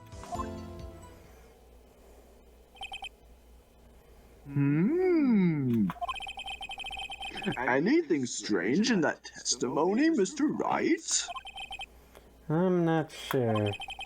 I'd like to proceed with the cross-examination anyway.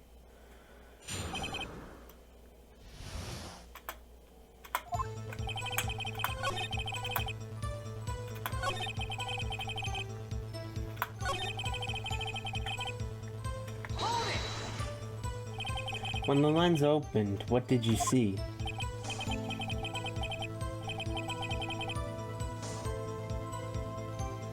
Well, a person on the ground, and the Steel Samurai.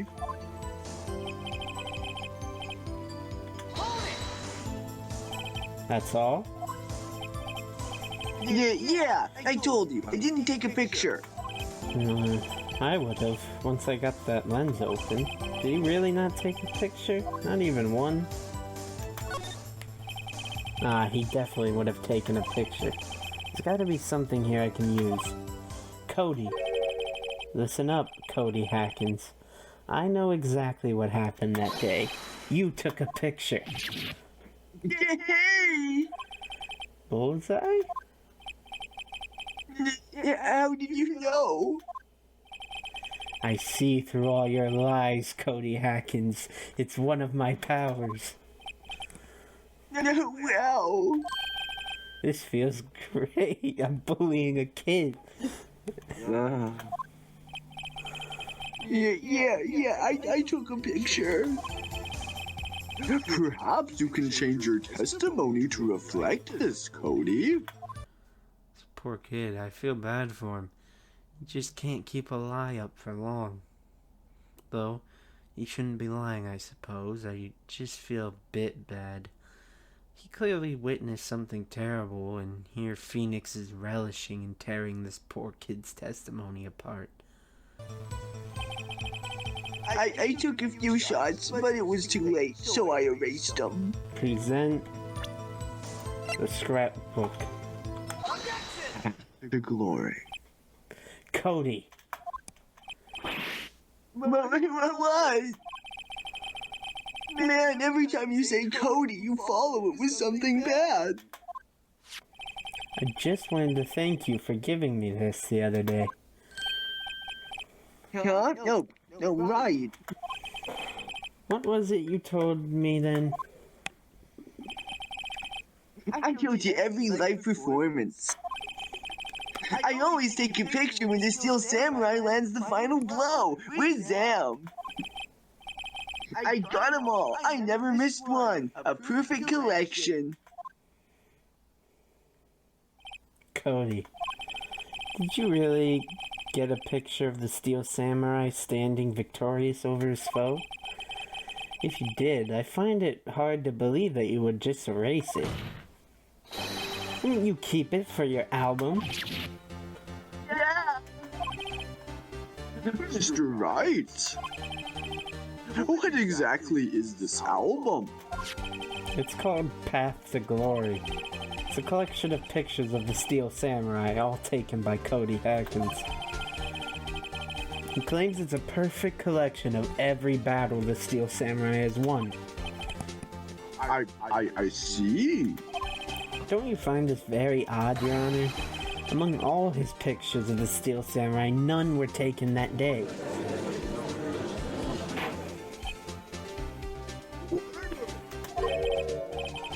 Mr. Wright, have you an explanation? If the Steel Samurai had just defeated his adversary, I certainly would expect to see a picture of it in this album. Exactly my point, Your Honor.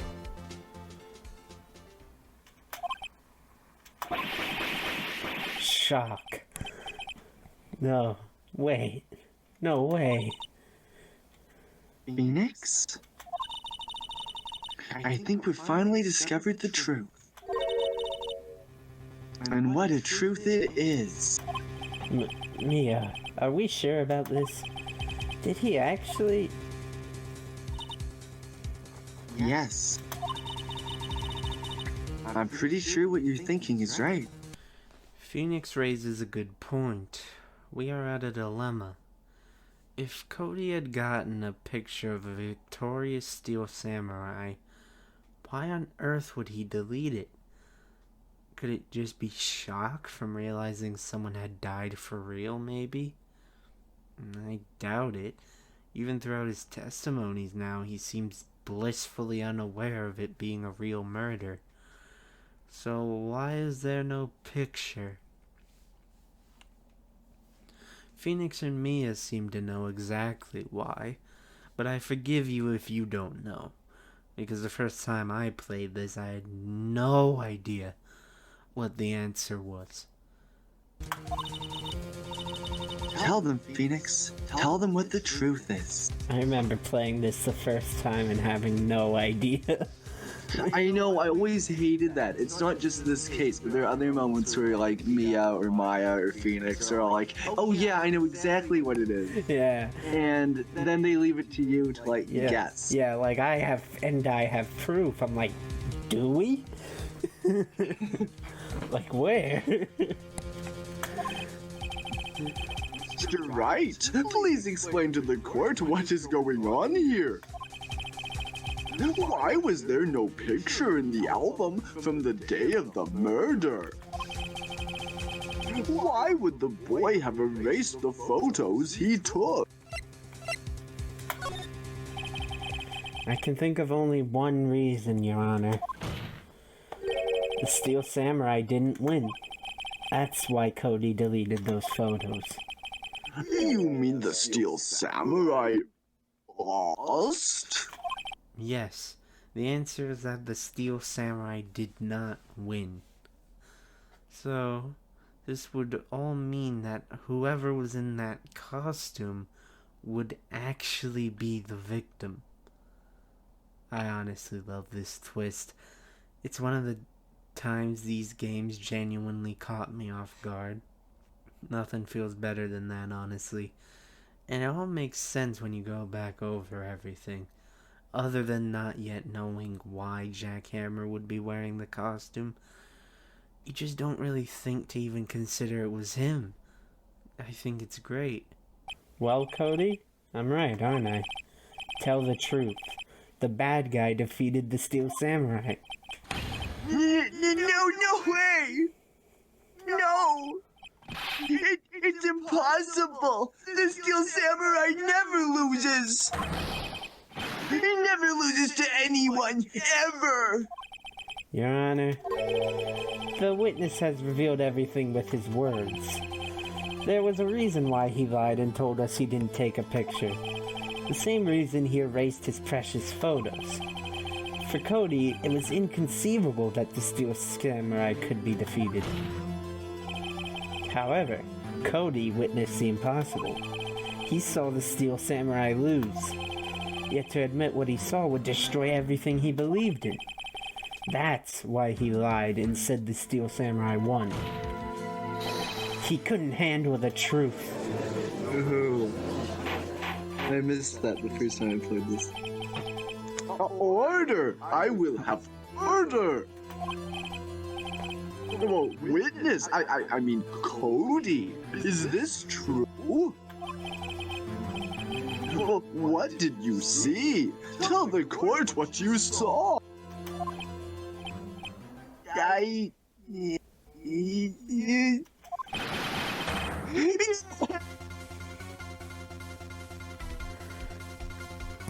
Play some fucking jamming music as this kid starts crying. Cody, that day, you saw the Steel Samurai lose a fight, right? Okay. Yes, you're right. The Steel Samurai fell down. I didn't move.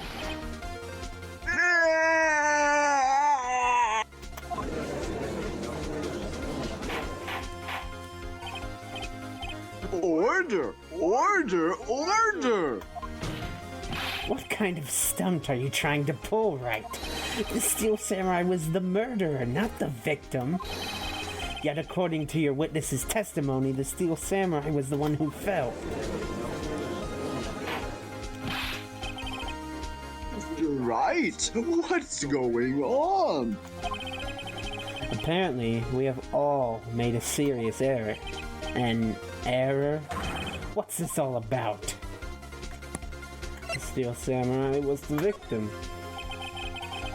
If you understand what really happened, it's actually quite simple. At the end of the fight, the Steel Samurai fell to the ground and lay still. In other words, the Steel Samurai was not the killer, he was the victim. Don't you see? Jack Hammer was the Steel Samurai.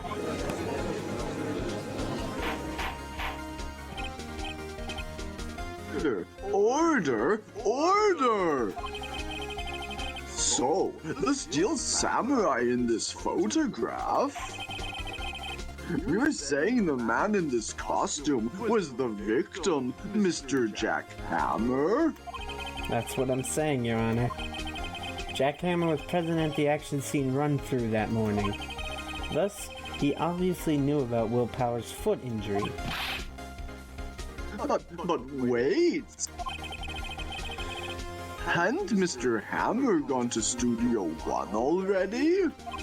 That's what everyone thought. But remember what Miss Oldbag said in her testimony? On the day of the murder, I arrived at the guard station at 1 p.m. And I see poor old Mr. Hammer? Nope. He'd already gone to the studio before I got back to the guard station. Mr. Jack Hammer left the employee area after lunch. However, no one saw him going to Studio One. Nor was there a picture of him. He waited for Mr. Powers to take a nap in his dressing room. Then, he snuck into the dressing room and stole the Steel Samurai costume. Why would the victim do such a thing? As I said, the problem with this is we have no idea why Hammer would want to steal the costume to disguise himself, or really what he was doing at all anymore. But just then, Cody pipes in to say that actually, there was conveniently a piece of data he kept. I don't know. I get it. Huh? I thought that the Steel Samurai was moving strange. So it was a different person inside the suit. Pops! Huh? Me? What? Actually, there was one piece of data I saved. Data? Yeah, a photo on my digital camera. Huh? What? Show us, quick! No way, man. Not if you're gonna look at me like that. Now! Here, this is it. This photo does not prove Hammer was wearing the costume as Phoenix was hoping. But this is still an incredibly important piece of evidence. Because the real story here is in what was barely captured in one of the corners. We see the Steel Samurai in front of a studio gate. But at the top right corner of the photo, that appears to be a number 2, not a number 1.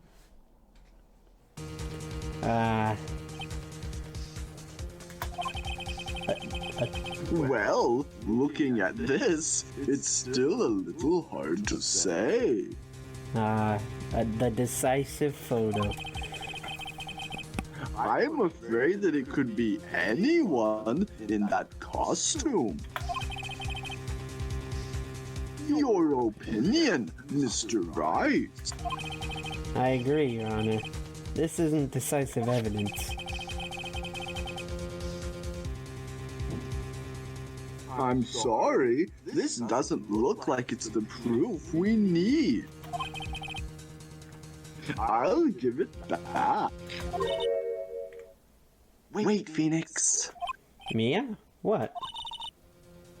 Look at the photo once more. That's it, Phoenix. That photo is all the evidence you need to win this trial. What? Your Honor, may I see that photo once more, please? Certainly. I don't see why not. Phoenix, show him. There's a glaring, decisive inconsistency with the facts as we know them in that photo. And the inconsistency in the photo. Your Honor, look at this. I see. A gate? Might I draw your attention to the number on that gate? The number? Ah, yes. Well, it's hard to see, but it looks like a 2. Clearly not a 1, Your Honor, correct? Ah! I believe Mr. Edgeworth sees what I'm getting at. But that's impossible. Hey, what's all this about? Please explain so that I might be shocked along with the rest of the court. I love the judge, man. I'll use the studio guide map. The body was found here in Studio 1. However, what do we see in this photo taken at the time of the murder? It does not say 1 on that gate in the photo. Your Honor, here is the true scene of the crime.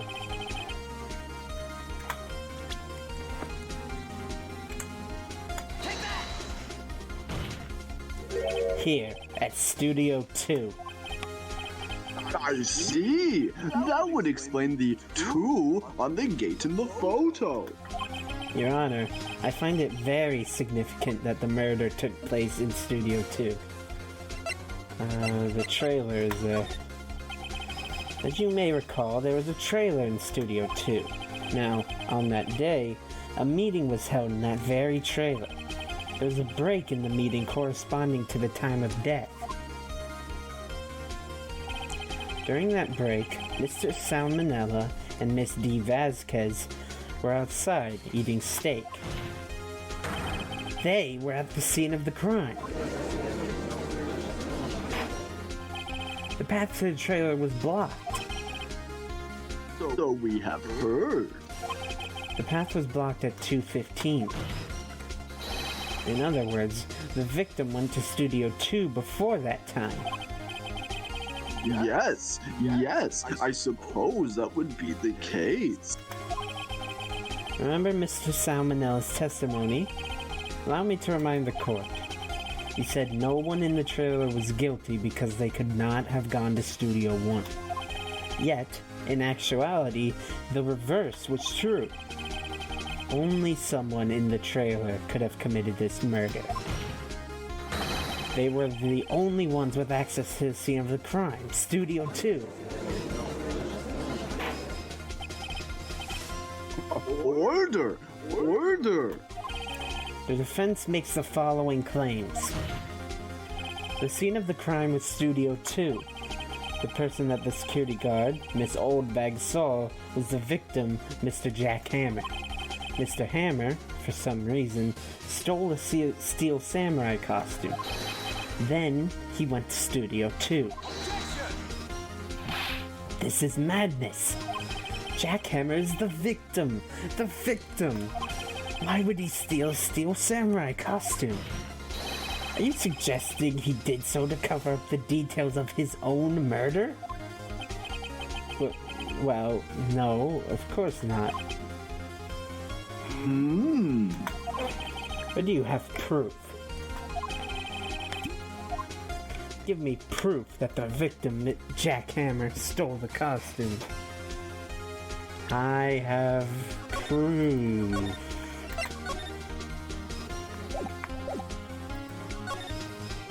I have proof. You do? You do, Mr. Wright? Now that they're so surprised, suddenly I'm much less confident. I think I'm right, though. Here's my proof that Jack Hammer stole the costume. Is it? Alright, now I'm... That's the only thing that makes sense. Yeah, I'm thinking so. But it could also be that he was limping.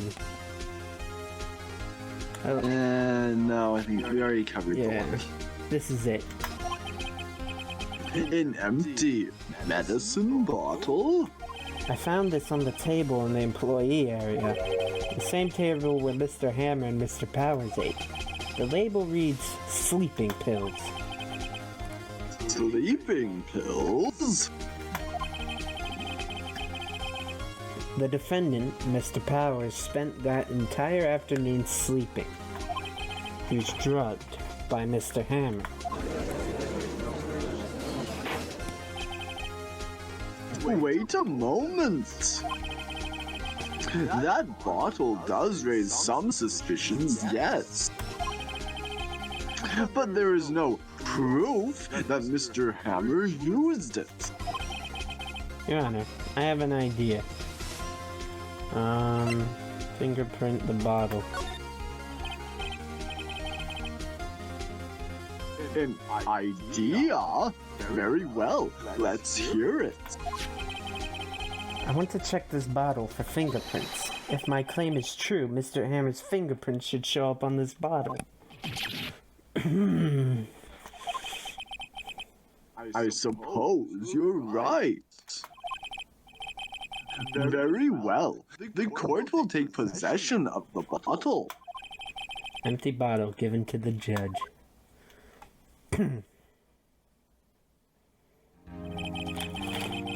This court will suspend proceedings on the current trial for today.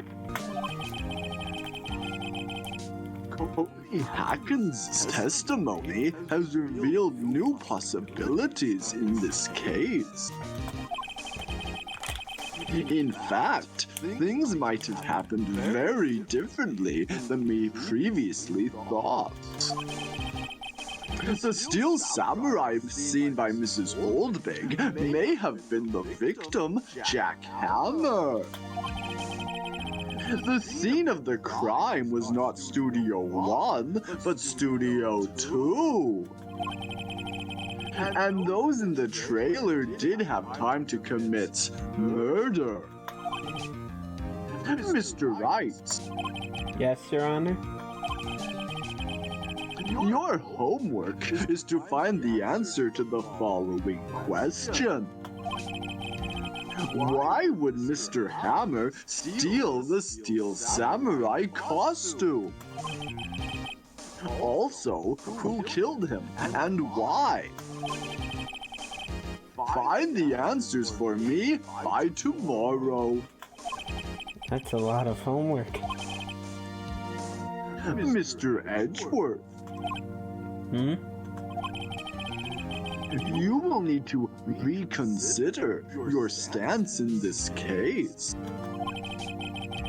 Above all, you will need to reconsider your suspicion of Mr. Will Powers. As you say, Your Honor. This trial will be extended until tomorrow. This is the last extension. Very well. Court is adjourned.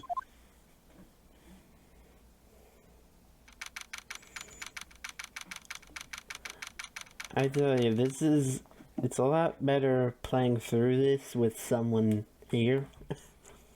Yeah. I'm getting really into this, honestly, even though I've already played it. Yeah, I was thinking about that, because I have thought about replaying Phoenix Wright, but I don't think I could really get into it. Yeah. But, doing this, it's a lot of fun. Yeah, I'm having a great time. October 19th, 2:47 p.m. District Court, Defendant Lobby Number 1. Whew. That was a close one. We were saved by a hair, but that's all that counts. I thought seriously about going home about 3 times during the trial. Me too. Really? You both seem so confident. Maybe I should take up a career in acting. I was ready to pronounce you dead about 3 times back there. Me too. Dead? Of course, we're kidding. Are you sure? I wasn't kidding. Now, Mr. Powers, we have to go make our final investigation. But I promise you, we'll find the true killer by tomorrow's trial. Right, thanks. Shouldn't they let him go? Yeah, like And that's something else I'm thinking about as we replay this, is the concept of just a mistrial. Yeah. Because a lot of the time I feel like there's enough doubt as to like what actually happened that you should just declare a mistrial over it. Yeah. I mean, especially right here, because it's like, now we know only people at Studio 2 could have committed the murder. Exactly. So Will Powers is innocent, no? Right. And I also find it hilarious that the judge tasks the defense attorney with finding the solutions to all of these problems that, you know, should be solved by the police Yeah. and the prosecutor's office. Yeah. I mean, why? I've never understood that. Why is it that the defense has to find the actual killer to win? It's not enough to just show that the client couldn't have done the murder. Exactly. You need to find someone else to pin it on, which just isn't how it should work. Like, It does make for more fun, though. yeah, but like realistically, Phoenix's job should be done by now. Yeah, Because there's no way Will Powers could have done the murder. exactly. This segment is over. I have to say I loved this trial. There's a lot here to like, I feel. A giant revelation, some good back and forth with Phoenix and Edgeworth. Plus, this trial actually feels like our work is really paying off. It's not so defeatist. The world isn't ending. I actually feel like we have a good shot. Also, I like Mia in this case a lot more. She's helpful, but doesn't just hand everything to you. Which is how it should be, in my opinion. Basically, just a very strong trial to get us roped back into the case and excited for what happens next. I will say one thing. I feel like Powers should probably be let go by now, no? Maybe wait for the fingerprint analysis, but it seems like the Studio 2 people should all be much stronger candidates than Powers now. But I understand that would be lame. We want to keep this story going. On to the final investigation segment of this case. October 19th, 3:27 p.m., Wright & Co. Law Offices. That was a close one, huh, Mia? Too bad. I'm sorry I missed it. Maya? So, what happened? Well, I think I've got a pretty good idea who did it. Now all I need is a motive and proof. Wow, good going, Nick. But this is forgetting a point that they made earlier, that Will Powers doesn't have a motive either. I know! God, this has been bothering me this entire case, especially revisiting it. And not only in this case, but like, in cases generally. Yeah. Like, why would Maya have killed her sister? Yeah. Why did Maya... Like, at all. They didn't even talk about motive in the last No. one. No, and I think the motive is a really important... Yeah. Is a really important foundational idea when it comes to criminal justice and murder. Because it's like, you know, the Absolutely. who, what, where, how, and why. They They very usually don't just kill someone for no reason. No, but it's like in this universe, people can just snap and murder someone at random at any time. Yeah. Meanwhile, Red White had all the motive in the entire world. But Right. it took so much just to get any kind of suspicion to land on him.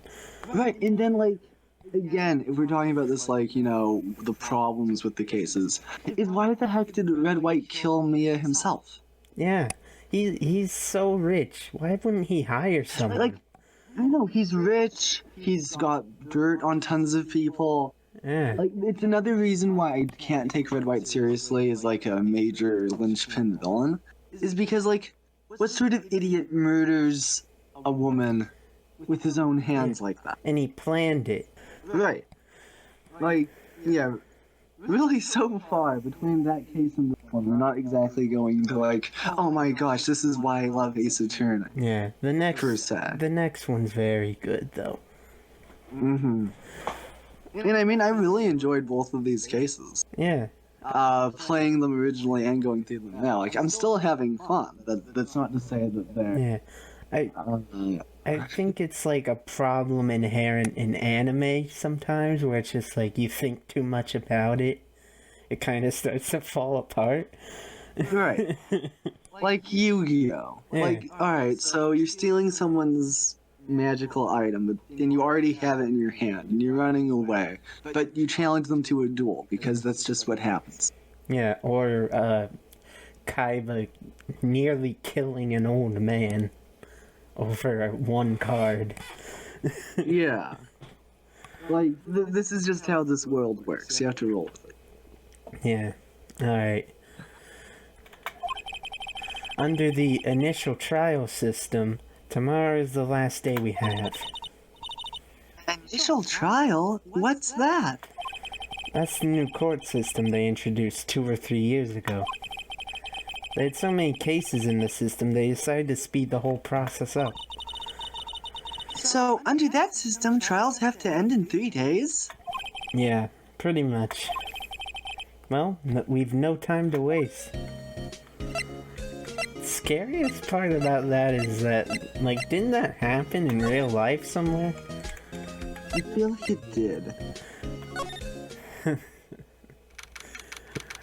October 19th, Detention Center, Visitors Room. Mr. Wright, you did very well again today. Thank you. Oh, thanks. Could you not look like you're about to burst into tears? Oh, Nick, you must have really wowed him in there. Could you wipe that grin off your face? Hey, WP, only 1 day left. Let's make it count. So, we've already proven he's not the murderer. I know. What happens if we run out of time? Does he still get, like, sentenced? And That... Here's a question. And you've played more Ace Attorney than I have. yeah, Is there ever a trial where no one is found guilty? I don't think so. Because that's actually very interesting. I think actually there's at least one that comes to mind. Where no one is the murderer. Where no one, like, gets sentenced. And that's good. That's in the Great Ace Attorney games, though. Which is, like, very different to the main series. Right. See, I'm wondering if, like, here there's some sort of official or unofficial system where as soon as a murder trial starts, someone has to be pinned. Yeah, Within those 3 days. Because otherwise this makes absolutely no sense whatsoever. I know. And, like, the very scary thing is, a lot of these end in death sentences. So, he could be killed, and we already know he's innocent. And I know, it's dystopian. Like, It's 1984. yeah, like, Jesus Christ. past me brings up a good point, I feel. Good job, me. Thanks. But yes, the death penalty is very much in play in the world of Ace Attorney. Now, I won't argue about whether or not the death penalty is bad here. Maybe I will one day, but not today. But we pretty much know Will Powers didn't do it, am I not correct? So if he's sentenced for murder, is it still possible he gets executed? I would hope not, or this world is, like, actually dystopian. Although, honestly, you could probably say it is dystopian without that charge. Although, I'm sure they would probably sentence him lightly at this point because of the doubt. I don't know. The rules are a little vague in this game's world, I feel. Yes. So, there's not really anything I could do to help. I'm not really sure what I can do either. Summon dead spirits? Please, this is no laughing matter. What is with it with Phoenix and, like, not liking emotions in this thing? I don't know. He's like the straight man, I guess. Yeah, but, like, Although- in this scene in particular, it's like, don't look like you're about to cry, wipe that grin off your face, don't laugh. He does that a fair lot, actually. Like, I know, I guess. like going, like I've watched some people play the games since playing it my first time, and it's like he actually does that a fair bit. Where he's just kind of a jerk sometimes. Yeah. I already showed you my badge. Could you tell me more about Miss Vasquez? Oh, the producer? She's well respected in the industry. They say she's a genius. A genius? She's been at Global Studios for 5 years now. Right or wrong, nobody dares tell her different these days. Why is that? Ever since she came on board, we've had nothing but hits. Global Studios was on its knees, but she picked it up and made it shine. Oh, and...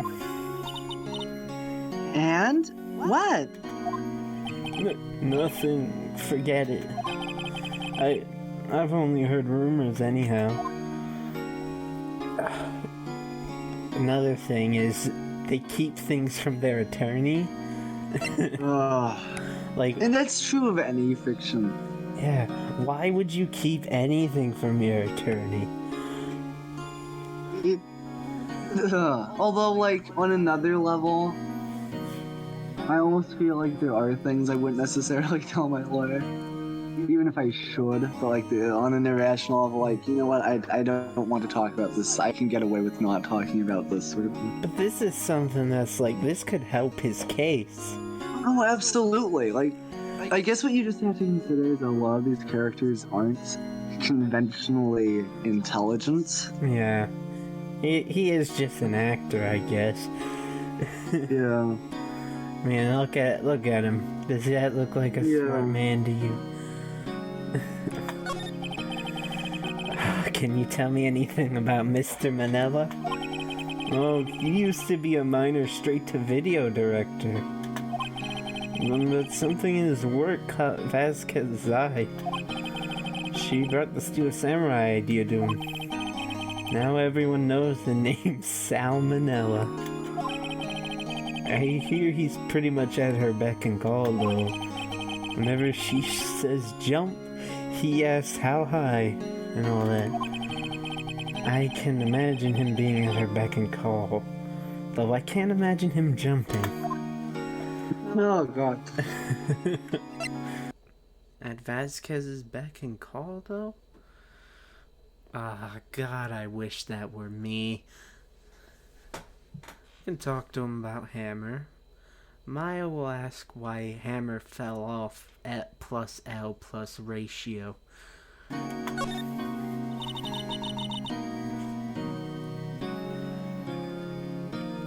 I was wondering about Mr. Hammer. He was a big star back in the day, right? But then he just dropped off the face of the earth. Oh, yes, you're right. In fact, he was my role model when I started in this business. But he just stopped taking on big roles. That's when he began appearing in little productions at Global. How could he do that? I was really looking forward to a sequel to Samurai Summer. He just gave up being a star 5 years ago. Actually, now that I think about it, that was right when Miss Vasquez came to Global. 5 years ago?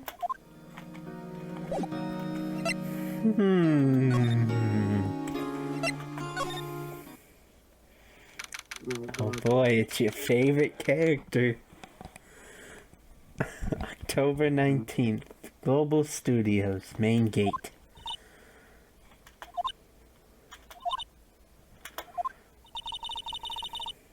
Old Windbag sure is quiet today. You know, this place is really peaceful like this. Nick? I think your guard's down. Yeah?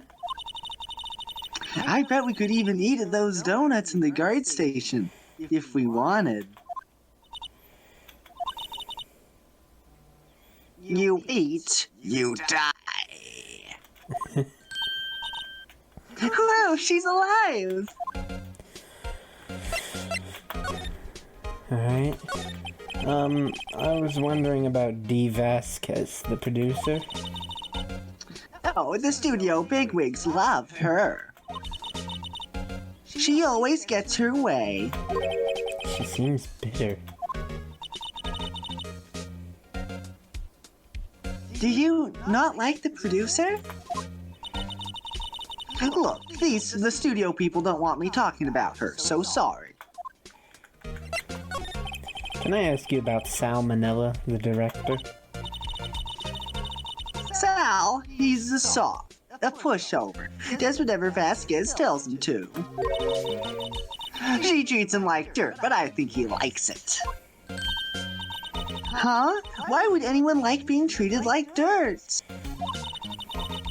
That doesn't make any sense, does it, Nick? No, it doesn't, Maya.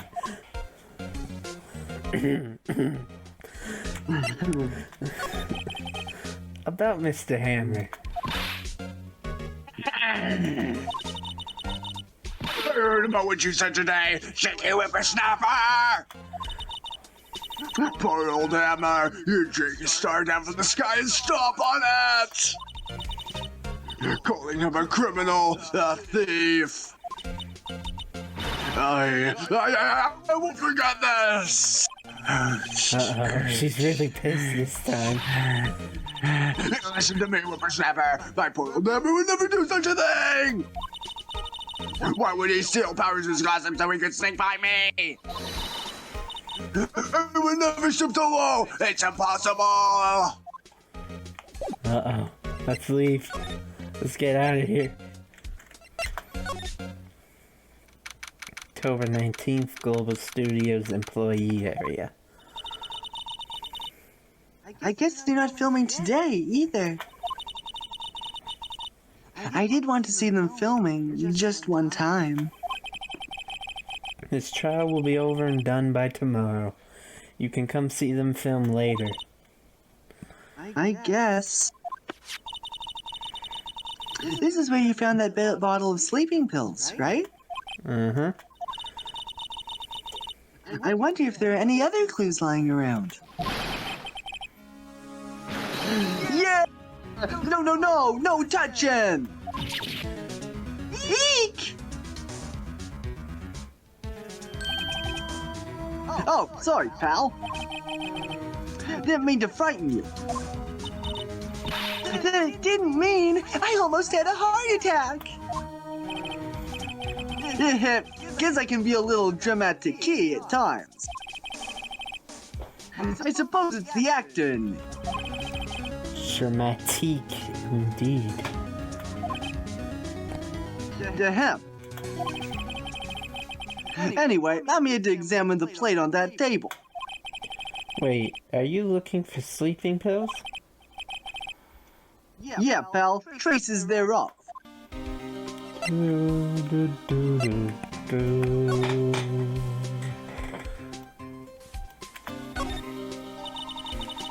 So, you're looking for traces of the sleeping pills. How?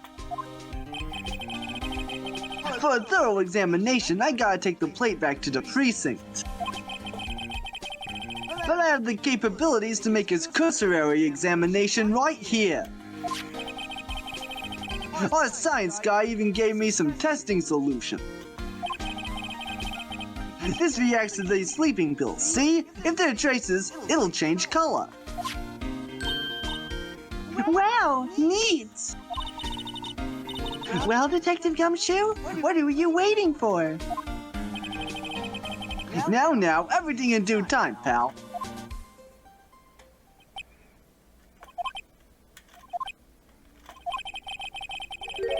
Well, the testing solution on the plate changed color, all right.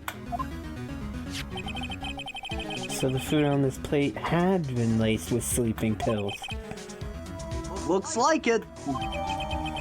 And finally, we get one of the plates added to the court record. So, it appears the meal was definitely laced with sleeping pills. Finally, the plate is added to the court record. It only took 3 investigations where the plates were brought up every single time. This is great for us. This essentially means Powers is innocent, really. But no one cares if he's innocent. All we care about is who's guilty. You know, guilty until proven innocent. Not even, actually. Guilty until proven someone else is guilty. Found in the employee area on day fucking 1 of this case. The way that we talked about it last trial, I'm surprised they just didn't include it. I know. On it are traces of sleeping pills and a large bone. About damn time. How goes your investigation? To tell you the truth, it's been a real mess, pal. Some people think we should pursue the case we already have against Powers. Which is none? And some people think we should switch suspects. What do you think, Detective Gumshoe?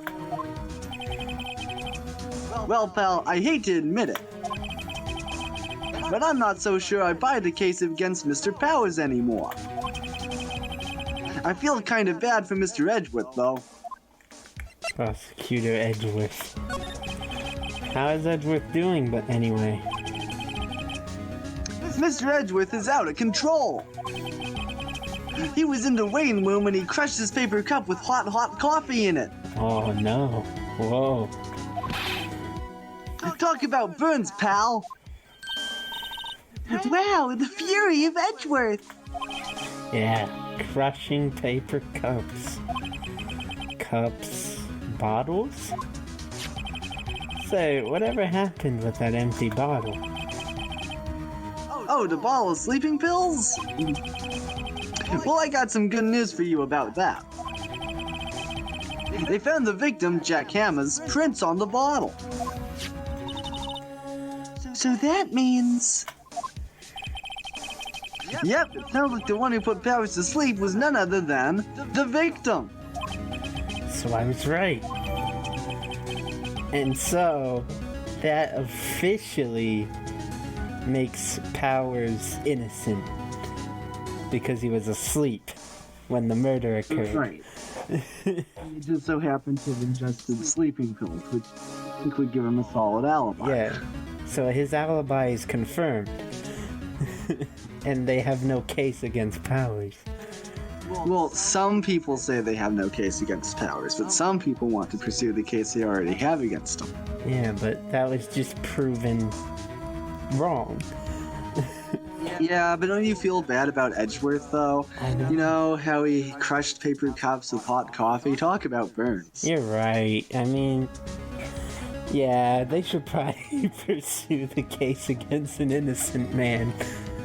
Yeah, there's nothing like, there's no better way to protect a man's ego than to have him go into a obviously failed case to try to persecute an innocent man and kill him for someone else's murder. That's guaranteed to make Edgeworth feel better about Yeah, himself. exactly. Edgeworth loves doing that. Edgeworth loves trying to get an innocent man killed. Yeah. Alright, found on a table in the employee area bears Jack Hammer's fingerprints. Wow, actually feels like things are going our way for once. Oh, you're here. Oh. Penny. No, hello. What are you doing here? Oh, I was just cleaning up the dressing room. I guess WP won't be using it anymore, so... What? Why? But WP is innocent! Yes, and I'm really grateful for all you've done. But... this week is the last episode of The Steel Samurai. What? No! Why would you cancel it, though? Surely you can just cast, even if WP was going away. Surely... I'll tell you why. Why? I'll tell you why. Because Sal Manella and the good people at Global Studios are mature enough to end the show on its own terms. That's why. They want to, stop when the show's still good. They don't want to drag it on forever. They don't want to, go through cast changes. They don't want to have to change directors or producers. They want it to come to a satisfactory conclusion. And I can respect that. I see. Are we sure it's not just that Sal Manella's going down for sexual harassment, though?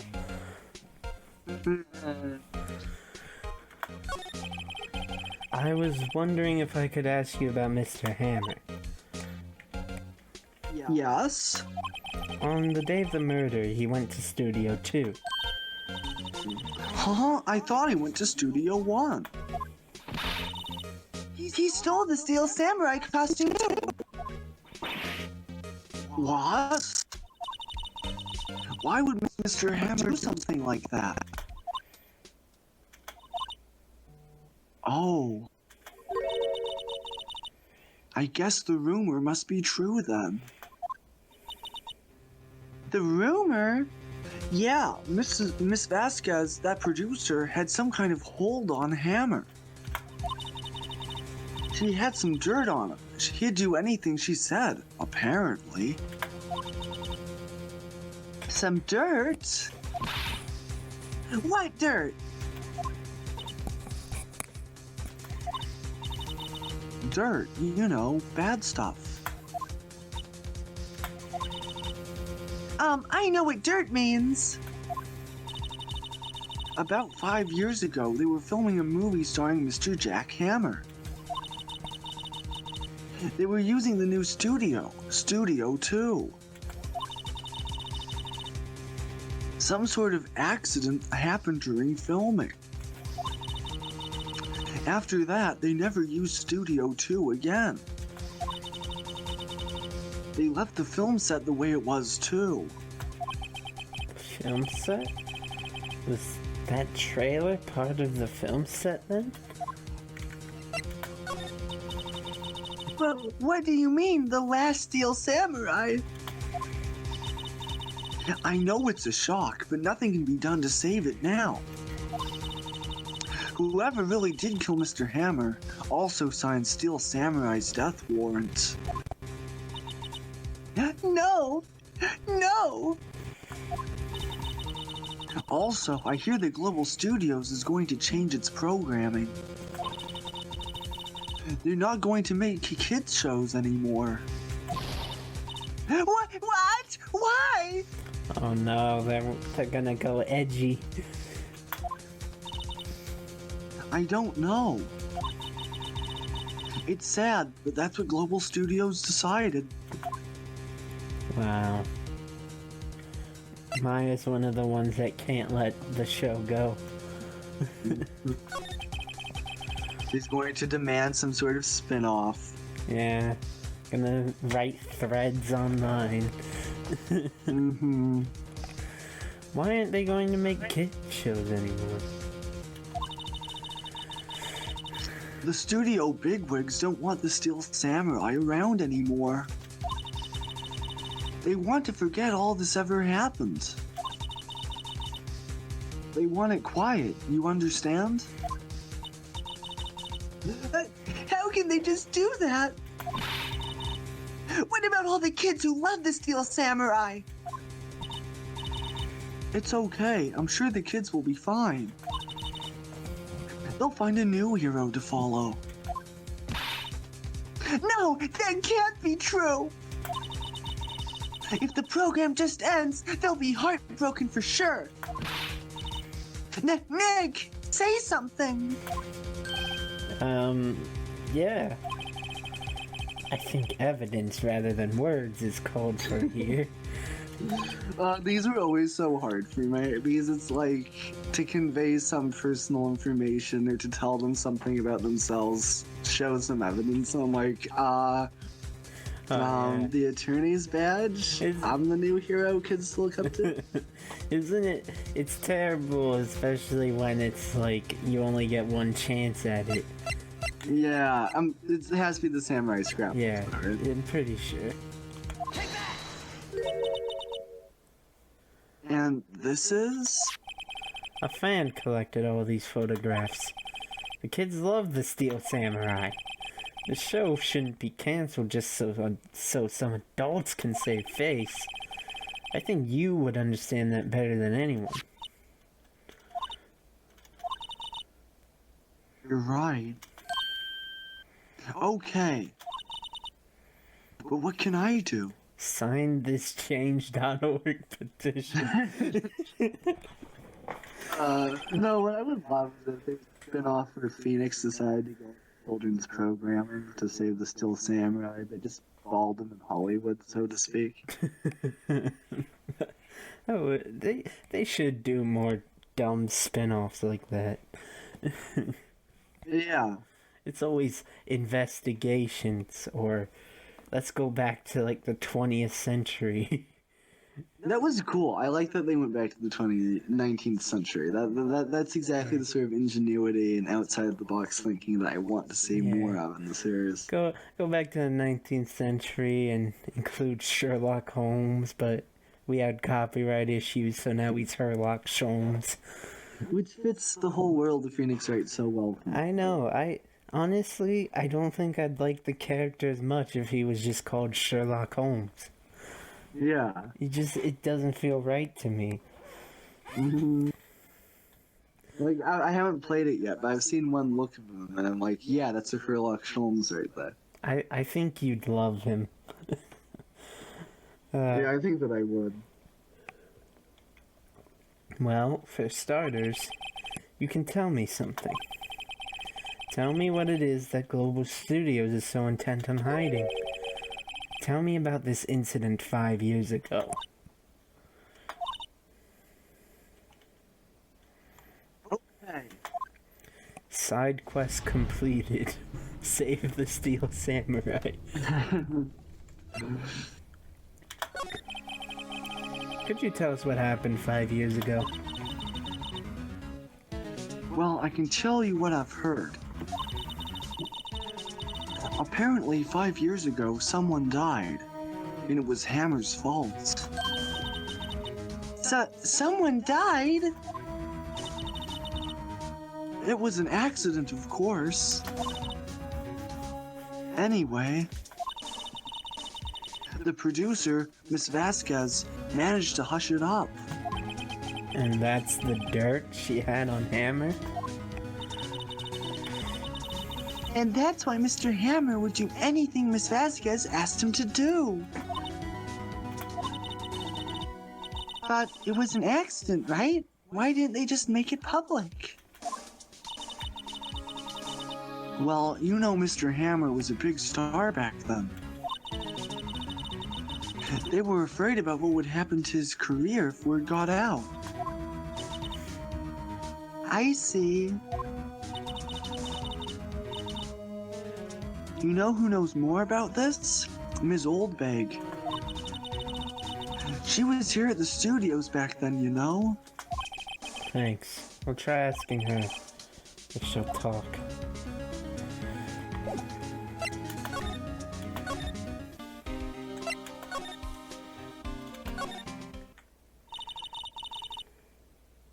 What, you're still slinking around? If you like the place so much, why don't you take over for me? The old windbag doesn't look so good. Everybody's doing their darndest to forget about Hammer. Who do they think made Global Studios into what it is today? Hammer! It's all due to Hammer. She's starting to froth at the mouth, Nick. Maybe we should keep a safe distance? I wanted to ask you about 5 years ago. Who told? Who did you hear that from? Huh? Nichols! Nichols?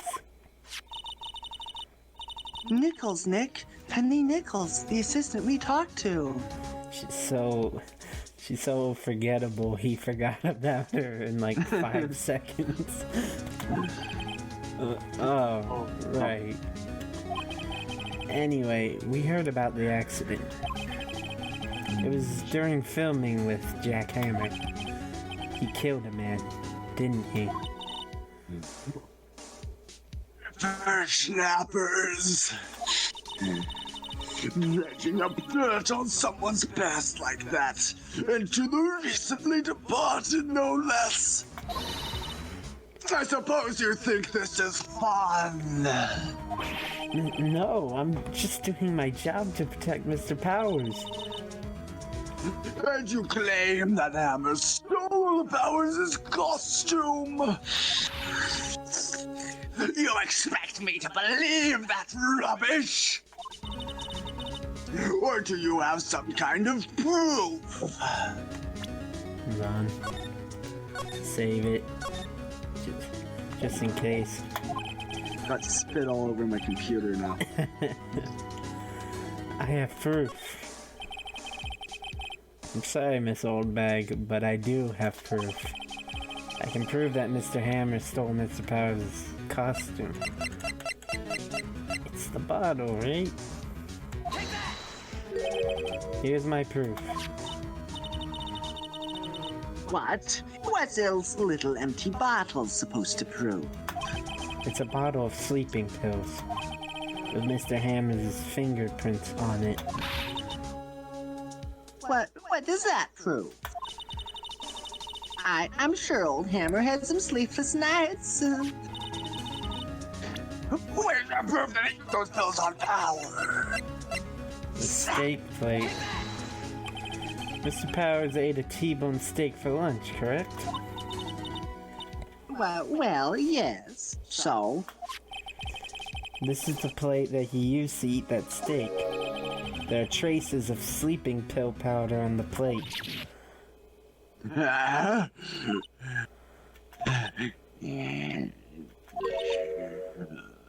I see.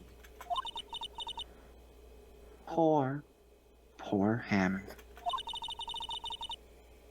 You did wrong, Hammer. Rest your soul. Miss Oldbag. Okay, you win. I'll talk. I'm tired, see? Tired of holding it all in. This old bag. You're right. 5 years ago, there was an accident. A fatal accident. What's worse, a paparazzi took a photo of it. That photo, well, it caused quite a stir. And guess who made it all better? Vasquez. She has ties to the mafia. She silenced that paparazzi. That was the beginning. After that, she became a force to be reckoned with here at the studio. I see. But you have to understand. Poor old Hammer never meant to any harm to anyone.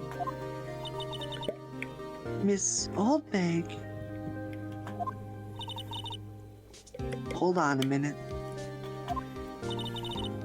Poor Mrs. Oldbag. Here, take this. A photograph? Wait a second. This is the picture. Is this the trailer in Studio 2? Hammer was supposed to fight with the bad guy on top of those stairs. There. He pushed the other actor, and the man fell onto the flower box fence. But how did you get this? It was a long time ago. I don't feel very much like talking about it. I understand. 5-year-old photo added to the court record. Shows an accident involving Jack Hammer. I give Old Bag a lot of shit, but honestly, I actually like her in this case. It's the multitudes of other cases she's forced into that make me dislike her. But this scene is one of my favorites in this whole game, and just in Ace Attorney, actually. I still get chills watching it. You can feel the sadness and the tiredness she feels. And the music is perfectly tailor-made for this scene, too. Everything about it is just an A+ to me. That is by far the best Old Bag scene. Wow. Yeah, that's a good one. I actually, got chills, honestly. Yeah, that's the Oscar sequence for her right there. Yeah. If it ended there, if this was the only case she was in, she'd probably be a fairly high-ranked character for me. Yeah. She has a whole arc and developments and depth. Yeah. Right now. But no, we bring her back 1,000 times. Oh well. From here, we can go to Studio 2 now and talk with Vasquez. Despite everything, she's just sitting here, watching the clouds.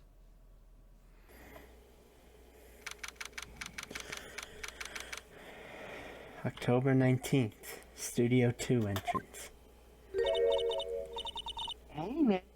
Listen to that. It's Miss Vasquez. Hello? Hello?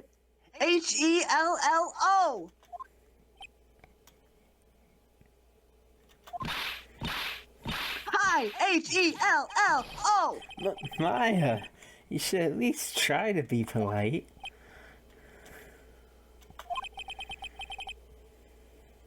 I am watching the clouds. It's That's all she had to say, apparently. Try talking to her. Excuse me, Mr. Hammer came here on the day of the murder, and...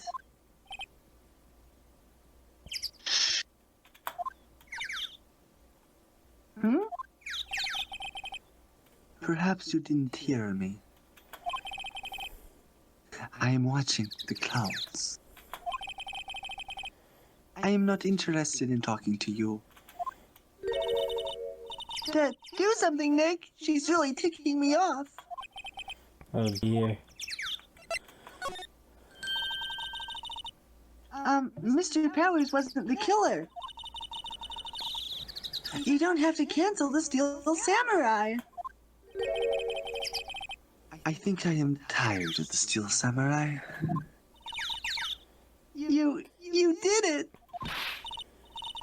Nick, she did it! She's the killer! My fey blood speaks to me! I know it! I know it! Oh dear. I was wondering if you could tell me about Mr. Manella. If you must talk about that man, perhaps you could talk about it in the trailer? By yourselves? Oh dear. So, what to do? Well, let's throw away that craftiness we had in the beginning of this case. It's time to go back to the tactic of confronting our prime suspect with incriminating evidence. Even worse this time, we're going to follow her to a more secluded area after showing her. The woman whom we were literally just told has ties to the mafia, the incriminating evidence. One day Phoenix is gonna fucking die, and with the enemies we're making, his body will never be found, and people will always wonder what happened to him. Well, I guess let's do this. We're gonna confront her with her blackmailing. I guess we just go in for it then, huh? Yep. Oh, I thought we'd go into the trailer to talk. Okay. No, I mean, like, go all in and just show her the photo. She's not even looking.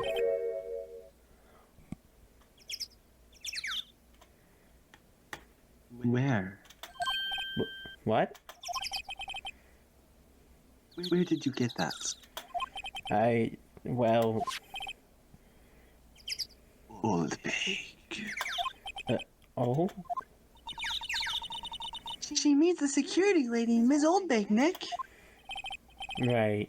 Anyway, Ms. Vasquez, you hid this incident from the press, didn't you? And you used it to control Mr. Hammer. The wind. Huh? It's gotten stronger, don't you think? The wind.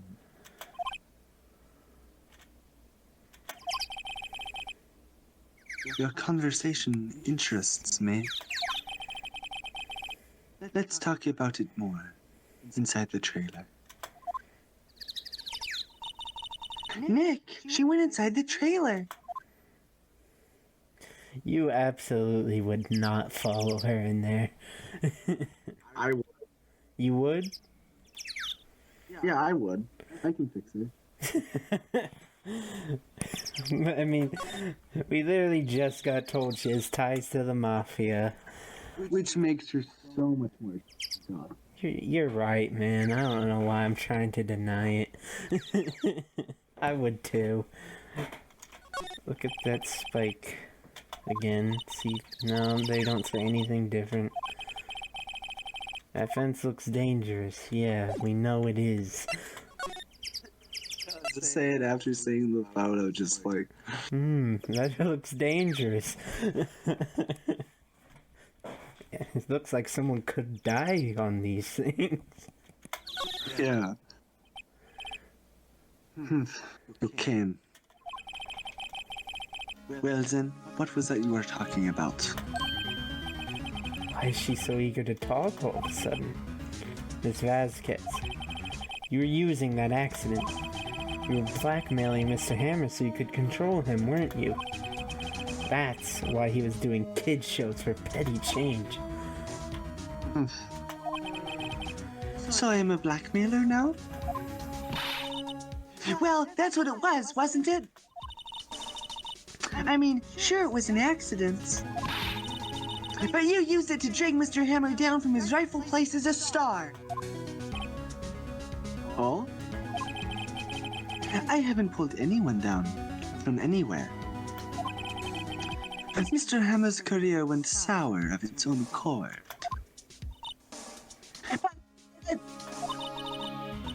You were the cause. You pressured him. And to think it was just an accident. Excuse me. What is this all about? You keep saying accident, accident. How are you so sure? What do you mean? Must I spell everything out for you? Think. What would it be if it wasn't an accident? No. No way. You mean Mr. Hammer did it on purpose? That is what I mean. Where's your proof? Can you prove it? Just think. Would he have let me run his life for 5 years? Over a mere accident? And I ran him hard, believe you me. God, I wish you'd run me hard. She actually makes a good point. Why did Hammer let her use him like this? It destroyed him, but it was just an accident. Surely at some point it wouldn't be worth it. Could there actually be more to it? But the security lady said it was an accident. Oh, well, she was a big fan of Hammer's, you see. She jumped on the reporter who brought that photo into the studio. She wrenched it out of his hands, she did. Gave him a few bruises, too. So that's why she had the photo. He's an old fool. Of course, all the reporter would need is the negatives. He could have made a copy. But he didn't. The only copy of that photo is the one you hold. Give it to me. Now. But what? This is valuable evidence! Boys. How'd you guys come from? I love them so much. Like, just look at them. I know. But like, were they just like hiding under the desk or something?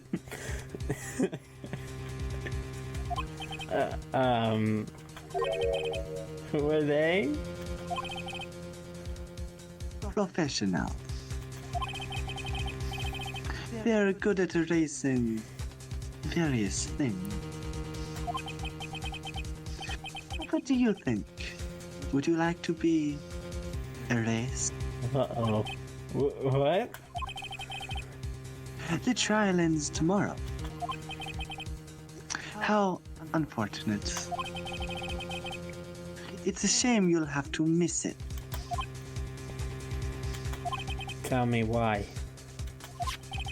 Why do you want this photograph so badly?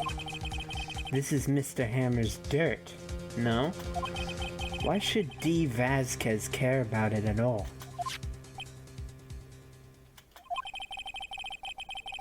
I'm sure you'll have plenty of time to think about that, where you're going. So long, friend. Boys, erase away.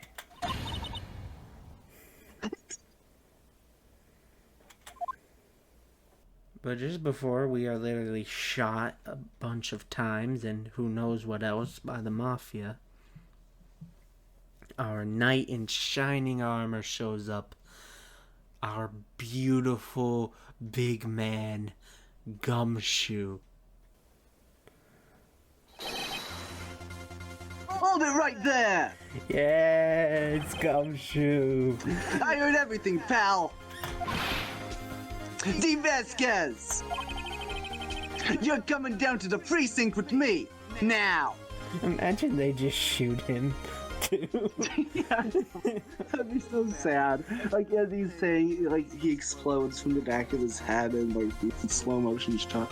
Yeah, like, he is only... His body gets jerked around, like Boromir style, you know, with Yeah. the arrows. He is, like, only one guy.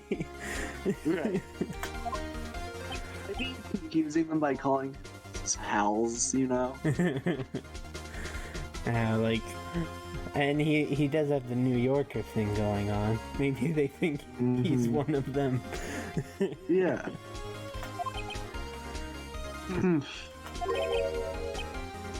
Not bad. Very well. It appears this contest will be decided tomorrow then. In court. I love how they just don't move. They're so cool. They're such professionals. One guy's just like, You know who they remind me of? who? They remind me of the security guy down at, like, where you talk to people in prison. Yeah. Yeah. In the game, that security guy, dude, that level of professional. Yeah. The one guy's still got his, like, head tilted to the side. Yeah, can you imagine the stress that's putting on? Yeah. I mean, But no, that's his pose and he's sticking to it. props to him, man. I mean, look at the guy. He's, like, still reaching for his gun. I mean, He's just feeling his... he's just feeling his like breast or something.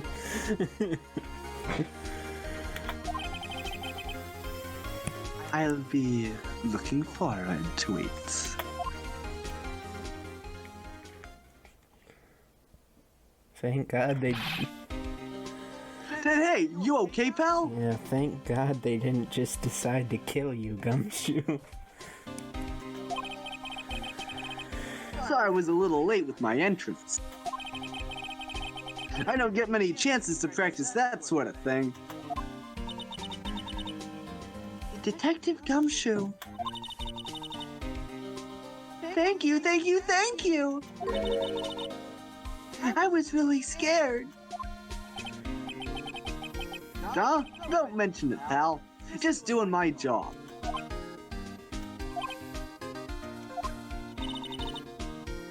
Detective Gumshoe?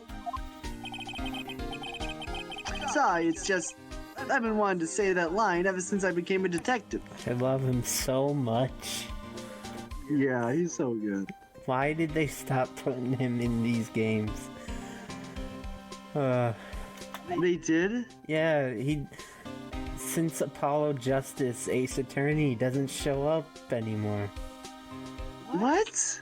Yeah, But he's integral to the series. yeah. Except he does show up in both Investigations games.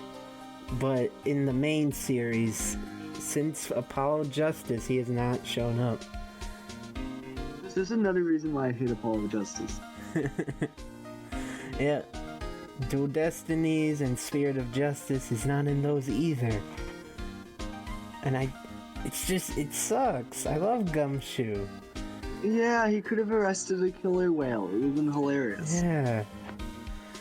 It's just not the same. No one can replace him. In fact, if anyone deserves their own mainline game, or like a side game, or whatever, Yeah. it's Gumshoe. Dick Gumshoe Investigations. Exactly. I'd pay good money for that. I think When you keep getting things comedically wrong so other people correct you, Yeah. and then you lose your case. Yeah. It'd be great. How could they just forget about Gumshoe? Swear. There've been some, like, bad omissions in the later games, but Gumshoe's probably the worst.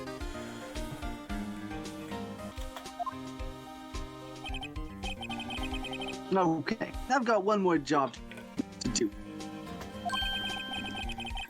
I'm sure we'll run into each other again soon. Yeah. Well, Nick, it looks like we're getting close to the bottom of this. And who's at the bottom? D. Vasquez. And that's it. With that, the investigation ends. Finally, a good investigation segment for this case. Not just good, actually, a great one. Very consistent throughout, has a very memorable character moment, and ends with a bang. And on top of that, didn't feel too long or confusing this time. What more could I really ask for?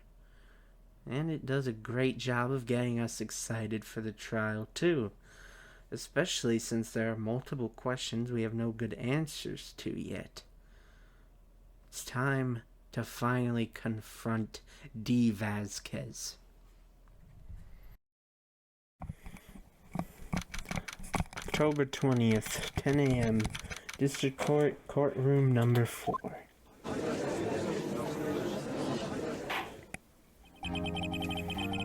The court is now in session for the trial of Mr. Will Powers. The prosecution is ready, Your Honor. The defense is ready, Your Honor. Today will be the final day of this trial. I hope both the prosecution and the defense will be able to present decisive evidence. Very well, Mr. Edgeworth. Your opening statement. In yesterday's session, the defense presented us with a new theory for this case. He claims that the scene of the crime was, in fact, Studio 2. Today, I will call on people present in the Studio 2 trailer that day. From their testimonies, the truth will become clear. Very well. Edgeworth seems a bit on edge today.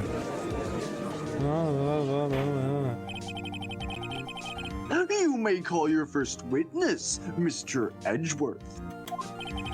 The prosecution calls Miss D. Vasquez to the stand. Miss D. Vasquez is a producer who was present in the Studio 2 trailer that day.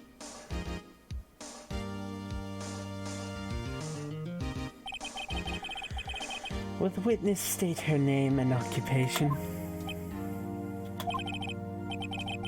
D. Vasquez. I am a producer for Global Studios.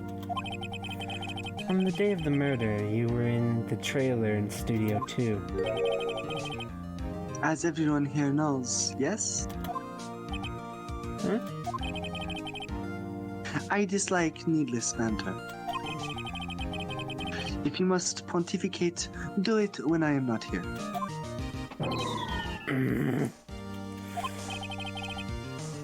Very well, Ms. Vasquez.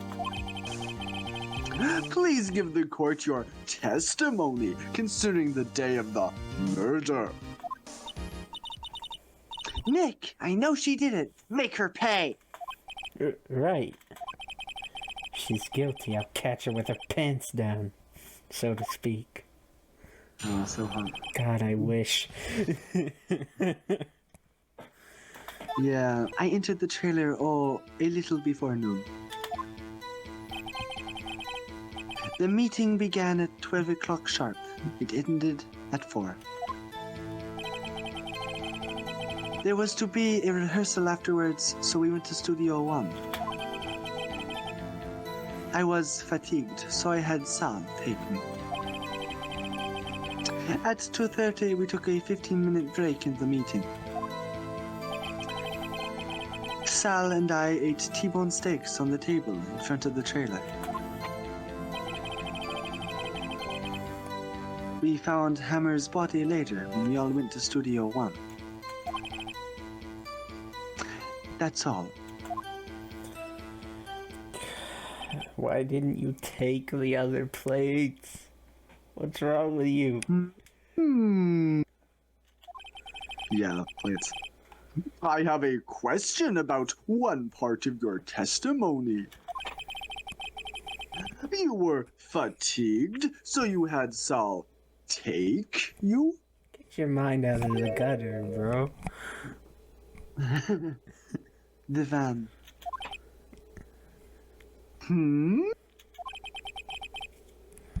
There is a van at Studio 2. I had him take me in that. I thought it might be risky to walk, what with that monkey's head toppling over.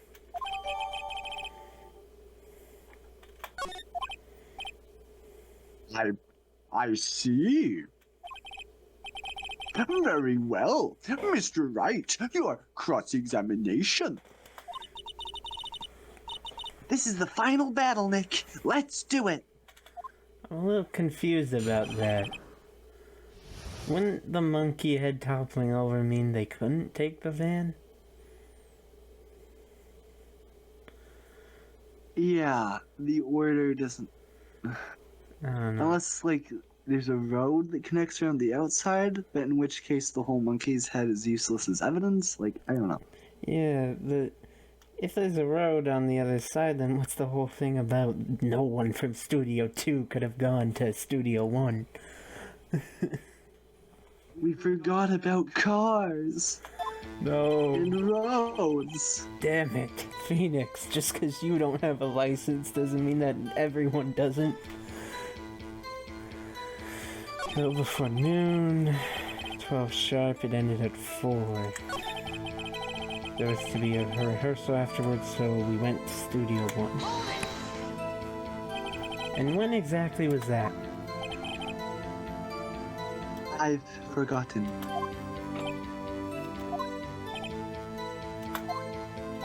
Maybe you could try remembering? No. The meeting ended at 4 o'clock, and the rehearsal was scheduled for 5. I would think it was between those times. You would think? Come on, all you did was state the obvious, Edgeworth. We took a 15-minute break. And what were you doing during that time?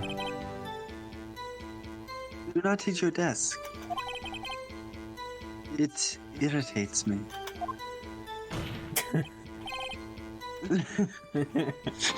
Yeah, Mr. Wright. Oops.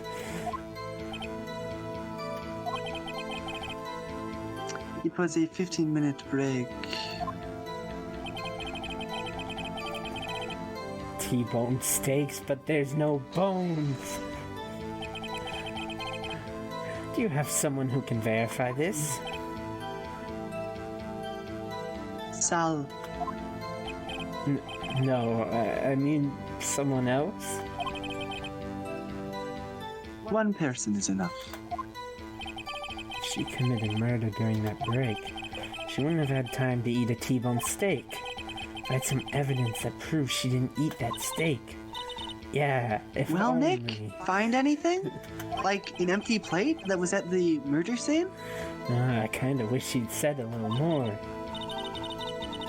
It's hard. I think she's pretty used to being the boss.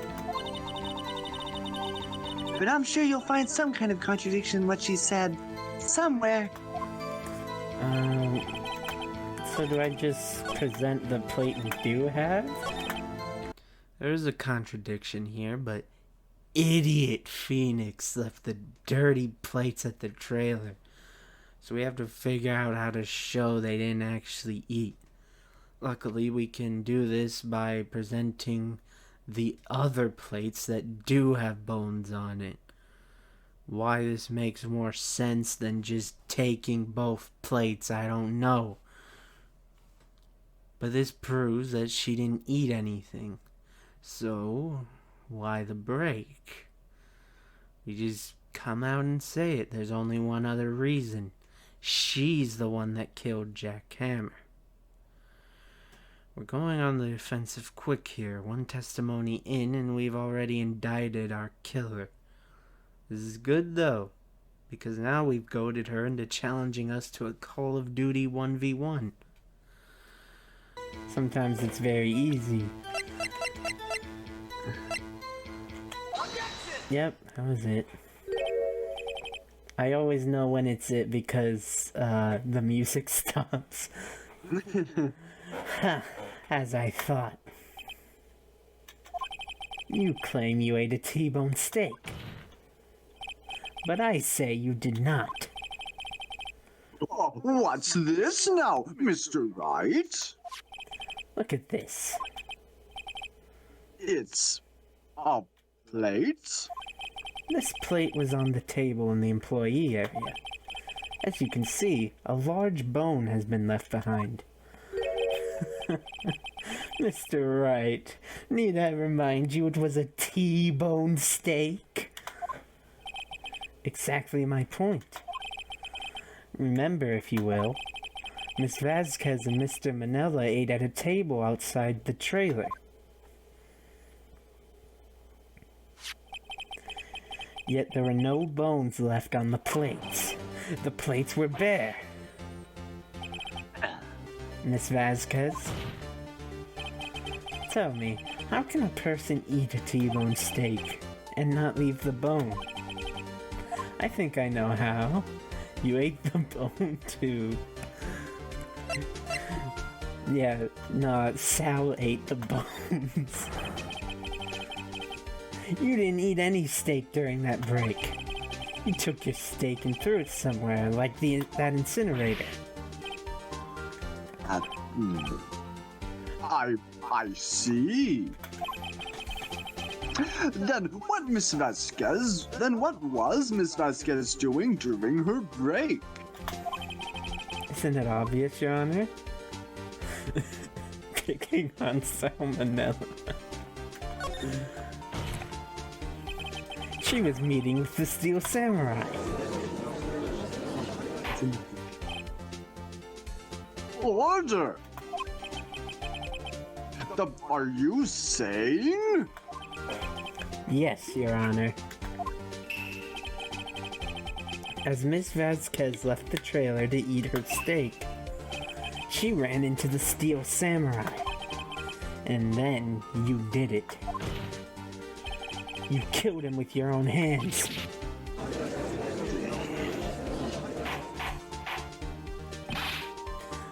But Mr. Wright, isn't that a little presumptuous? What kind of a stunt are you trying to pull, Wright? Let him claim what he wants. You say I did it? Yes. Fascinating. And here I was worrying that today would be as boring as all the rest. Very well. Let us have a battle of wits. You and I. Any day, Vasquez. Good luck, Nick. Let's see. What was that murder weapon again? Oh yes, the samurai spear. Yes? I am, as you can see, a woman of petite stature.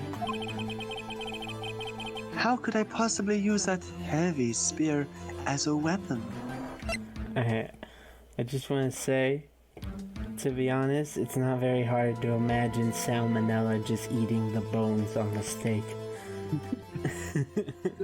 My excuse too. I feel like I'm even a little bought up. Vasquez will take her defense into her own hands. Any lawyer will tell you this hubris will be her undoing. She brings up that she couldn't use the spear. This is true, actually. It's very heavy. However, as you might have been able to know, she couldn't have used it because nobody could have used it. The spear is not the murder weapon. It's actually been bothering me the whole case. If you remember, by all accounts, the spear was broken before the murder and repaired with duct tape. As great as duct tape is, I don't think it's a good way to repair a weapon like a spear for actual physical use. You couldn't, could you? I think you would have had a great deal of difficulty using that as a weapon. Pretty much anyone would.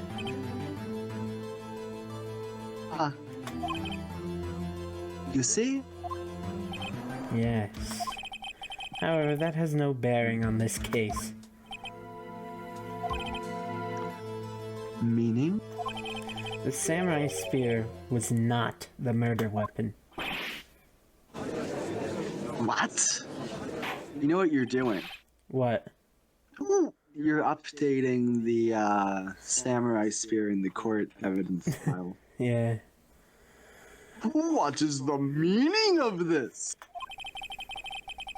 The spear was found lying next to the victim's body. We're updating the autopsy report. That's what we're doing. I have proof, Your Honor. I can prove that the samurai spear was not used as a murder weapon. The photo. No. I haven't Mr. Wright. I haven't said anything yet. I know you well enough by now to know when you're going to present the wrong evidence. Shit.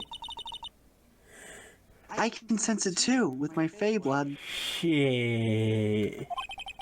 Okay, so I picked the wrong evidence. Enough with all the sensing. Right, okay, here's the real evidence, Your Honor. It's the spear itself then, right?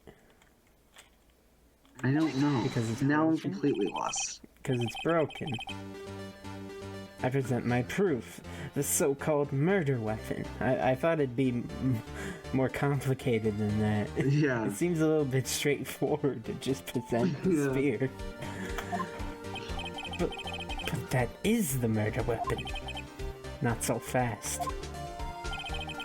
Remember that this spear broke during the morning action scene run-through? But someone fixed the spear. It was the security lady. She fixed it with duct tape. Now tell me, how is it possible for someone to stab a man who is wearing a thick costume with this through the chest? Oh, order! Order! Mr. Wright, what are you driving at? Think about what you're... Silence. I am the one testifying here, and I will be heard. Are you quite sane?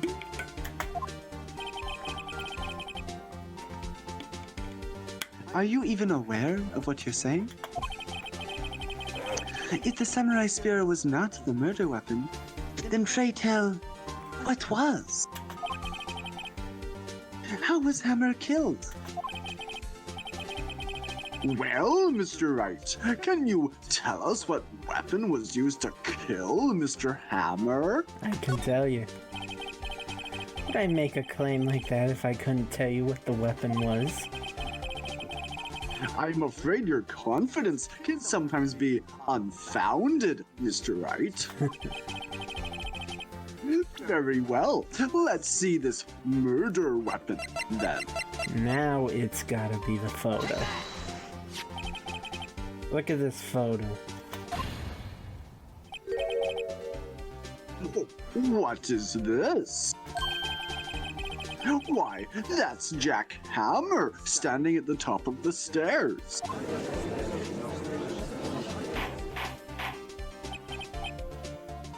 Order! Order! If I cannot have order, this trial will be suspended. You mean like it should be? Mr. Wright! What is this all about? This photograph is from 5 years ago. There was an unfortunate accident at Global Studios. This is a photo of that very accident. Not a word of this was leaked to the outside. It was a close-kept secret at the studios. What does this have to do with the current case? Mr. Edgeworth, you still can't see it? See the fallen man in this photo? See how the fence post pierced him through the chest? What? Are you saying? Yes. What happened 5 years ago?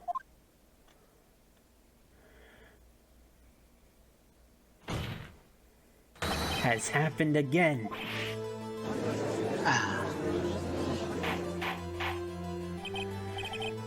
Mr. Wright, continue.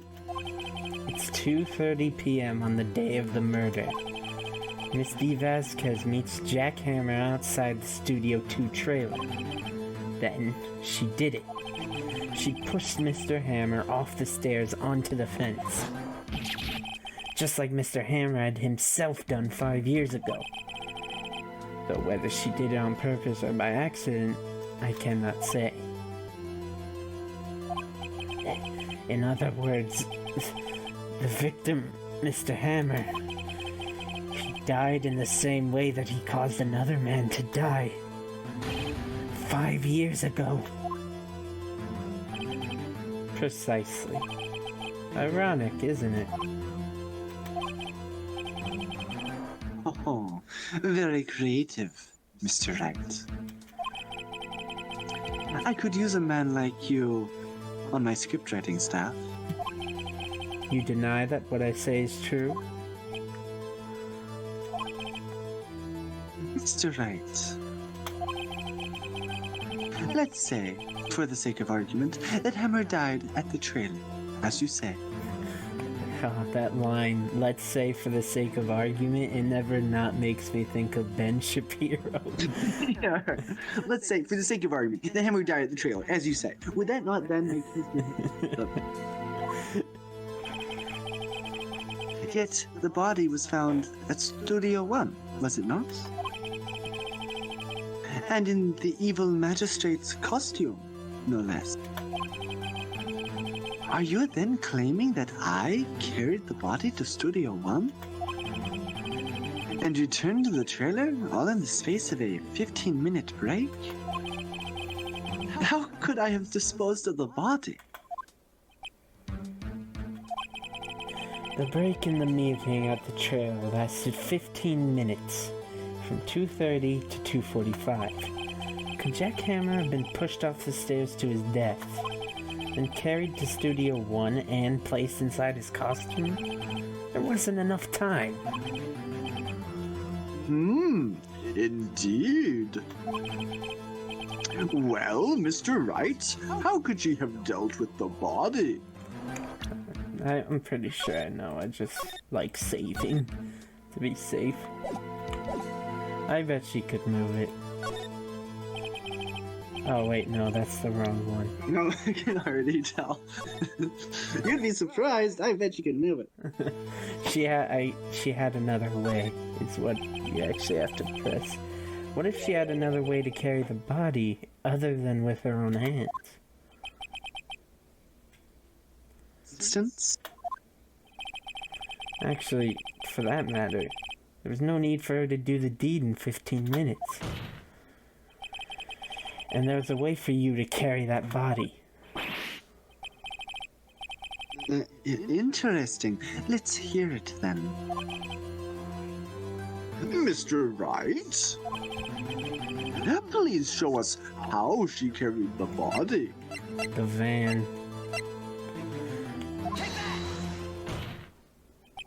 Miss Vasquez, you carried the body to Studio 1, and you used the studio van to do it.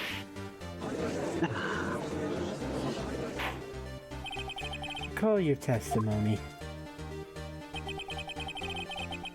There was to be a rehearsal afterwards, so we went to Studio One. I was fatigued, so I had Sal take me. There was a van there, right? I had Sal drive me. You used the van to carry the body to Studio One. Then, before everyone else got there, you put the body into the magistrate costume. Hold on, Wright. Don't forget, it was Sal Manella that drove the van. Are you suggesting that Mr. Manella was a conspirator? Of course he was. Of course, Miss Sal Manella has to have been a conspirator.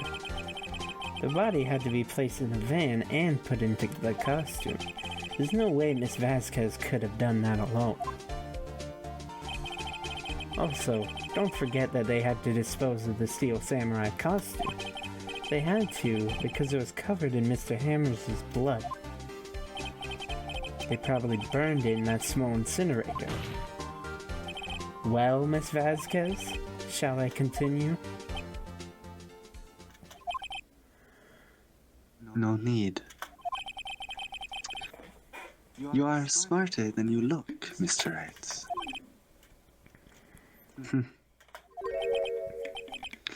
I lose. You win. It was fun. I win?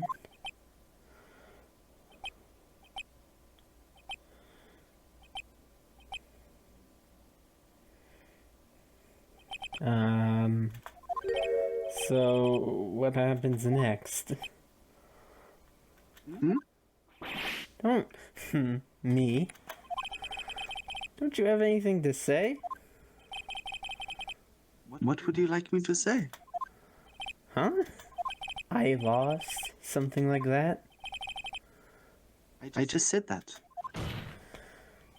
Wait, so you mean D. Vasquez? So it was you? You killed Jack Hammer.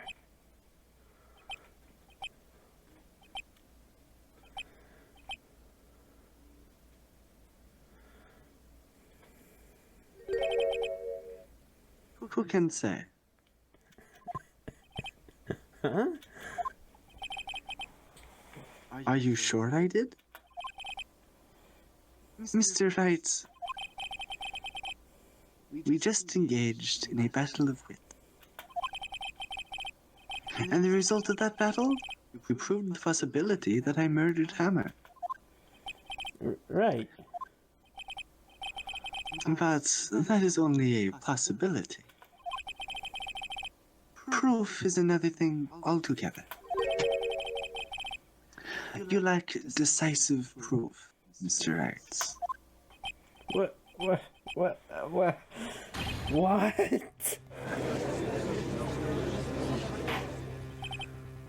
Order! Mr. Edgeworth, your thought?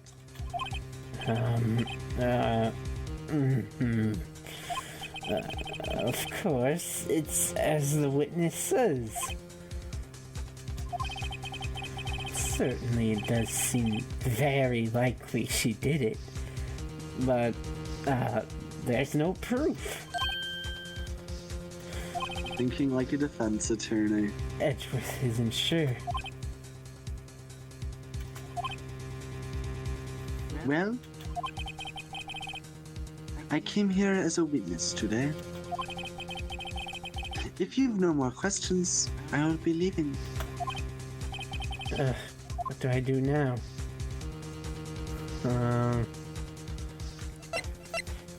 Well, I don't think it really matters what we choose here.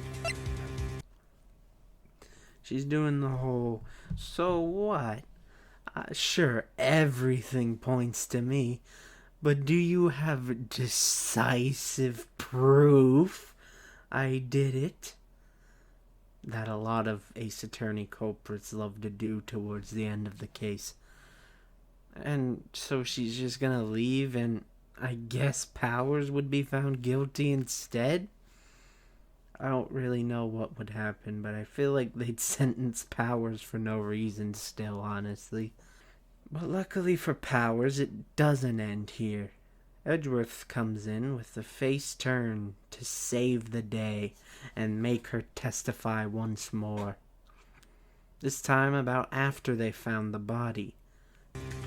Testify again. I'd like you to testify again. Testify again? Know when to give up, Mr. Wright. Think about it. Even if I were to testify again, what is the point? I can only say what I said before. The truth, Mr. Wright. I've already said all there is to say. What would happen if I said it again? You'd ask the same questions and get the same answers. A waste of time. Damn. Come so far, only to fail.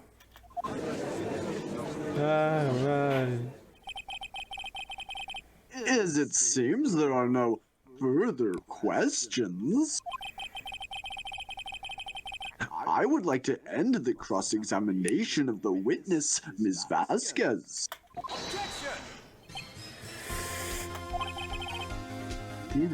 Yes, Mr. Edgeworth? I was hoping to come up with a question while I was objecting, Your Honor. I didn't. I see. Very well.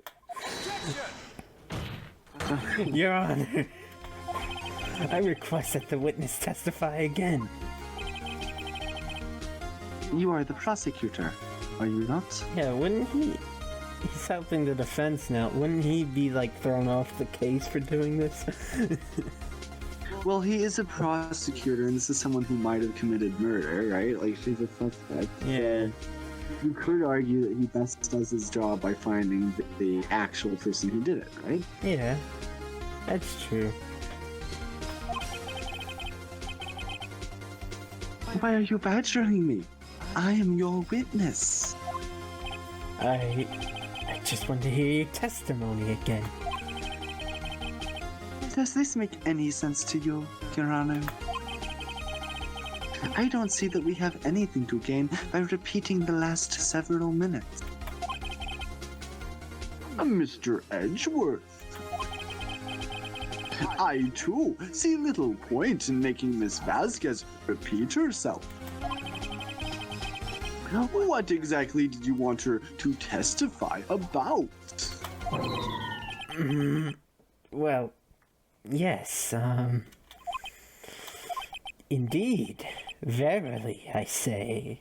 Ergo, I want to hear about what happened after they found the body. After they found the body? Very well.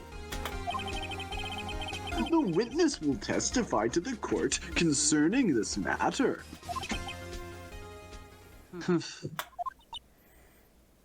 Nick! Why did Edgeworth? Who knows? He probably realized she did it too. But...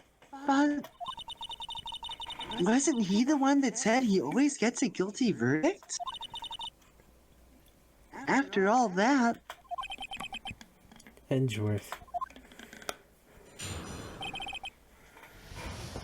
I love that moment. Mm-hmm. With Sal and Oldback, the security lady, when we found the body. The assistant was there too, only Powers was absent. I immediately called the police, then Powers also showed up. The security lady, Oldbag, was quite agitated, pointing at Powers, saying he did it. I asked to be left out of the proceedings. I went back to the trailer to get my script and direction notes. Then, I went home. I already remember what the contradiction is.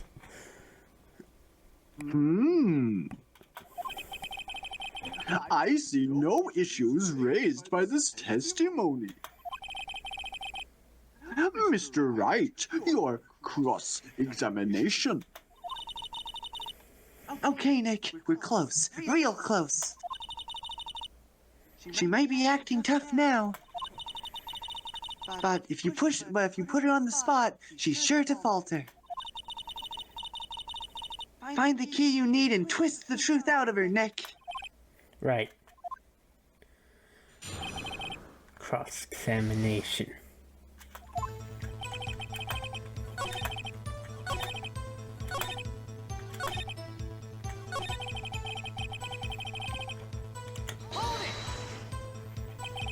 Script in your direction notes. Yes, they're quite valuable. It wouldn't do to have them stolen. No, I guess not. Wait a second. I thought you came to Studio One for a rehearsal. Why didn't you bring your script and notes? Well, I was under the impression that we wouldn't be able to rehearse anything. Why? There was a murder, after all. Who could think of rehearsing after that? Oh, yeah, I guess. Very well. Miss Vasquez, please continue. Dang, Edward, you're the only one who can actually... Yeah, no one else thought that was very incriminating. Your Honor, I have an objection to the witness's last statement. Huh? Think. Miss Vasquez said she didn't bring the script because there wouldn't be a rehearsal. Don't you see what that means? She would have had to know about the murder before going to Studio One. Yeah, you really fucking gave yourself away there. I know, like, throughout this whole testimony, I'm kind of disappointed in Miss Vasquez. Yeah, like, really? That was terrible. I thought you were supposed to be smart, Miss Vasquez. I don't like this moment. I felt like Vasquez was built up as a smart but overconfident woman. But this here just makes her seem a bit dumb. She literally just incriminates herself very plainly. I don't know what else they could have done, but I feel like there was a better way to incriminate her than her just mistakenly admitting she knew about the murder before the body was discovered. For some reason, she's just allowed to back out of this and completely change her story, though. To be fair, I suppose constantly changing stories is all ways attorney witnesses really do, but it seems a bit much. I mean, I was literally fully incriminating. But she changes to say, instead of knowing a murder happened, she knew Hammer had injured himself earlier. Quite a misunderstanding indeed. It's also a contradiction. Of course, Hammer was not actually the injured one. It was Powers. Although, to be fair, everyone else was as dumb as her. Yeah. Order! Order! I guess logic really is his superpower. No one else has it. Yeah. Mr. Edgeworth!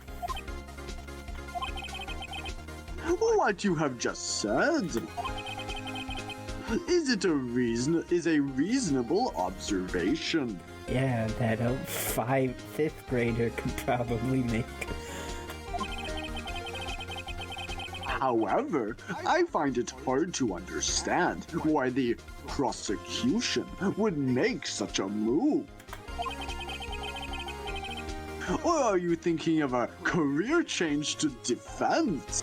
I just wanted to see what it was like to be my father for a day, Your Honor. I appreciate the concern, Your Honor. I will stand by my statement, however, regardless of how the court sees my role here. Now, Miss Vasquez, do you have an explanation? I can't believe Edgeworth is helping me.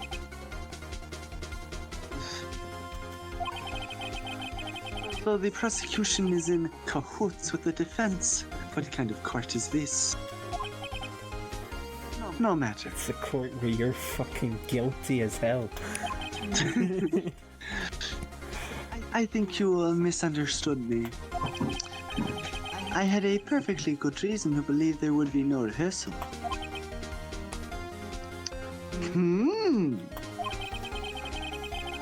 Very well. The witness will change her testimony to reflect this reason. I knew that Hammer was injured and couldn't do any action scenes, so I left them behind. How did you know about the injury?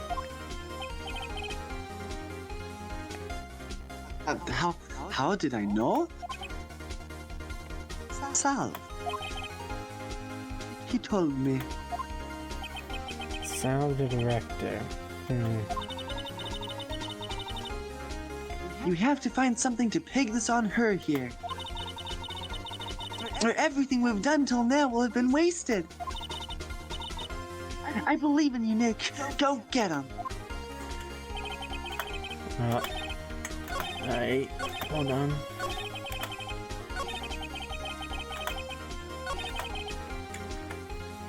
Hammer wasn't supposed to be injured. You knew that Hammer was injured? Don't you think that's a little funny? I mean, it was the Steel Samurai who was injured. It was Will Powers. What?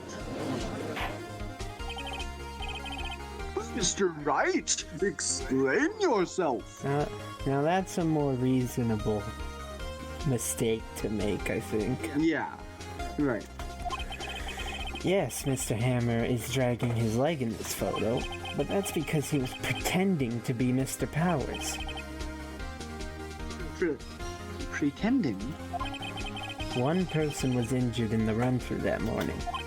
That person was Mr. Powers, not Mr. Hammer.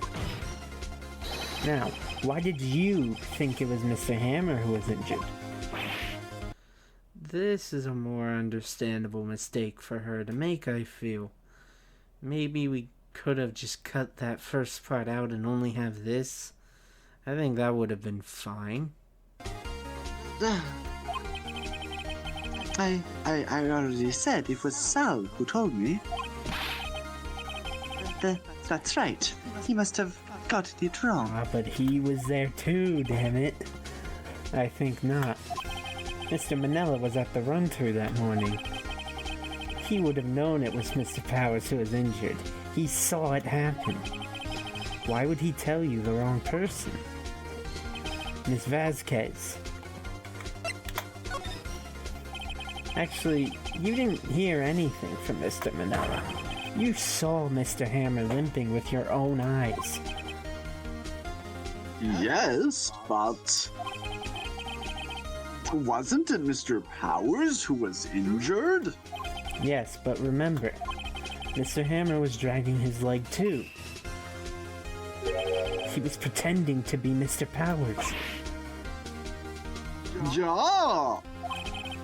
And when was he doing this? Well, it would have to have been after he put on the Steel Samurai costume and went to Studio 2, where he was murdered. Exactly. Miss Vasquez, you met him, didn't you? You saw the Steel Samurai limping. And Mr. Hammer was in that steel samurai suit.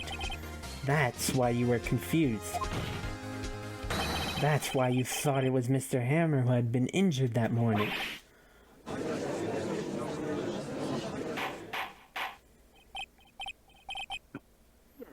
Murder! I will have murder! Witness. Can you refute this claim?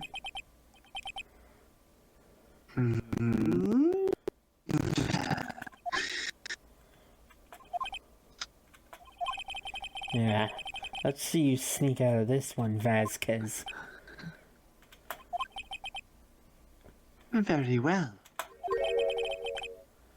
I have a question for you. Why are the real killers always so persistent? Why in the world would I want Mr. Hammer dead? Yes, he had fallen on hard times, but he was a star. I had nothing to gain from his death. Nothing.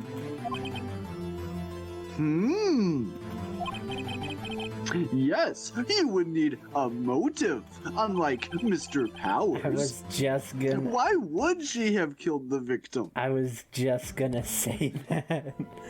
Like, again, you could just be like, well, Mr. Powers doesn't have a motive either.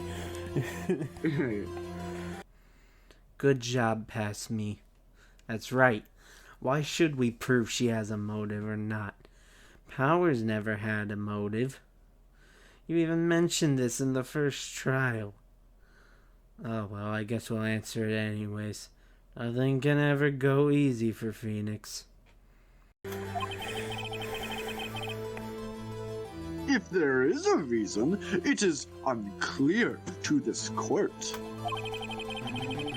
Does the defense have anything to say on the matter? In other words, can you prove she had a motive? Of course I can't prove it. Nick, no! Saying you can't prove it now would be admitting defeat. She'll get away! But what proof could I possibly have? I don't care if it's impossible. You still have to fight on this one. Okay. I have proof, and I'll show it to you. Alright. The photo again. Because it was self-defense. And he was killing her because of the photo. Right. This is my proof.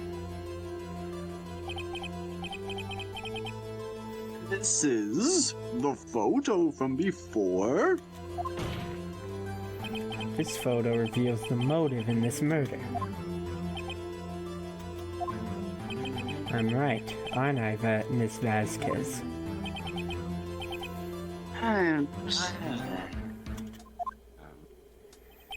5 years ago, Mr. Hammer was at the height of his fame. With D. Vasquez's help, a terrible accident was swept under the carpet. Ladies and gentlemen, the case currently up for trial, it began on that day 5 years ago. Ironically enough, that accident precipitated Mr. Hammer's fall. His fall from stardom. His guilt weighed him down, no doubt. However, you, D. Vasquez, used Mr. Hammer. You made him work for you for petty change. Bringing us to the present day, and Mr. Hammer's last role as the evil magistrate. Yes, undoubtedly, was a constant source of shame for the ex-star. One moment, Mr. Wright. We are talking about motives here, yet you have only talked about Mr. Hammer. It almost seems as if it was Mr. Hammer who had killed D. Vasquez, not the other way around. The judge is right. It seems as if it's Hammer who had the motive to kill, not Vasquez. Because that's how it is. Vasquez killed Hammer in self-defense. After a mild but fitting breakdown, Vasquez admits to what she's done. What motive would Miss Vasquez have? Yes, that's right. According to what you say, I would have had no reason to kill Hammer. He was a good source of income for me. And I never get rid of useful men. It's a policy of mine. Mr. Wright, please explain Miss Vasquez's motive for the murder. Alright, do I say now that she had no motive? 'Cause I don't think there's any more evidence. She had no motive, Your Honor. What's that now? It was Mr. Hammer who was out for blood. All Miss Vasquez did was push him off the stairs in self-defense. What's that now? It's simple. Mr. Hammer was intending to kill Miss Vasquez. What? What?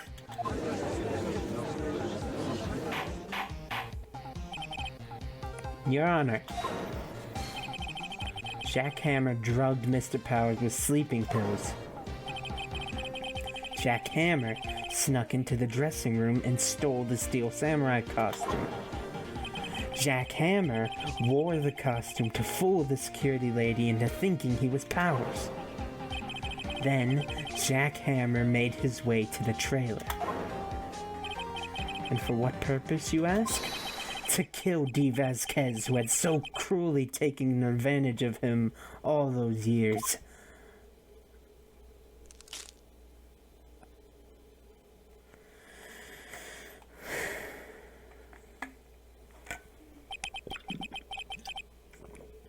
So, you did do it, didn't you?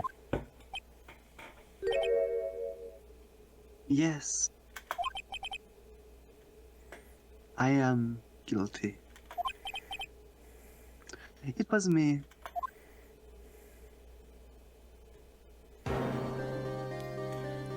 Someone call an ambulance. There's blood everywhere. We're too late. Ah, Miss Vasquez. What? What happened here? Manuel fell from the trailer stairs. Manuel. Manuel! Manuel! Miss Vasquez, please try to remain calm. No! No! How could this? It was an accident. Mr. Hammer was doing an action scene and...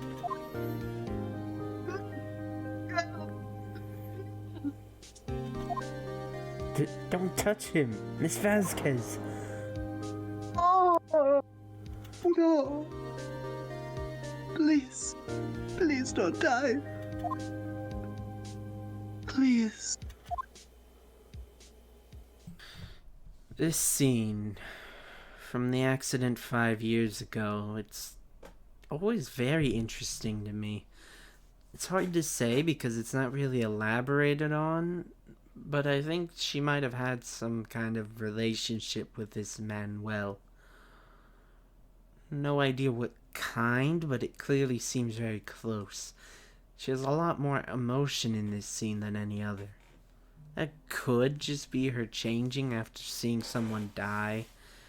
And she could have been a lot more shocked back in the day. But I don't know. I feel like this way better explain things, though. We still don't really know why Vasquez had Hammer doing minor roles on a kids' TV show. But if he killed someone close to her, the seemingly clear efforts to lower his stock as an actor make a lot more sense then.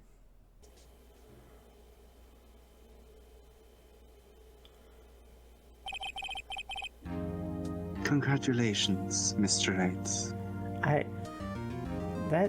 That part always, like, sticks out like a sore thumb to me. Like, it feels like she had some kind of relationship with Manuel. You know? It wouldn't surprise me. And, like, maybe that's why she decided to ruin his career? Yeah, Because that makes sense. it doesn't really make sense why she would let him start falling in popularity if she could use him so well.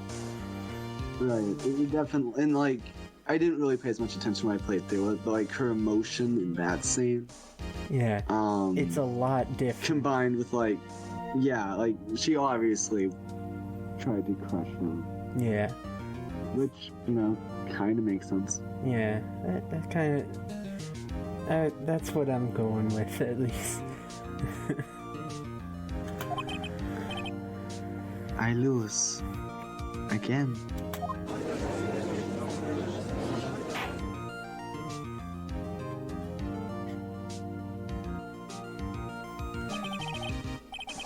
Mr. Edgeworth, where's D. Vasquez? In the waiting lobby, Your Honor, as calm and collected as ever. I see. Mr. Wright, Yes, Your Honor? it appears you have brought about yet another miracle. I thank you, Your Honor. I think not, Your Honor. Will Powers was innocent. That he should be found so is only natural, not a miracle. Yes, you're right. Very well. This court finds the defendant, Mr. Will Powers, Not guilty. Yay! Yay!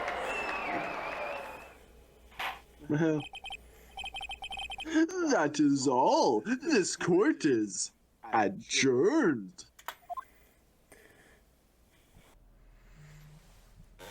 And with that confession, the not-so-jolly orange giant is set free. In the lobby, he wishes to know why Hammer wanted to frame him. We don't know for sure, but we think he was jealous of Powers for being the Steel Samurai. That is a fun case, though. There's some things about it that are a little weird or iffy. But all in all, I think it's good. Yeah, it's a fun case, and I do like the Steel Samurai as a thing. Yeah. I kind of wish they would do more with that. Yeah. October 20th, 1:12 p.m. District Court. Defendant Lobby number 3.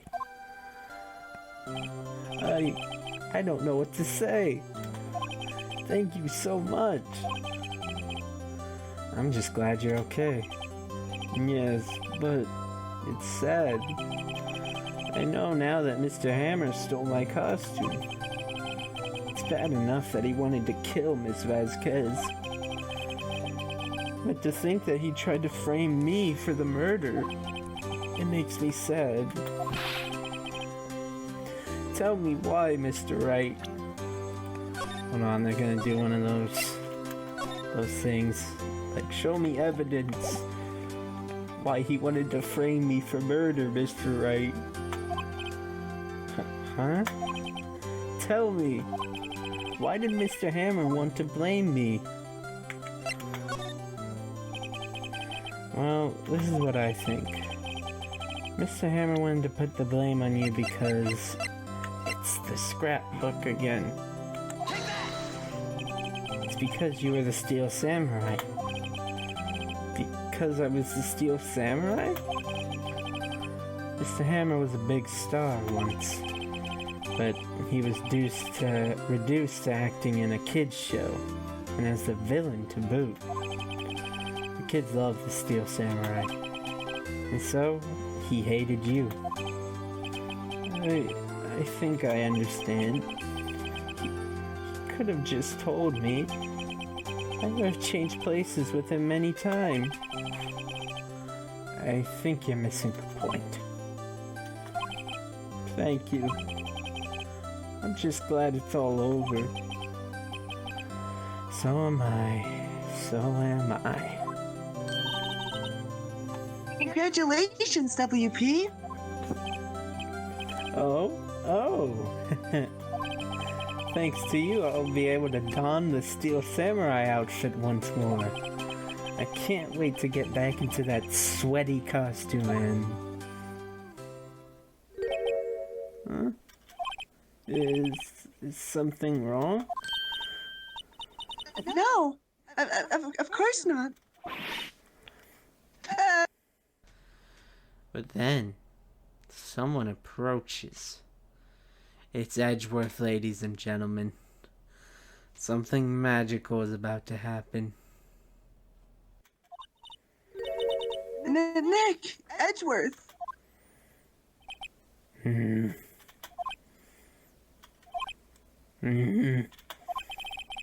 Say something, Wright. I'm not good at small talk. Huh? What? That was too bad, Edgeworth. You don't waste any time gloating, do you? No, I really want to thank you. Vasquez would have gotten away if you hadn't stepped in. Pleased to meet you. I'm Powers. Edgeworth. I'm a big fan of your work, Mr. Powers. Liar. He's not lying, actually, is the best part. What if Edgeworth only helped us to save his favorite children's show character? Right. I must say, I hadn't expected to meet you again after all these years. Meet again? However, in retrospect, it would have been better had we not met. Thanks to you, I am saddled with unnecessary feelings. You're in love. So in love, and so gay. Unnecessary feelings? Yes. Unease and uncertainty. Aren't those kind of necessary? They only serve to get in my way. You listen to me, Phoenix Wright. Don't ever show your face in front of me again. That's what I came here to tell you. You see what I'm telling y'all. They're gay. These bitches gay. Good for them. Good for them. Mr. Wright, was that guy your friend? What? Friends? As if they're lovers. They're lovers. I mean, rivals. Rivals. Right, Nick? Rivals, lovers, same thing, right? For now we are, I guess. But soon we'll be lovers. But soon I'll ask another on a date. I would so love that. Turn a visual novel dating sim. Yes. Why do I get the feeling I'm missing something? Yes, please. Ace Attorney. God, that would be dating amazing. sim. I would love that so much. Come on, Nick. Tell me. What's the deal with you and Edgeworth? We kiss. Alright? The shipper in Maya wants to ship you. We kiss, alright? Sometimes I go over to his place and we We do things. Things you shouldn't hear about. And Yeah, Maya is a minor. she is. And so the curtain closed on another trial. I caused quite a stir by revealing that accident from 5 years ago. It was the talk of the town. Oh, come on, no one cares. Thankfully, Global Studios rethought its programming change. They went back to making kids shows again.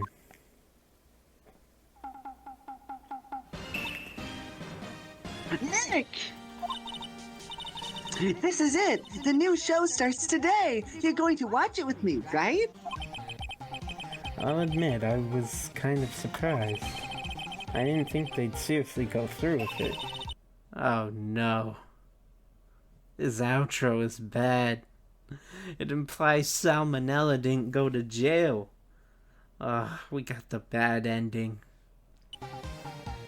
You have to buy trading cards too, okay? We have to trade with Cody and that assistant. His name I've forgotten. Yeah, not even gonna say her name. Oh, fine. I'll do it. Case isn't even closed yet, and we have already forgotten Penny Nichols. Isn't it great that WP gets to play the lead again? I wonder if they'll ever show his real face this time. I don't know. I don't think the world is ready for the real Will Powers. Regardless of sexual offenders being on the loose, though, that is the end of Turnabout Samurai. This was a good case, I'll say. Has quite a few issues, but it's fun at least.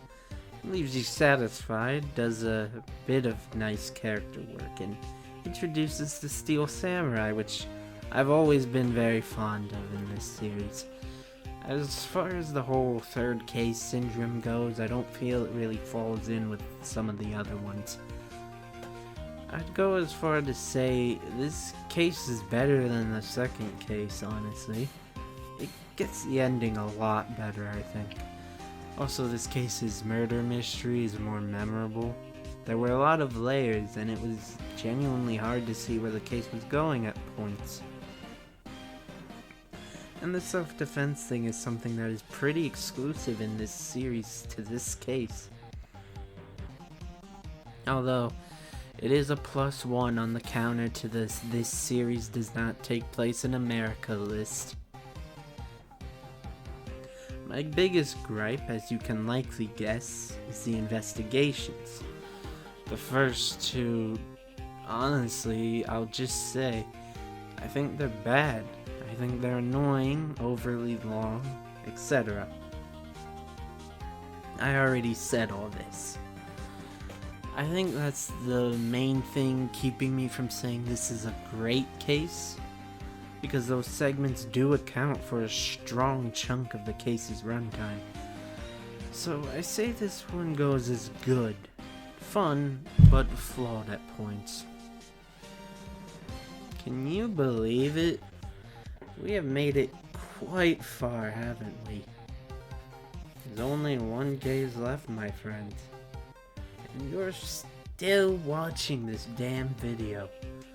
We've been here for hours, probably. Well, you know what they say. Why the fuck am I watching this? I mean, at this point, there's no turning around.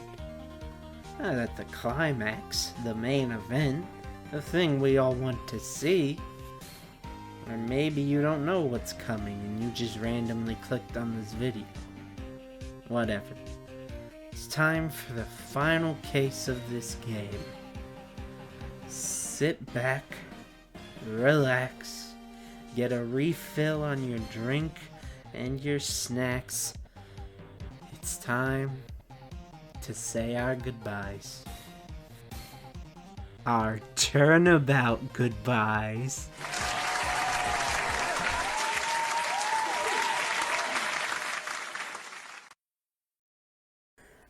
like that ending, though. It implies that Sal Manella didn't go to jail.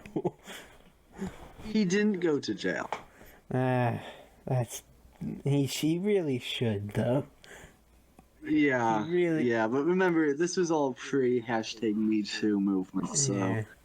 I mean, pretty much every kids' TV director was basically him at the time. So he's Dan Schneider.